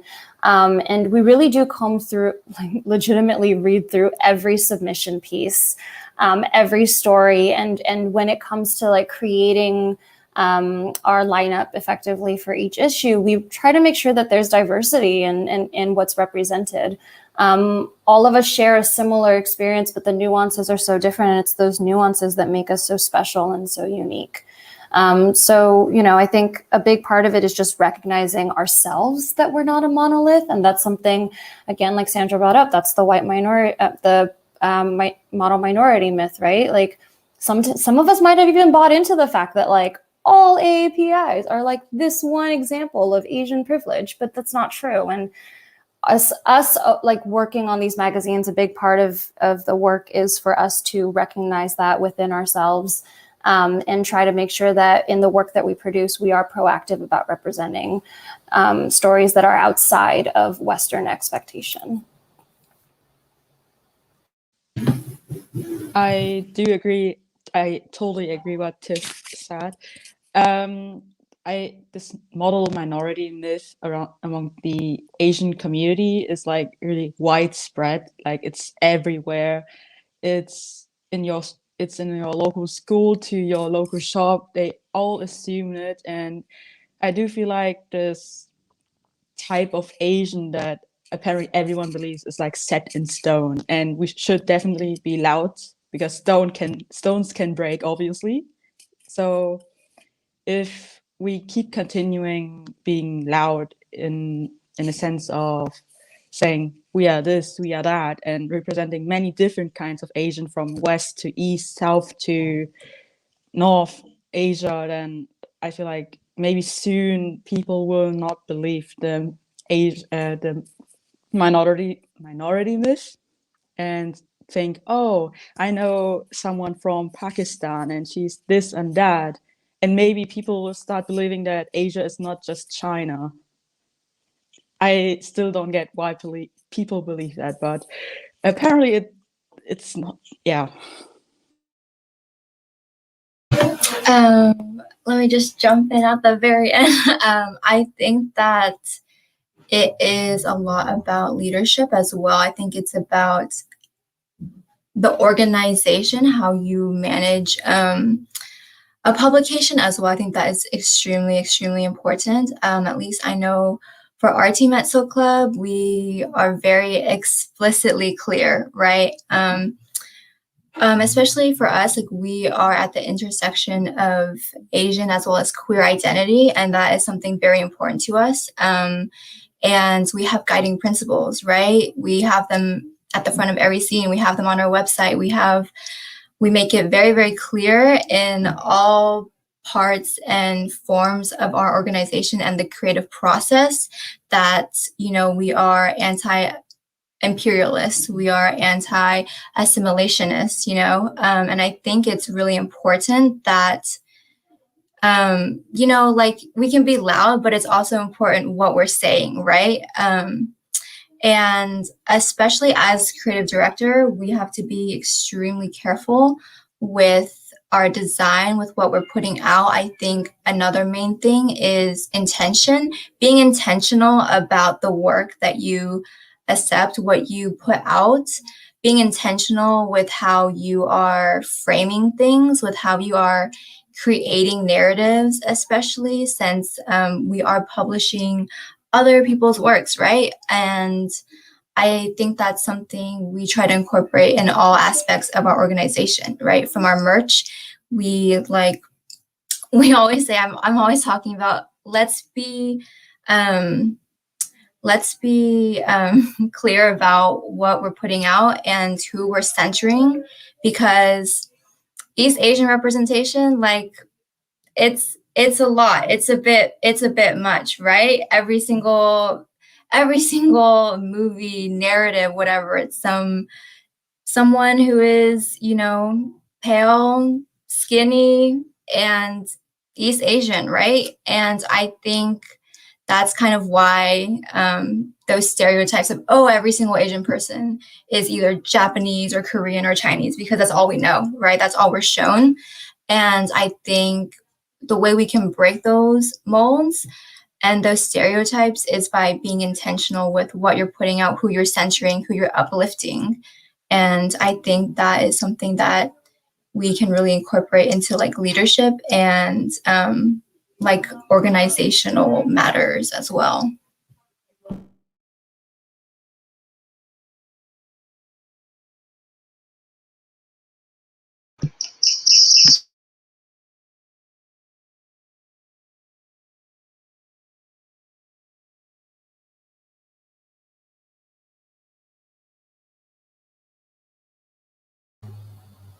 Doubles. Right. So this happens every once in a while on this stream. It's very entertaining, I know. But I totally agree, Sandra, about, you know, what you said. I think values are, and like, you know, this having a certain, having values are so important, especially reiterating those time and time again, to make sure that you're doing what it is that you first intended.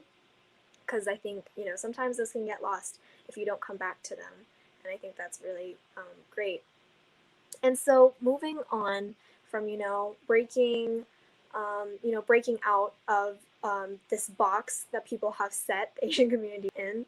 Oh, and just to, you know, kind of shout out, I think, Hami, what you said earlier about how stones can break was very powerful. I think that's something that anyone watching should keep in mind, because, you know, as much as we see, you know, pale, skinny East Asians represented in media, I think there will come a day where we finally see the entire Pan-Asian community represented in its full glory. Yes, so, you know, moving on, I think Tiff mentioned that, you know, the digital space has really made zines more easily accessible. And so obviously, you know, zines go back decades and they've been popular, but I think there's just something about it now that, you know, just people are finding zines more and more because they have been appealing. I guess more so now that people have more time on their hands. So how do you want to take advantage of this popularity to get more of your message out there?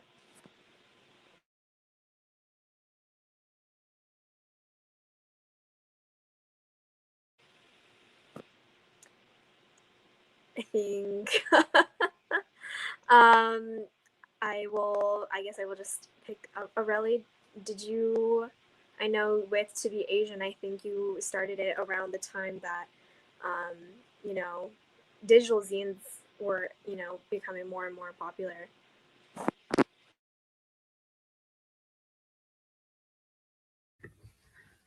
Yeah, so I started To Be Asian because I felt that there was like a lack of representation and not enough platforms for Pan-Asians to share their stories and perspectives.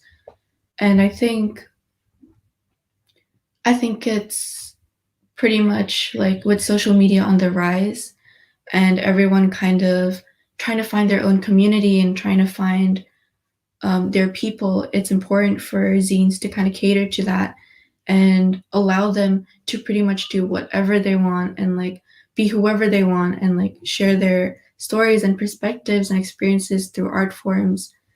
And I think I'm just like really excited to see where like these zines are going in terms of audience, in terms of what we can do, in terms of how, I guess as Tiff said, how loud we can be.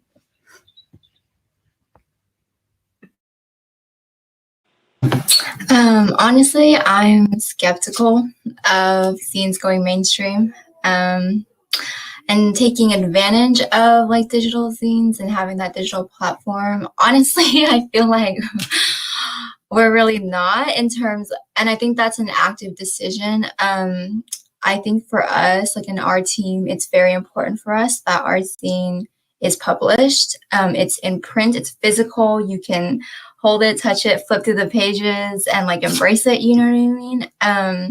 And I think one of the main things that I at least enjoy from being able to have this kind of digital experience is that submissions can be from literally anywhere. And it really allows us to reach more people. I think that's the hidden gem of it all. And because we are based in Austin. We're just we're a little team here, and we've had submissions from like all over the US and like even in parts of Asia as well. And I think that is so amazing. Like we like never expected our reach to go that far, right? And I think that's something really beautiful. I think that's something really amazing and special to us. But yeah, I don't know. I feel like zines going into the mainstream, there's always going to be a push and pull, right? And I think that it's really important that for zine makers and that creative process, that it is still very much a grassroots organization, like Tiff said. And I am very hesitant to kind of let mainstream publishers, bigger brands, companies into our space, because we all know what those kind of power structures and those dynamics can do, right? Especially for underground publications. Yes, I actually really like that point. I feel like, you know, we talk about again, last issue, the zine issue that I read was revolution, right? And I think zines really are but zines are a form of resistance, right? You were talking about going against capitalist structures, and then, making sure that zines don't fall into the hands of mainstream media, because, again, they are grassroots. They're meant to be on the smaller side. And so I think in that regard, I've kind of asserted my own opinion about the past and present roles of zines in media. But is there anything else that you guys wanted to add about any similarities or differences about how, how people use zines in present media? Yeah.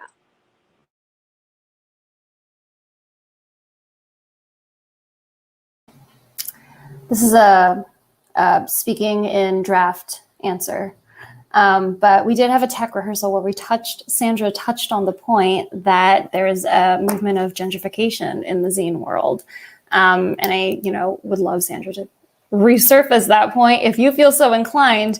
But, my takeaway in terms of the popularity of zines kind of hits on what we talked about last time in our tech rehearsal, which was that mainstream really has discovered, as Sandra has pointed out, credit to Sandra, that a lot of big brands are really starting to notice that zines hit well with consumers. And so they're trying to put out a bunch of things. And my worry is always that we might get lost in all of that.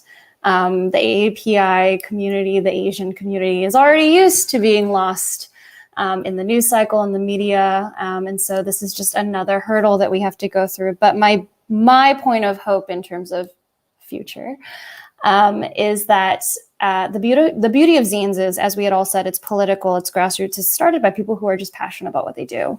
And the beauty of that is that there is longevity in it. In some way, shape, or form, all of us have that activist bent to make sure that our legacies and our stories are preserved. And brands that are just doing this because it's cool right now, that's not going to happen. So those will come and go, but a lot of our work is here to stay. And whether that's digital or whether that's traditional print, which Slanted is traditional print as well, although we do have a digital format, I think it's more so the content and the longevity of the content rooted in the core messaging and kind of mission statements of zines that make us so pure, I guess, and untaintable in a certain way. Right, so I can jump back into my point from last time. So I'm so excited. But yeah, I had mentioned previously that I did see a conversation and some discourse about the gentrification of zines. And I think it really made me think about how zine is a radical process, right? The radical process of zine making. We had an exhibition, Silk Club was in an exhibition, and it featured a bunch of zines from all over the US, and it was really amazing. It was an awesome exhibit, wonderful gallery. And it was talking about the radical process of zine making. And I think that ties back to what I mentioned about how zines are politically, inherently political.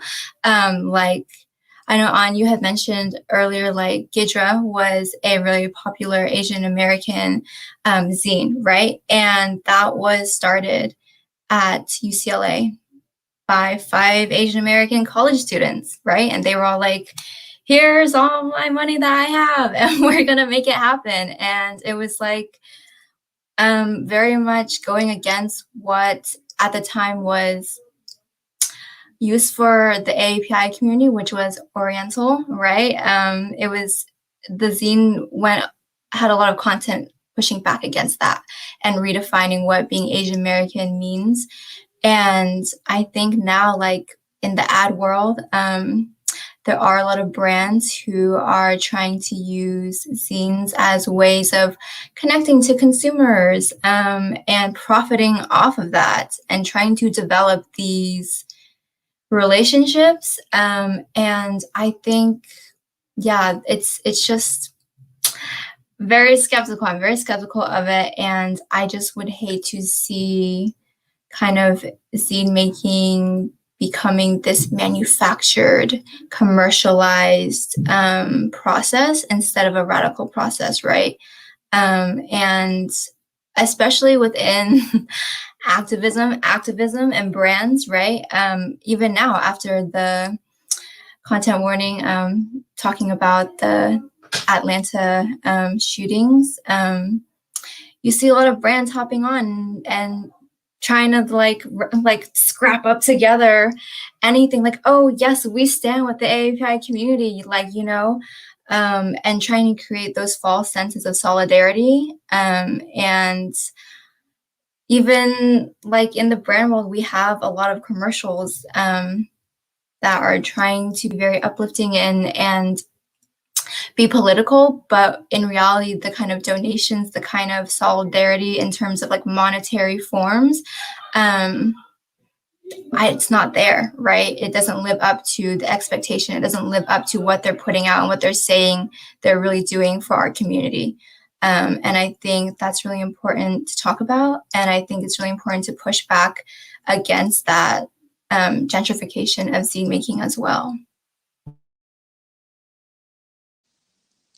So I was trying to say something, but apparently Eng has some technical switching. Yeah, you're there. Everything is good. What I was trying to say was when companies like big corporations start like show like zines and so saying, yeah, we are with you and stuff. I think it's not a zine anymore. Like zines are like something from the people, and it can start revolutions. It's like very personal to many people. And if you see like, I don't know, Nike doing a zine about Asian athletes and stuff, but they are profiting like from it, like what Sandra said, it's not a zine anymore in my opinion, because zines is not, it's political, it's not something you can make money off basically. And maybe when big corporations release zines, I think it falls more into the category of magazines. If I'm not wrong, maybe what are your thoughts about this?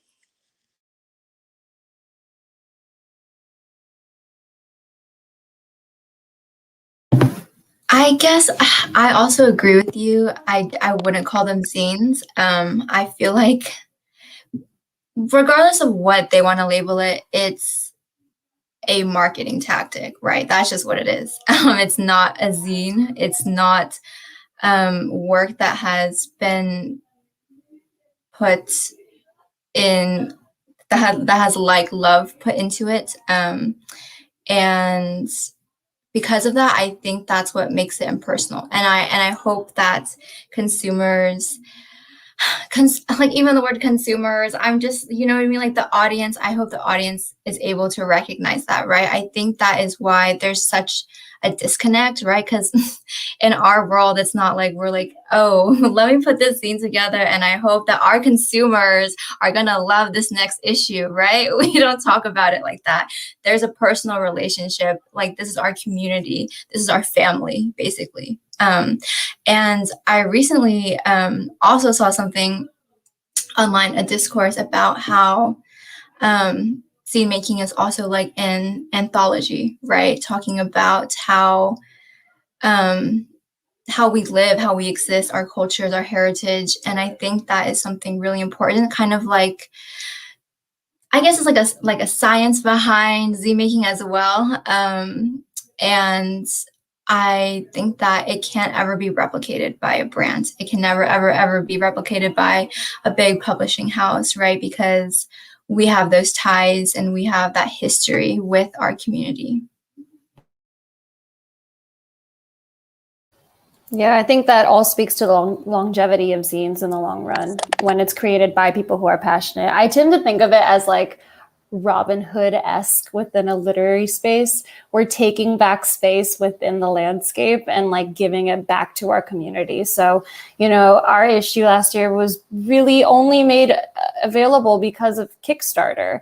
And, you know, it was people within the AAPI community who wanted to see this work, who wanted to be a part of it, who believed that it needed to be a thing that existed in the universe. And, you know, because of that, we were able to like give an honorarium to all of our AAPI contributors, which is a very hard thing to do for zines when you're completely volunteer run and it's, like I said, a passion project, right? So we wouldn't be here if it weren't for our community. And you're right, we don't speak about them as consumers. We refer to them as readers. What would our readers think? And there is that personal level of connection just in that choice of word alone. And I think our communities and our readers really do, they can tell that just in the level of craft and beauty in the words and in the look and in the layout. I think it's a two-way street. It's not one way at all. There's constant dialogue.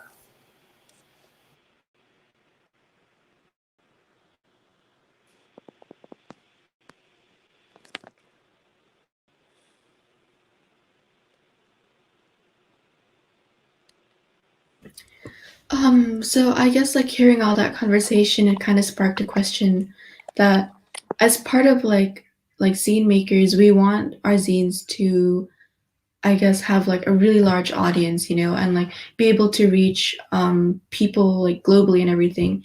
And I guess in a way you could say that by reaching a wider audience, how do you stop like your zines from kind of going that mainstream route and like kind of like trying to be all like profitable and everything?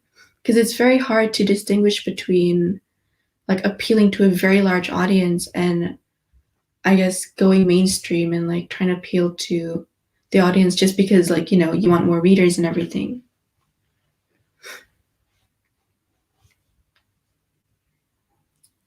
Yeah, so I guess the question is like, how do we stop ourselves from being mainstream? Which I can't really figure out right now. Well, I don't know if there's a solution to that. Like, you know what I mean? Like we're not all here like trying to figure out the answer to that. I think you're right, is that there will come a point where hopefully our stories become so prevalent that they are mainstream. I don't know that I don't know that we're there yet. I don't think that Slanted is there yet. And that is our mission. We want to be the mainstream like stories. We want to be that. And so I don't know. I don't know what that future looks like, but I am hopeful, and that's why I'm here, and that's why our magazine is here. That's all I can say on that. So I think that if we ever were to enter the mainstream world with our zines, we shouldn't lose our authenticity, like original stuff. Like we should not follow the trend of mainstream, which is very important since it's what we are. Like the essence of our zines should be still present and should be told and shared, and many people should know about it and feel like related to it. And mainstream tends to have like trends where everyone follows it, and suddenly it becomes like monochrome. Like it's always kind of the same thing, repeated and stuff. And yeah, if we ever to enter it, I hope that we still have our original content, our essence with us. And yeah, but no one knows what in the future might happen. Maybe the world goes down. Who knows?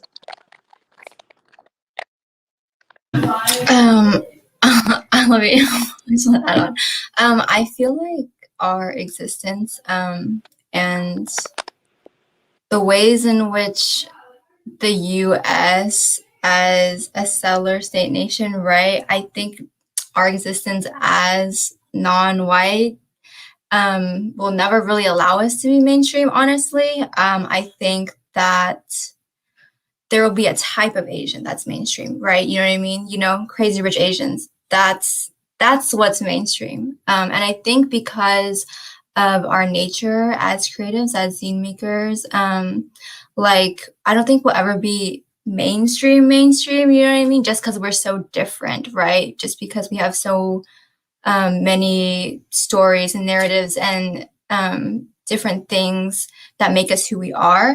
But I know that like for Soap Club, at least,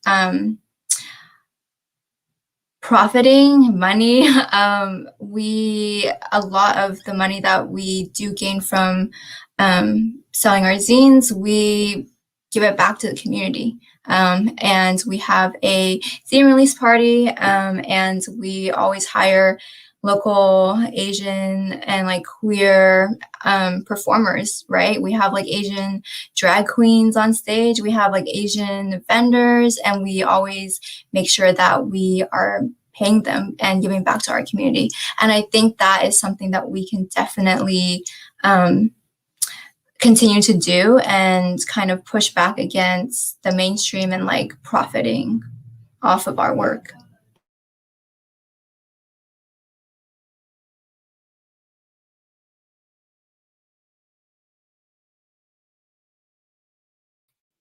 Okay, Anne, are you able to wrap up? I see you like moving kind of. Okay, never mind. I think she is frozen. So I will be wrapping up this panel for in place of Anne. But I really liked the discussion that happened tonight. I agreed with a lot of the points that you guys brought up, and especially like the questions that were brought up at the end by yourselves. Actually, they were all really insightful. So thank you guys all for your participation and your answers tonight. And next up, we have our workshop with Vivian Tan, as you can see on the bottom. So Vivian Tan is actually here with us right now, and she is a grade 11 public speaker and entrepreneur that helps aspiring young individuals create a personalized drink for lifelong well-being and success through content creation and public speaking. She is involved in the community, being the founder and president of Youth of BC, to being a 4 times TEDx speaker. Ever since 2020, she has been invited to over 25 speaking engagements based on her personal brand and skills alone, and she has spoken at organizations such as Intrepid Museum, Rewriting the Code, and more. In the future, she aspires to go into social entrepreneurship and business and to be in a position to inspire and motivate others to improve themselves. And now she is here with us today to host her workshop, advocating and standing up for herself as an Asian. So I'll now hand it over to Vivian to introduce the workshop and herself. Awesome. Thank you so much. I love the introduction, by the way. Okay. I guess with that, I'll share my screen if that's possible. If it doesn't work, then I can don't worry, I could always do it without the slides. So yeah, it's all good, right? Awesome. Yay. So okay. The reason why I wanted to choose this workshop is kind of with self-advocacy. It's kind of one of those things that's really out there, especially when as Asians, like, okay, you know, you need to advocate for yourself. You need to make sure that, you know, you're being represented. But it's kind of something that does simple. Then when you really get asked that question, like directly, like, what exactly is a self-advocate? That's when things start to kind of get muddled. So what I want to do with this workshop is definitely to help clear up some of that.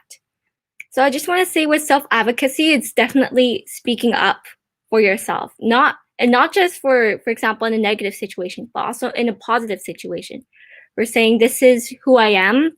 This is kind of the person I want to be, instead of letting others kind of define us as well. For example, with stereotypes and kind of the model minority myth, because that's where other people kind of have these views because they kind of just want to try to get to know something better.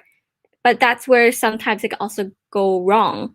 So with self-advocacy, you could say, hey, that's actually not right. This is what it is instead. And a lot of times it could also be in daily life as well, besides that as well.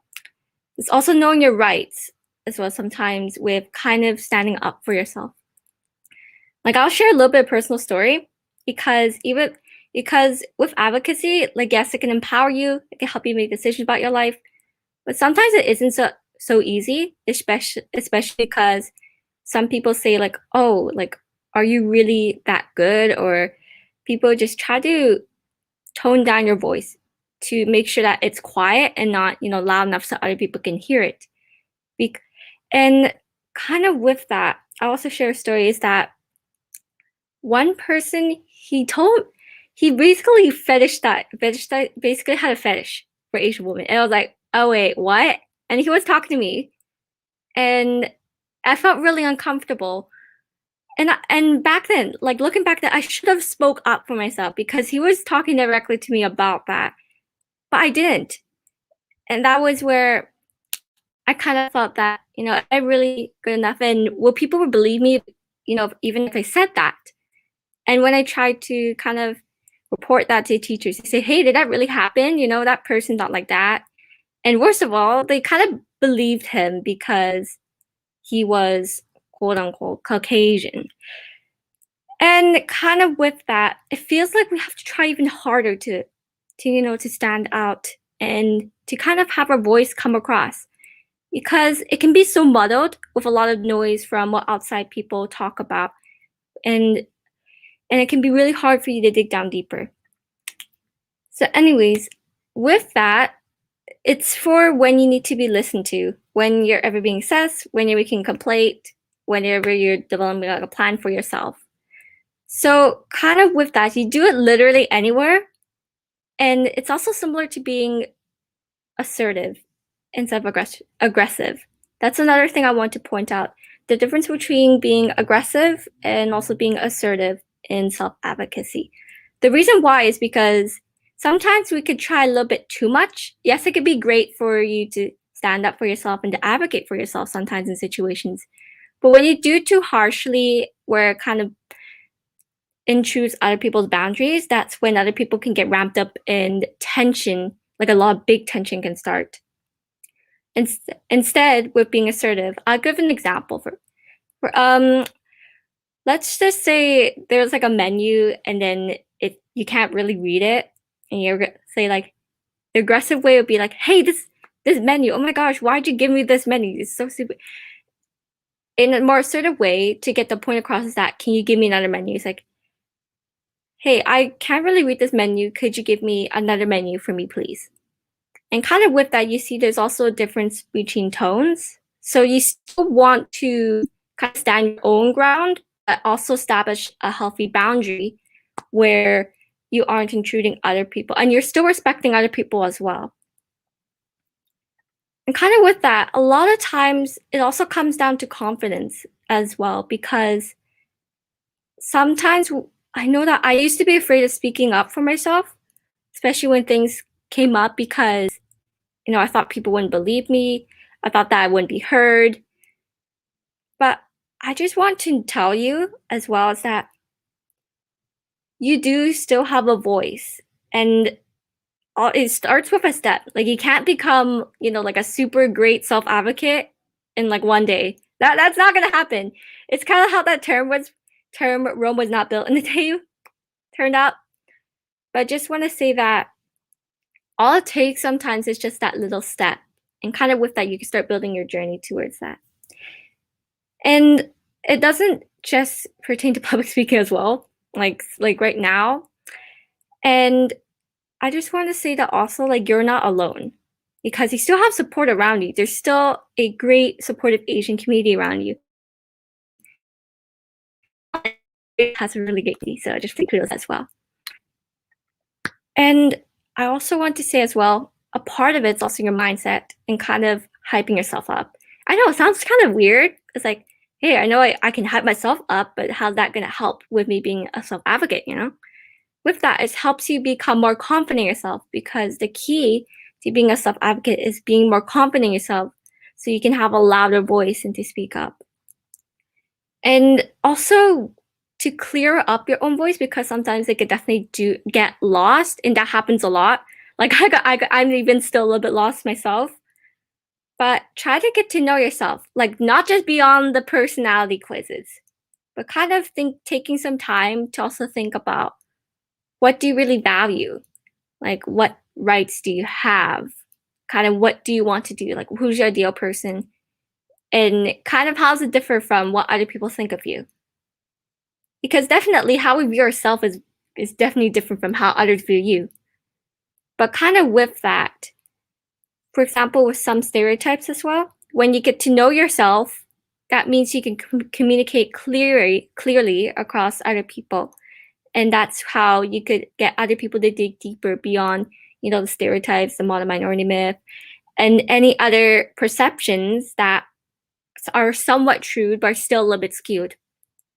And definitely, of course, be clear about it. And sometimes it could be so hard because you say, hey, I'm trying to be clear, but I don't really know what's getting through. And of course, it does take a process. Sometimes it takes several times. Sometimes it can be harder when you're in the situation than when you're being a bystander and saying, hey, that look should be easy enough. But sometimes when you're in that situation, it could be really you could just freeze up because you don't really know what to do. And I also want to say this was also kind of how kind of I start my own organization, Youth with BC. It's not called Student Seas, but kind of with that as well is that even though I'm currently live in Richmond, so even though I know the majority of the people within the city are Asian, there's still some stigma with kind of being it, and also a lot of ties between culture, because it's kind of in between as well, can get mixed, and sometimes people do feel lost. Sometimes people can definitely feel, kind of muddled as well. And that was also when I asked my classmates about that as well, of how they felt, being an Asian in kind of Richmond, and that was also what they said too. And it's definitely, if you do want to kind of also help other people get advocacy as a skill as well, it's kind of like, who do you want to speak out to? Because sometimes with self-advocacy, you could also branch it out to advocacy in general. And usually that term is also used in politics, which I know is definitely do research on kind of who you want to do. For example, what I did with my organization, I also worked with another organization called the Global Spotlight, and that was where we wanted to get student voices and also Asian voices as well. And so we reached out to local. So definitely start local if you do want to kind of gain a movement starting from self-advocacy. Another one is definitely with resources. You could also look at other organizations as well to see how they gain traction from activism and from advocacy as well. And definitely with feedback, to becoming a self-advocate is also really important, because other people can see and also give some outsider insight on how you stand up for yourself, how you make your own decisions, and kind of how you have your voice. Not just, the voice that you're speaking with, but also kind of your confidence and kind of how you portray yourself. And of course, there's also a fine line between what is constructive criticism and also what is, kind of what puts you down. Because sometimes, even though people don't really mean it, it can put us down. So it is kind of up to us to filter that as well. I know it sounds kind of it sounds easier than done. It's always easier than done. But I know it sounds super simple, but sometimes it's always easier said than done, because once you're in that moment, it's kind of gonna be a little bit hard to process. But I just also want to say, with a final parting note, is that you're not alone, and you still have so much potential. Voice. Everyone has a voice, and it's also similar in professional development, how everyone has a personal brand, because everyone does have their opinions of you. You also have an opinion of yourself. But with self-advocacy, it's a matter of clarifying that to making sure how clear you are with who you want to be, how you portray yourself, how you want to portray to others. And then there's the actual process of doing it as well. So I just want to say I hope that helps. Thank you so much. And if you have any questions, feel free to reach out.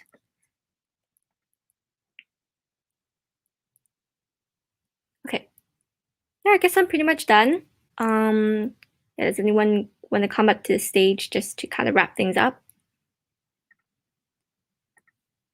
Yeah, thank you, Vivian, for giving us that workshop today. It was very useful for myself personally, at least.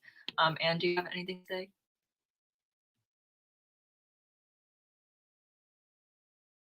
Okay, I'm guessing that's either a no or your Wi-Fi is bad. Okay, so next up, will we be having the bathroom break, or is that not necessary? Okay, so we will not be having a bathroom break, and we're actually just going to go straight into our third panel. So to wrap up our culture festival tonight, we have our final panel, which is on the future of media representation, and Anne will now introduce the panelists.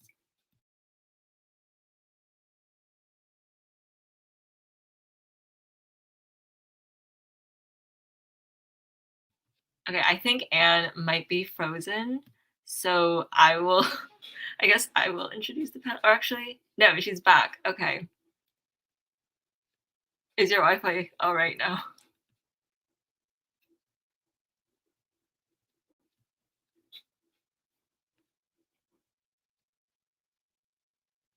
Okay, so we do have some extra minutes built into our schedule because of the bathroom break that we planned. So actually, I think we can take that and wait for Anne's Wi-Fi to be better. So yeah, we'll be back in 5 minutes.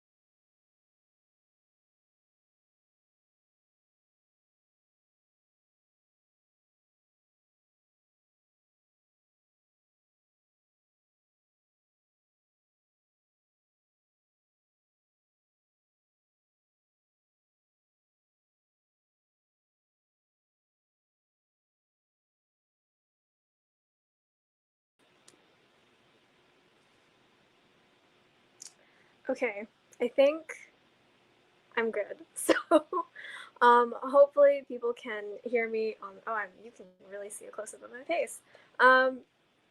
Yeah. So, hi everyone. I hope my Wi-Fi issues were entertaining for you. But I'm really excited for this last panel. It's the last panel of the night, and it is definitely not.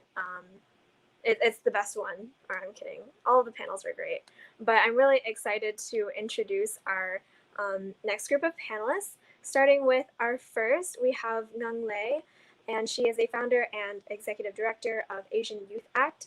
As an intersectional activist, she focuses on racial justice, feminism, mental health, and climate advocacy. Due to her various experiences throughout her childhood and curiosity about the world around her, Lei began to clearly see racial discrimination and a lack of empathy in many communities. Thus, she began a new journey in meeting people of color and listening to their stories, which subsequently led to the creation of Asian Youth Act. In her free time, she loves to reform and does epidemiological research in her spare time. Through her passion, a strong sense of empathy, and desire to see a more inclusive community, she continues to inspire many youths globally, and you can follow her and Asian Youth Act down below. And next, we have Nan Kuramoto, who goes by she, her pronouns. She is an iconic feminist art queer, a contemporary jester, and some say comedian. She speaks truth wrapped in beautiful, colorful, glittery wrapping paper that is fun for everyone to open. She is a slut for all art forms, dipping toes and mixing and matching in any way that she sees fit. Stand-up, playwriting, music, sketch comedy, visual arts, whatever works. She has shared laughter in space at Diverse AF Festival, Persisticon, NYC Sketchfest, Nasty Women Unite Fest, SoloCom, and more. And she will hold your hand as we escape together from the land of should and run towards lands of would and could. She wants our hearts to beat in sync. And next, we have Jessica W. Chen, who is a Taiwanese-American producer, screenwriter, and actress. Originally from Rockville, MD, Jessica's work explores themes of identity, love, womanhood, and becoming an adult.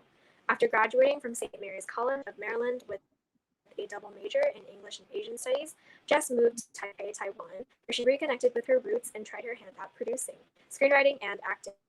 There, she founded Little Swimmers Productions, a Taipei-based film production company. After 6 years abroad honing her skills, Jess relocated back to the US, where she founded Recasting the Movies, a nonprofit that promotes diverse casting and media representation.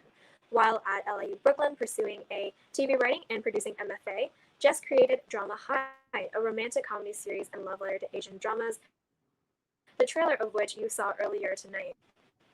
Jess currently lives in Queens, New York, where she's finally found a home.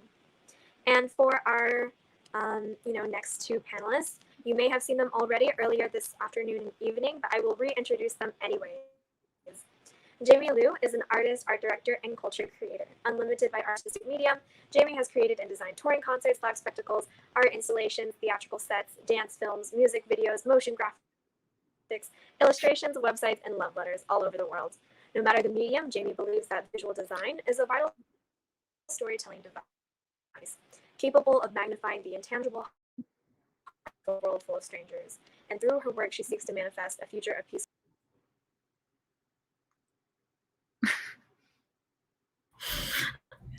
That was rough.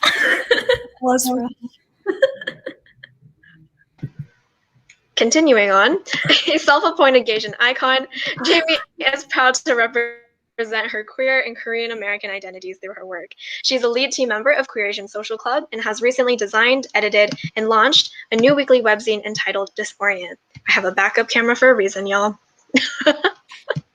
And next, we have Margot Hugh, who is a queer non-binary organizer and artist. They are currently a Toll Public Interest Scholar at the University of Pennsylvania Law School and a member of Queer Asian Social Club and the Black and Brown Coalition of Philadelphia. As a child of immigrants, Margot believes social movements and community care are vital to creating a better world. In the past, they have worked in the Wilmington Public Defender's Office, Network Delaware, AS220, and the Museum of Contemporary Art Chicago. They hope to continue to use art, creative storytelling, and grassroots advocacy to serve our communities. Everyone give it up to our amazing panelists. Virtual applause, real life applause. Yes, I am so excited to begin. And I know everyone here is excited to get to talk to each other once again. Yes, so I think our first question well, I will just get started with our first question. So, tired of not seeing ourselves presented properly in the media, Asians and particularly Asian youth have owned spaces and platforms to share that as Asians, we are taking our own initiative to fix our own media representation. So what role should non-Asians play in making sure we are properly represented? This question goes out to anyone.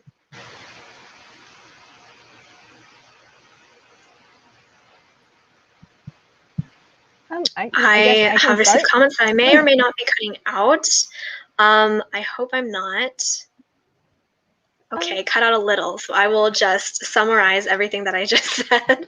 What role should non-Asians play in, making sure we are properly represented? As there's been a push for increasing, Asian representation and for accurate Asian representation. I guess I can start. I feel like, so because I work in film, I feel like often, which is a very, I guess, for lack of a better term, like white dominated space. I feel like if you're trying to be an Asian American or Asian filmmaker, what's best is if there's someone who can help you get in the door. So usually through some kind of like mentorship or like being able to seek help from people in the sense that like, I think it's very life affirming if you have a mentor, you can like ask them whether or not you're doing the right things. And oftentimes those people don't necessarily have to be Asian American to really help you, if that makes sense. Yeah, I feel like the like overarching theme of this question is essentially like, what does allyship look like, particularly in the space of media, and so and thinking about what non-Asians can do to help the Asian community. I think it's like, put money where your mouth is. Like if you really want to help, like Jess was saying, like make this white dominated space like more diverse, to tell authentic stories, like fund Asian creators, like fund their projects, listen to them when they ask to give their input, credit them with their stories, put them in your writers' rooms. I'll say this time and time again. I keep thinking about the disaster that was the most recent Mulan movie by Disney and how it came out. That I think part of what the bad formula for that is that they had an all-white writers' room, and that's a phenomenon we see again and again and again. Non-Asian, like no Asians at all really behind the scenes, like in any of the creative team. Yeah, totally. And it shows, I was going to say, and I think, I think there's such a naivety that sometimes the industry comes back with of like, well, what do we do? And it's like, hire Asian people or hire the people whose stories you're purporting to tell. And that makes it that faithful, authentic effort. So I don't know. I think it's one of those answers that like, it's simple and yet difficult for all of them. Also, hire more than one. Don't have your one token. I actually wanted to add on to that. So particularly what I work on is Asian youth activism. So especially towards Asian youth, I know a lot of us are not in a space to really donate because we don't have a financial income for a lot of us. And a lot of us are also students, right? So for me, I would also say like support these people, support actors, support Asian films that who also have like Asian screenwriters, people in those writing rooms. But that being said, I would also say that introducing the culture, in a sense, not quite introducing, but rather incorporating it into conversation, making it more kind of like, oh, this is just us talking about a film rather than like, oh, it's just because of Asian representation, if that makes sense. It's just so that it highlights the importance of bringing these kinds of films into society and just making it normal and something that we can truly appreciate for what it is. Mm-hmm. And I think something that like non-Asian folks in positions of power can also really do is have the courage to give up power. I think sometimes, especially like we are so indoctrinated in capitalism that we so believe that kind of like achieving something, like having a goal to be like more and more powerful is like the correct thing, where it's like sometimes if someone asks you to be the head writer of a show where most of the characters are Asians, don't be like, yes, I deserve to be the head writer of a show. Be like, I should not be the head writer of a show. That is primarily Asian cast. And then you can start being like, well, who can I recommend maybe? And if you don't have anyone to recommend, then maybe that is like somewhere where you can start in your advocacy and like homework doing. I definitely think it also comes down to like the idea of whether or not there are like more than one seat at the table, right? I think a lot of times we end up competing against each other because we feel that in our space you have to, like, in order to succeed, you compete against everyone else.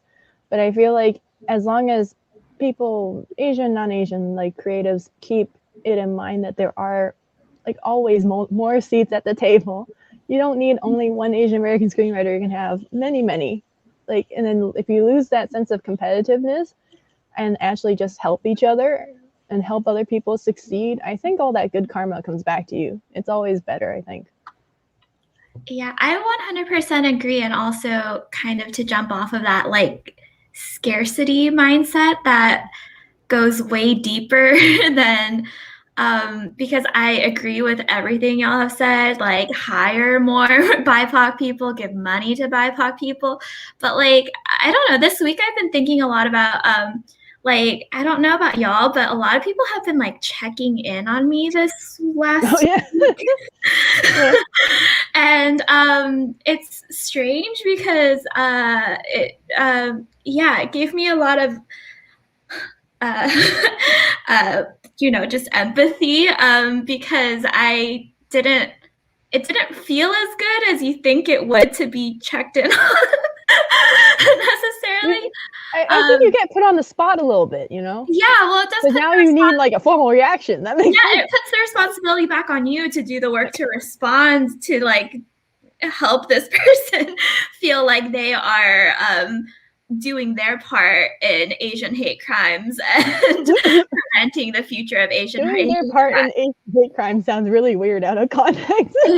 Yeah. But I've been thinking about this a lot because, people have been saying to me, like, how can I best support you? Like, a lot of non-Asian people. And going back to the scarcity thing, it feels like, I don't know, like maybe we should all be looking at our own histories and the traumas in our lineage and how are we Asian Americans, what causes, what events happened in our countries of origin that made our parents want to flee to countries where they don't speak the language. Like I've had a producer I've worked with once ask me, like, randomly out of the blue, like, so Jamie, can you tell me what the Korean War was about? And I was like,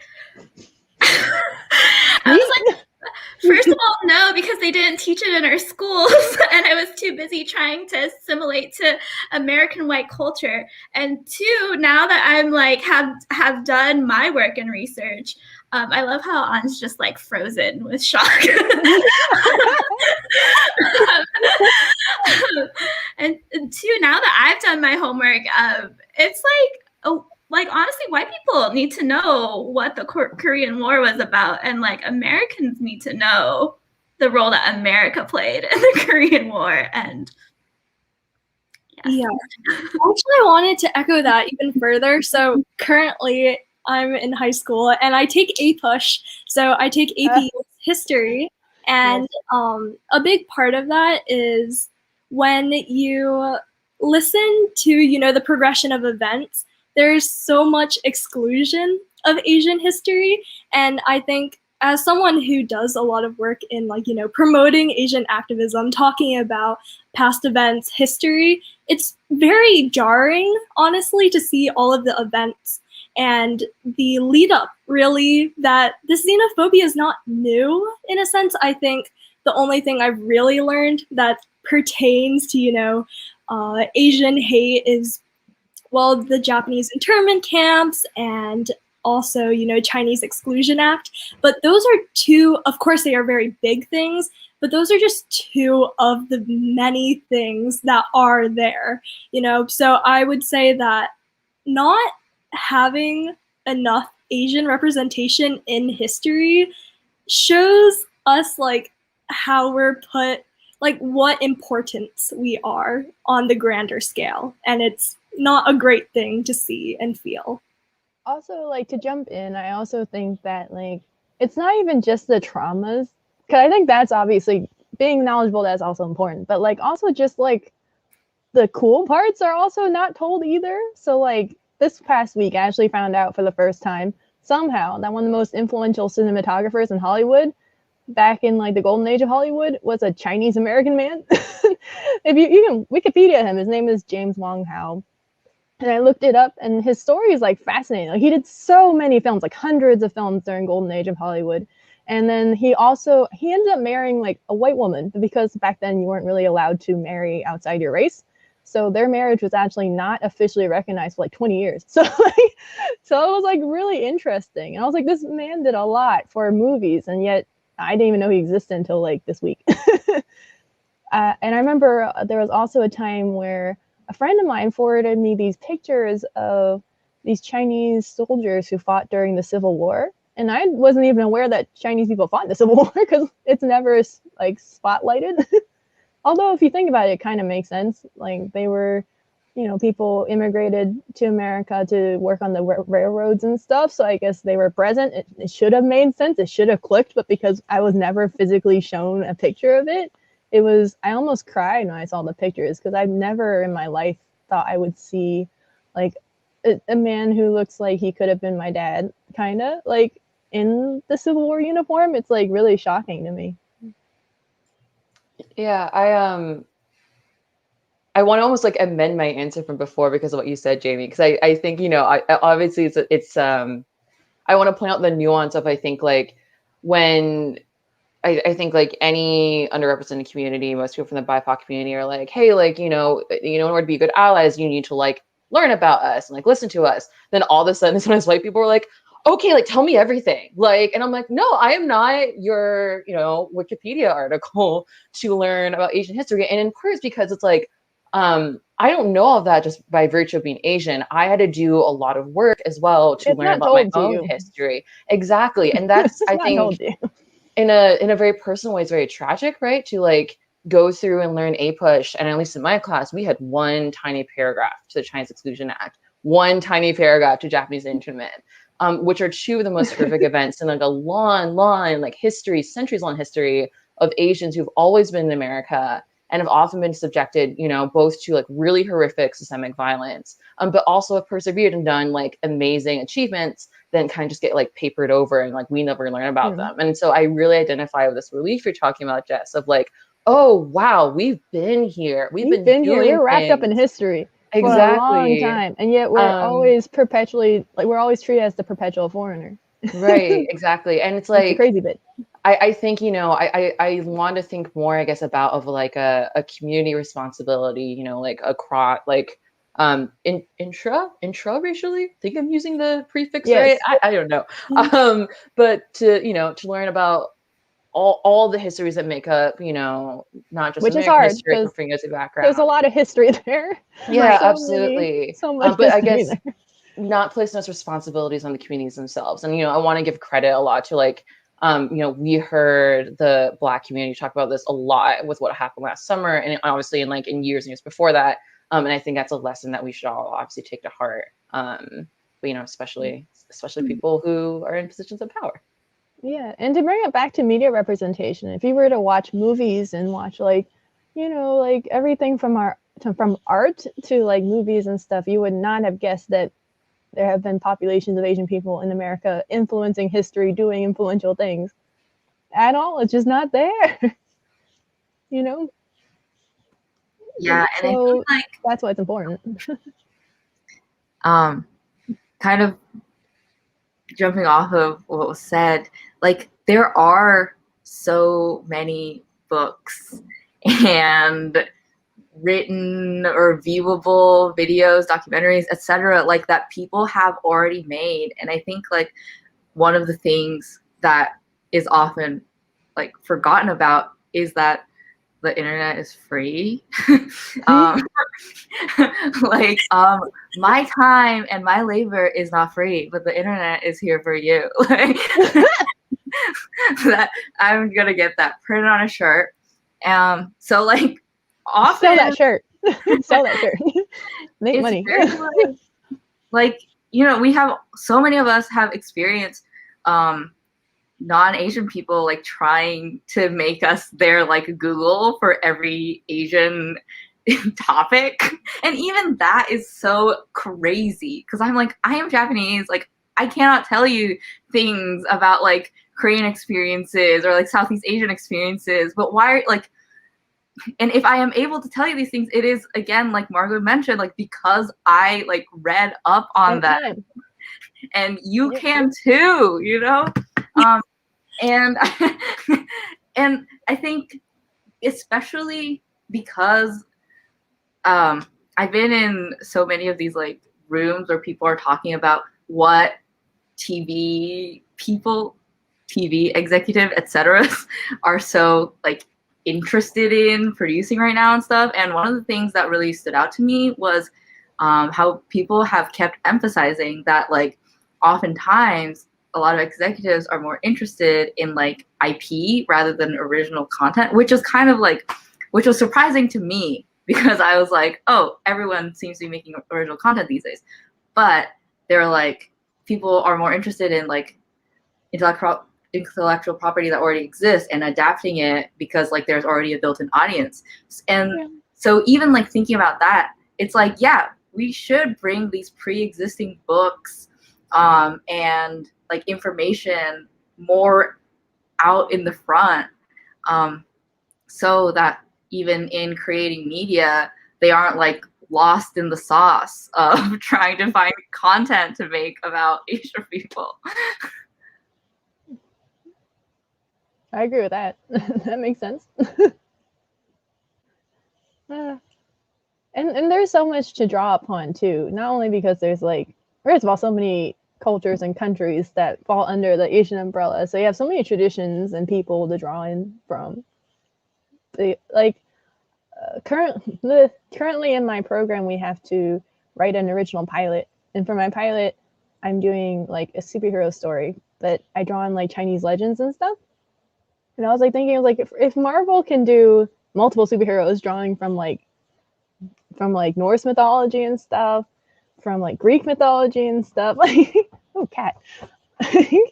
Then like, why can't there be superheroes that draw more in Chinese legends and stuff? And that's kind of like how I approached it that way. This cat is very distracting. But yes. And they're making like white heroes based on like made up Asian myths too. So you know, it's like I feel like you're shading Iron Fist. Let's call it what it is. But yeah. But trying to think in terms of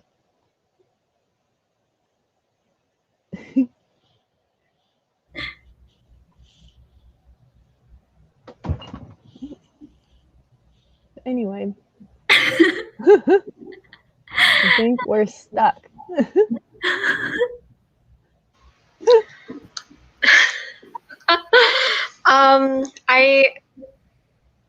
Wow. No, but I really do. I mean, from what I got to hear, obviously I was going in and out all the time with the Wi-Fi, but I really do. I love everything that you guys talked about, especially like when people are, I think there's like, you know, Jamie brought up like the fact that people were checking in, but then it's like they expect you to like educate them, and I'm just like, there's like, you know, I think with certain people, I'm like, yeah, there are certain times where I'm like, I'm willing to put that, you know, that emotional labor into talking about these things because, you know, there are those instances where you want your voice specifically to be heard by like your loved ones or like even some random people checking in on you. But then, yeah, it is really not our responsibility. And like, I think even in the past, like other communities of color, it is not their responsibility to educate you.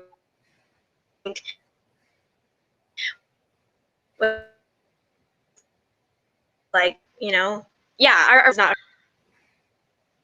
I just have to wait for it to freeze and then I come back again. But as for, you know, the next question, we've already talked about how, you know, what roles, you know, people outside of the Asian community should really play in, you know, making sure, in uplifting our own community and making sure that we're properly represented. I know definitely in the past, we talked about Mulan, we talked about many other different like films and movies about with poor representation, really. How do we go about, you know, eliminating those past, I guess, yeah, those past negative. I don't think we can ever eliminate them because, you know, they've already been created. But how do we go about changing those around? But also, what can we take from past representation as well, like the good and the bad? Okay, well, I actually recently wrote an article for this film production company's blog that talks about why diversity in media matters. And I think one of the points I hit upon in that article is that in order to really make representation, to steer away from those negative stereotypes and stuff, what you really need is a lot more representation, but also varied representation. Because like, for example, I think a lot of times we don't necessarily have a ton of like stereotypes toward maybe like white populations, and that might be because there's like in media there's already so many kinds of white people characters being portrayed, so it's harder to really generalize. But when you're like from a community that's been made marginalized, I think a lot of times you don't have all that representation, so you just have like that one stereotype or that one type of person to cling on to, and that may or may not be accurate. So many and varied. I think that is definitely true. And with that being said, I think this point is probably going to be very similar, but we talked before about having stories that are also varied. You know, even if we have maybe very similar attributes, if that makes sense, about ourselves that are similar, maybe we have very different experiences still. And I think that in media and especially in Hollywood, we like to, you know, really exploit trauma in media. And given that Asians are seen as this model minority myth, we aren't seen as like particularly like cool. You know, we don't have too much to exploit on, I think. And this is a big part of why there are some producers who don't want to necessarily have Asians as leads, because they believe that the stories won't be as creative or interesting. Or they seize that one narrative. Like right now it's the rich Asian thing, which is very strange. From like Crazy Rich Asians, Bling Empire, House of Ho, like so many already. Right. And it's like, first of all, it's like highly inaccurate in terms of like being representative of like the Asian experience. Like my life is not like Crazy Rich Asians, first of all. I don't know if any of you guys are like this, but like not me, you know. And there's just also like in America, there's like a statistic where it's like Asian American communities have the highest disparity in terms of like social economic status. So if the only message that we're projecting out there in the world is like everyone is like Crazy Rich Asians, that's kind of damaging. Yeah, I actually think this is like super suspicious that there's this super sus. Yeah, what Asian representation like is allowed to be right now is this like Crazy Rich Asian stereotype, because it goes back to the model minority myth, and that like you can go ahead and be racist towards Asians because they got hella money. Like, and it's like, that ain't it. That ain't it. But I think it's this question of like, how do we eliminate these negative stereotypes? I think it's by doing what we're doing right now and representing who we are authentically, and letting ourselves take up space, because I think that's the other thing that is told, particularly to Asian femmes, is that you're not allowed to share your story, you're not allowed to share your point of view. And I think that is really damaging, because the Asian identity is so diverse and varied. And I think it's really cool that the Asian articles and the work that you do, Nan, is like that y'all are so young. Like, and because I've been talking to Margot all day while we've been doing these panels, and I'm like, yo, I hated being Asian when I was your age, and I think it's so cool that y'all are at a place where you like are like curious about loving your identity and curious about the history of your identity and advocating for yourself, because like that, I think that is how we eliminate the past negative stereotypes, is by diversifying. For sure. And I feel like I also, as an older person, I understand, like, I totally understand where Jamie's coming from. And I also think it's like, to bring it back to media representation, like I do think that some of that maybe discomfort with your identity comes from media representation, because you don't see heroes that are depicted who are like you. So then you think that there's no possibility for, either you think your people are not doing anything cool, or you think there's not a possibility. That makes sense. So Yeah, that's actually something else that I talked to Margot about earlier today, is that when you don't see yourself represented, you don't get to see your identities loved and adored by people, by society. Like, we know that if you are like Beyonce, the world loves you. But I think that is there's so much self-internalized Asian hatred because you don't see yourself represented and you assume that nobody wants to see you. And this can be like so damaging.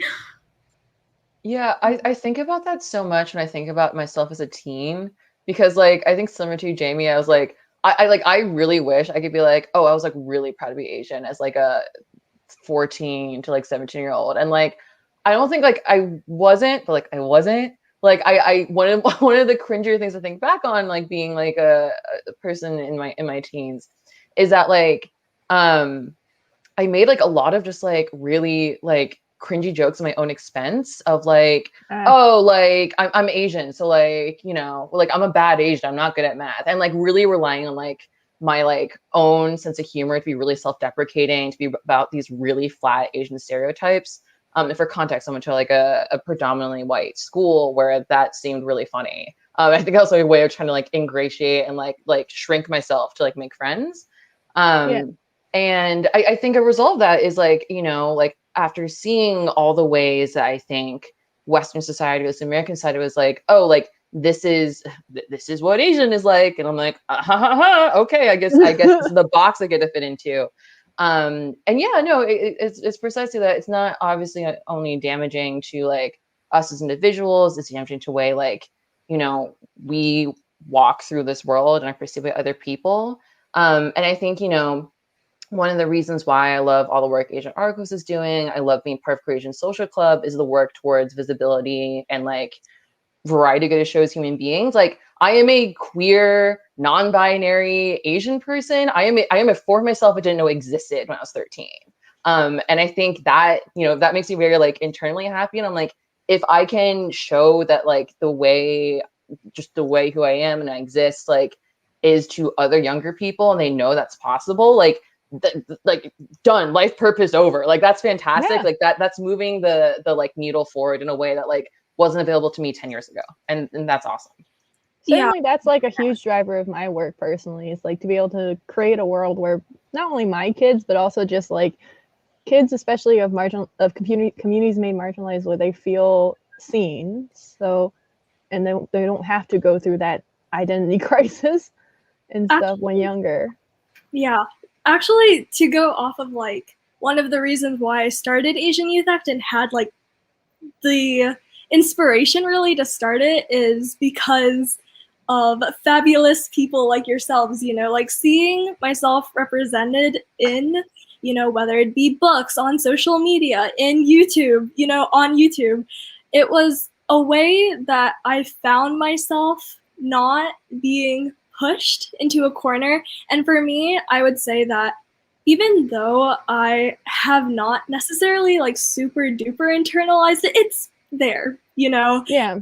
This sense of, I would say, like it had only been a few years since the last time I literally had like, you know, a moment to myself, wow, why am I such like a model minority? Because for me, I mean, I am a pretty good student, I'm not going to lie. I play table tennis, I do a lot of extracurriculars, you know, I do what you would call like you're like the Asian child kind of thing. And I think I really like played to it.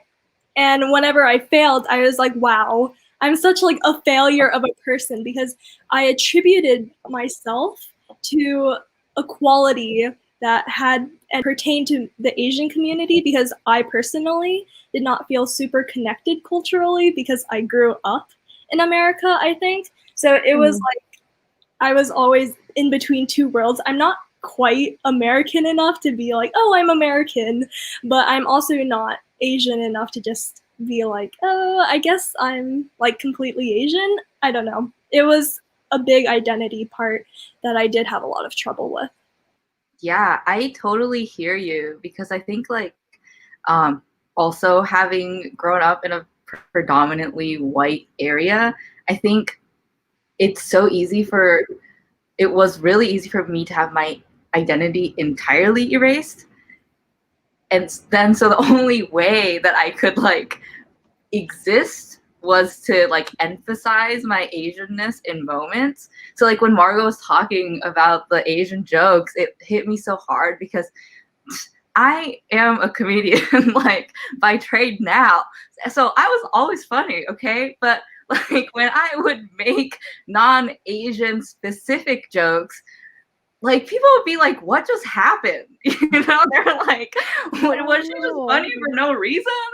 But if I said something that was like funny and about Asianness, they'd be like, ah ha ha, now like we get it. Like we see you now. And I think like navigating that kind of identity crisis of like, who am I if I am not Asian? Because no one will tell me that I can be anything else is so real. And I think what Margot was saying about like community in like a top-down sense where like someone being like who you could be, being like inspirational is also like is important, but also like the sideways community of like peers has also been so important to me. Like me being able like finally as an adult meeting more queer Asian people has like made me more and more me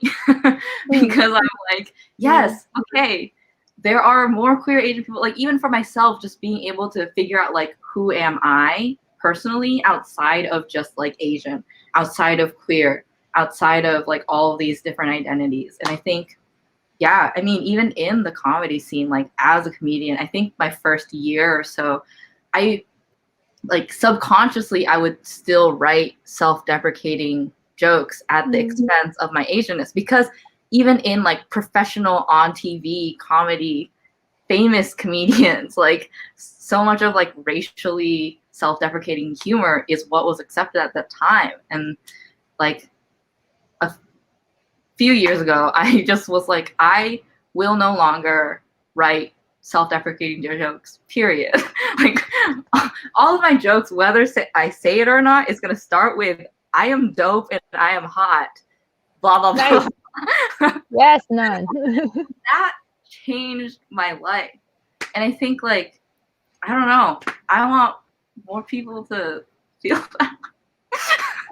I totally relate. Like I think I went through my self-hatred phase in like middle school. Like ironically because of Lord of the Rings, which is still my favorite like film trilogy thing ever, but like I think it's because, well, first of all, Tolkien himself had like certain views, but at the same time towards like people who weren't white, but like at the same time I think it was like I didn't see anyone personally. I didn't really see a lot of like, I guess, Asian heroes depicted that way, especially like in fantasy. I think, and then like I think my view towards like being able to love myself as an Asian person, ironically, got better in high school because I walked in on my mom watching a Korean drama. And I was just like, oh man, there are Asian actors who do cool things, who are good looking and stuff. This is a thing. And then and I find it like kind of sad, but also funny that this happened to me because I came upon a non-American like media form, if that makes sense.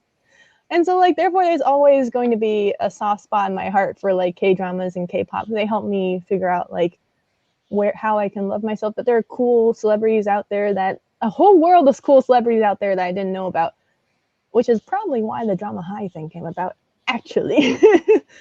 So, and like Drama High has been fun to do too, because it's taking this medium that I think a lot of Asian Americans, but also people who are not Asian or Asian American, really love, and kind of trying to tell narratives that actually pertain to Asian Americans, if that makes sense. Because we love this medium, but this medium is not made for or by us necessarily.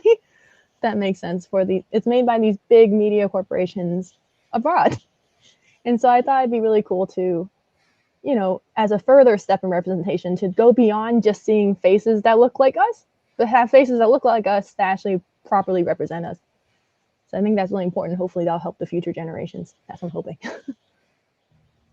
Yeah, I agree. I think it's just progress for us to see content where we feel represented in some kind of way, and to like enjoy it and not cringe at it is like progress, because like you built off of that feeling of being loved. I think that's so cool. But yeah, the like K-pop and K-drama popularity is really interesting because I've been learning more about Korean history, and in like the early 1900s, like Korea like basically opened its borders, and like everybody just came in and like shit on Korean culture like so hard, and was like, y'all are savages, like y'all need to be brought into the future, here's electricity. And so now Koreans are like, wait, like y'all like us? Like, wait, what? And yeah, I think that also goes into the reason why as Asians there's so much internalized racism to unravel from. But I'm glad we're making progress. We're definitely making progress. Like these conversations, I think back in middle school is like the time when BTS started getting really popular. So then a lot of people would be like, did you hear like the new album? And I'd be like, what? And then I got introduced, right? And I felt like in a space, I also grew up in like predominantly white communities. So hearing this was like complete shock, and I was like, what? Y'all are interested in this? Like, this is news to me. Why did no one tell me this earlier, right? And I found myself honestly embracing my culture more because of this like Korean wave of media, right? You're seeing people who are super good looking and super talented, and they're pretty people. They're great people, and you see when they do good things, you're like, wow, like I can potentially be successful people too. Yeah. Although I will say, like, there's a caveat to that, which is I think that we always have to remember that K-pop and K-dramas and stuff have such huge governmental support behind it. Like, It's not like all this stuff happened, this K-entertainment stuff happened because one day someone was like, K-dramas are cool. It's like there was a lot of buildup to get there, if that makes sense. And like, I think it's very important to remember that you need that kind of support. I don't know. I think it's so hard to really establish like an Asian American equivalent, because where are we going to get that kind of support? Right. All this money being poured in, it's not going to happen as easily, if that makes sense. Talking about like, financial stuff and like the whole part of money, actually, I think that a good part of why some producers also don't cast Asian leads is because there aren't that many like A-list Asian actors and actresses, and then it just becomes this like vicious cycle. I mean, if you're not gonna let someone go up, you know, and become a lead actor or actress, then how are we supposed to have any A-list actors and actresses? So that's also a really big thing for like movies that are considered to be like blockbuster, right? So that for sure. And also I feel like in Hollywood in particular, there's always like such limited spots too. Like it's not like it's like they let in one. They're like, oh yay, we have an Asian American star, and then that's it. So it's like Awkwafina right now, and Awkwafina's in everything. And I was like, there are other people out there other than Awkwafina, guys. Like, I mean, she's great, but like, there's more. No, totally. And I think that the like A-list thing you see, like, you know, now that we do have maybe like some more like prevalent like Asian celebrities, they're like kind of we're all primarily cast in Crazy Rich Asians, but we can kind of push that aside a bit. But we're seeing the same thing happen where I think we're also seeing Hollywood's and mainstream's like really flattened and like thin idea of what Asians are, and that being primarily East Asian. So I'm thinking, you know, about the voice cast in Raya and the Last Dragon, which is supposed to be like, you know, it's supposed to be a story about Southeast Asians, but most of the cast are East Asians instead of Southeast Asians. And so, you know, I think we're seeing that like kind of same, you know, like protestation from Hollywood of like, well, we just don't know any. And you know, like, that's just not true. And it's about how we can, you know, elevate the work, you know, have people do the work of finding talent. Especially when you think about like how Kelly Marie Tran broke out and like kind of came to the top just from like a blind casting. Also, we stand Kelly Marie Tran, like she's amazing. Poor lady in Star Wars, man. Star Wars did her dirty. They really did. So yeah, but I do think that also comes into something else, which is that like because there aren't a lot of Asian or Asian Americans in high power in entertainment, it's like when people are looking for people, they're looking for people who already have a lot of visibility, because maybe in their communities or people they know, maybe they don't really have very many people to draw from, and so they're like, oh, we need an Asian American actress. Who do we know? Awkwafina. And then just Awkwafina. And it's like, that's why it's like really important to be able to have people make their way up. That makes sense, because then people, it's the same with writers' rooms. Like if you have a white showrunner, they're probably only going to talk about them and their own problems because that's what they know, and that's valid. But that means if they're also recruiting other white writers, then you're only talking about white people and their problems, which is why you have so many shows set in diverse places like New York that talk about white people and their problems. So yeah.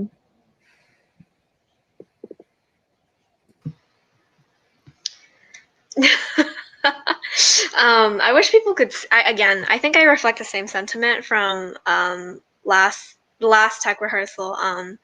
Like, I wish people could see our private chat right now, because we have amazing side conversations all the time.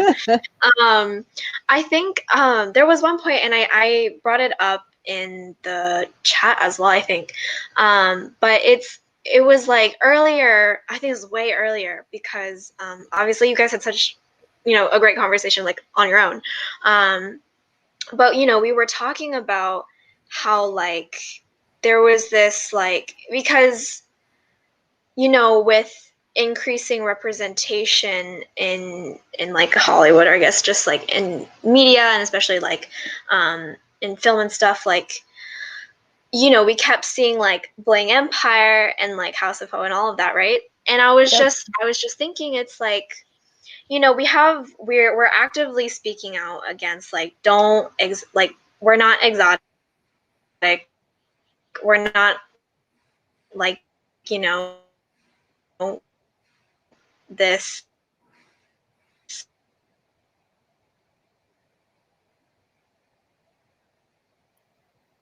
Oh man. Did she freeze? Cliffhanger. I want to know. There we go. Okay. I was like, I'm just gonna wait for that. Okay. But what I was saying was like, I think it's like, to me, it just now, like I'm really reflecting on it. It seems like another, like it's inherently trying to like I don't know if that's a word, but like exotify us, because like, you know, we all know about the wealth disparity within the Asian community, right? And so then, you know, we either have, and we might have mentioned this before in a past conversation, but we have like the immigrant narrative, which is amazing to always, you know, represent. But then, you know, on the other like extreme end of the spectrum, then all of a sudden we have these insanely rich Asians. And while I do have a fascination of the insanely wealthy, it's like, you know, that's like, it's almost too like unrelatable, and like it's just like this exotic, like, oh my god, like the crazy rich Asians, like what are they doing, how are they partying and living life up? And that's just like, again, it's not our reality, and it just feels like another way of saying like, oh, they're different, like they do things like weirdly, and like they're either too bougie or they're too like, you know.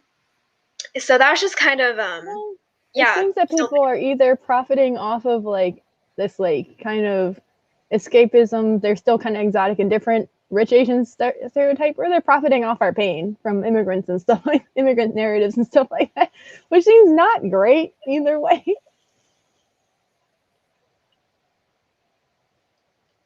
Just seems kind of scary.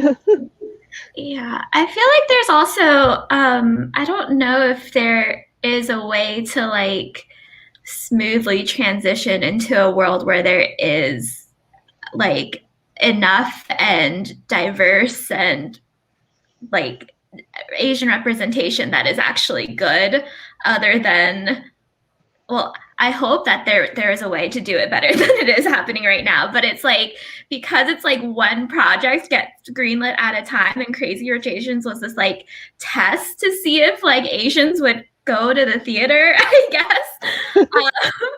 And so it's like they're trying out one thing at a time. Like, you know, Aquafina is like a test to see if like Asian Americans will be profitable in media.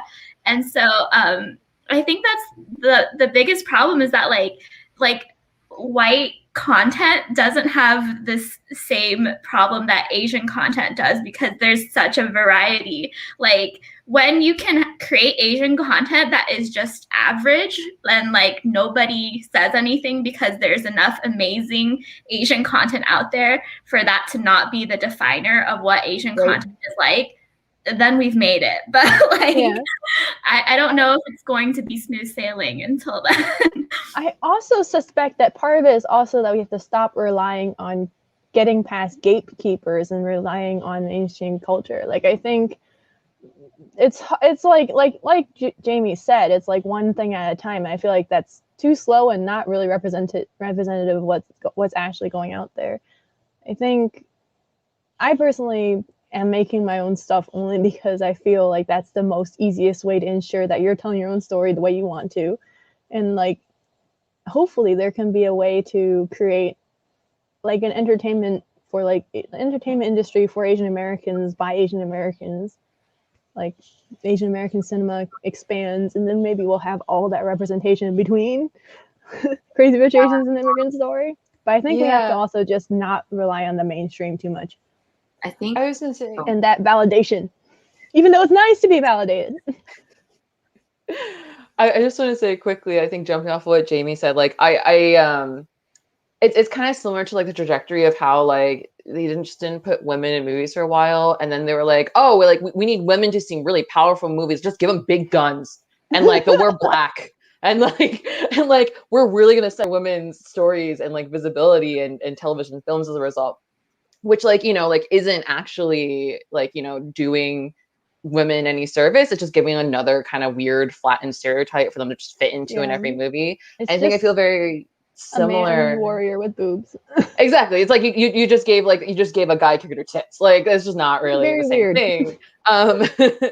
No, and so like I can't wait till we get to the day where we have so many Asian stories that I can see Asian characters on screen that also have the like complexity of like having faults and like struggle with things, and like, you know, like in kind of thinking about like how K-pop stars like are like very, you know, like revered today, but also like are literally manufactured to perfection. Like I can't wait till I see like very human messiness of Asians on screen, and they have faults and they struggle with things and have these narratives where like and Asian, like their Asianness is a value and definitely part of who they are, but it's not like all who they are. And that way we can like move past just like having like certain types of Asian stories and people thinking that's the only thing we can profit and offer. Yeah. I think that media is a very skewed but kind of good representation of how society as a whole views us, because, you know, like reality and media, they kind of reflect each other in a sense. Not that we necessarily want to like look like that and be portrayed like that, you know, but it is what a lot of people will internalize, and that's what they'll think. And with that being said, I think that a really big part to all of this is like there is progress being made. It's just very slow right now, and a big next step that a lot of people can do is support and find these films and, you know, really support these creators. One show in particular that I've been watching is like Never Have I Ever. It is so good, and I think it's probably one of the few shows with like an Asian female lead. She's a teenager and she goes through like all of these things that are, you know, not your like stereotypical Asian perfection kind of things, and she's struggling, you know, just like any other teenager. And for some reason that just makes me feel very connected. It's a space where it's not like, oh, I'm not a crazy rich Asian and I don't quite have the immigrant experience, you know, so it's something that I can actually connect to, and that's really good. Yeah. Like, I think it'd be great if like there was a way to, I think for like when there is such media being made that the whole Asian American community really does just show up, because I think that's also the problem, and sometimes they don't all show up. And then like that's why I think organizations like Gold House are like really, really important, because they drive those like movements to try to get the community to show up together and support important projects.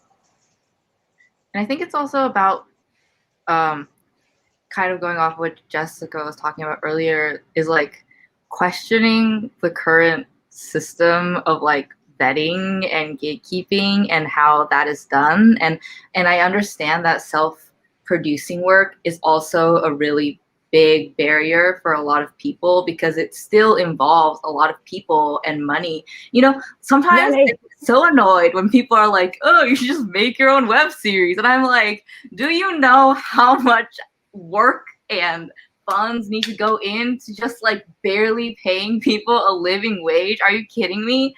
But I think like trying to create new structures or communities that kind of like try to help push, like propel each other forward, instead of, I think right now there is such a model of like, you either like get a fellowship or a residency or you get a job, that are again still promoting the scarcity myth of like there's one spot for everyone. You know, there's like the HBO's Asian Vision contest, or I don't remember what it's called, but there are all these little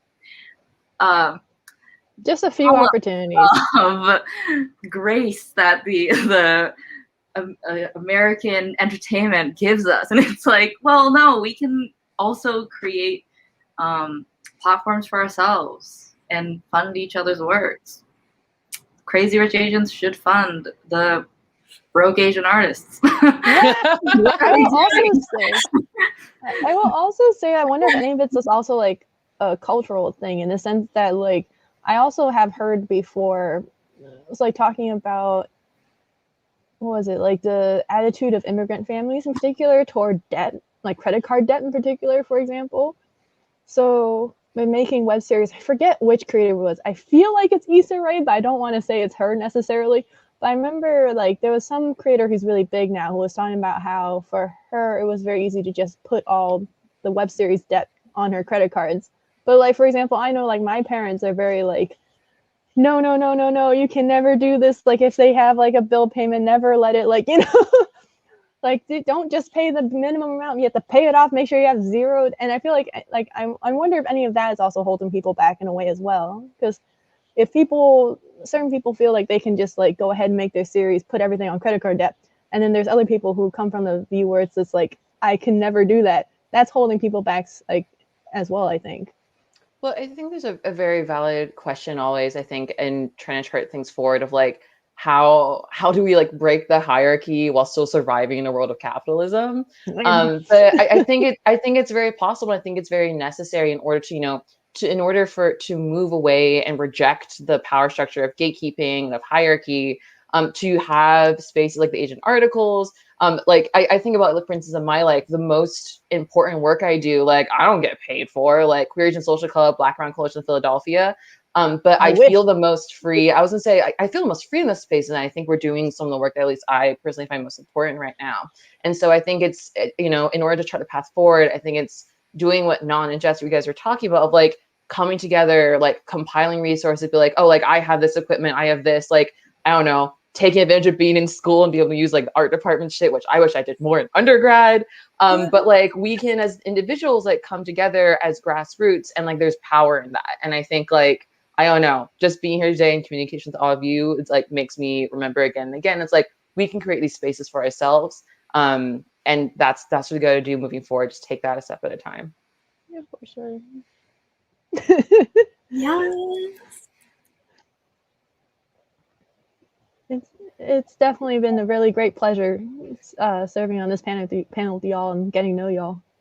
Absolutely. I loved having this conversation. I think that one last thing I would like to say is that we did talk about a lot of parts, especially to media representation, the good, the bad, the middle, all of that, right? And I think that one big thing or one big takeaway that I really hope we all took, and like also people who are watching, that truly we do have the capacity to increase Asian media representation. It's not that we can't, it's that we haven't yet. And if we work together and we really pour our efforts together, it's going to happen. And it feels super bleak, like when we've been doing it for so long and there hasn't been, the biggest successes per se, but we have reached milestones and we're going to reach more if we put in the effort and the time and we work together as a community, Asians and allies together, really. That's what we're gonna do. And yeah, so that's my part and my take on that. I think we are going to wrap up there. We technically went over time, but since y'all are the last panel, so I was like free to just listen.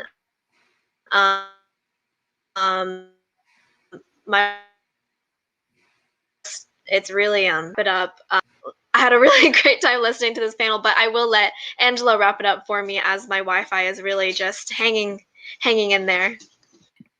Yeah, of course, and I hope your Wi-Fi gets better tomorrow. But yeah, that was an amazing discussion. I really like listening to everything you guys said, and I did relate to a lot of it, and I liked hearing, all of your insight.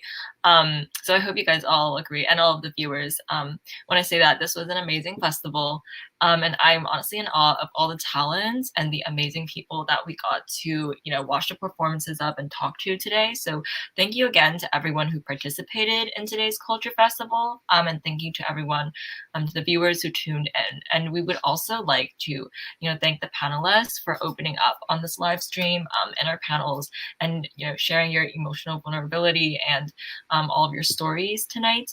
And we hope that everyone watching this live stream right now can walk away with some new perspectives and ideas. And Anne, if you want to continue. Yes, my Wi-Fi is winning at the moment. But I love the community that we brought together through this live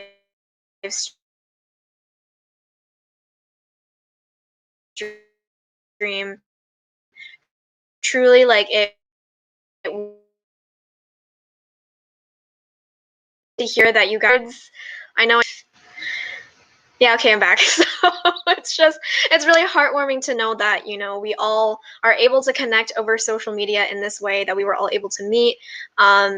And I just, again, thank you all who participated in the Culture Fest and everyone who made it possible, especially Kaylee. Kaylee, bring yourself up here. You have been here for nearly 7 hours or more, working behind the scenes. Yeah, so thank you all to everyone. I think we will end the broadcast here, but it has been such a fun afternoon and evening. And then Kaylee, I think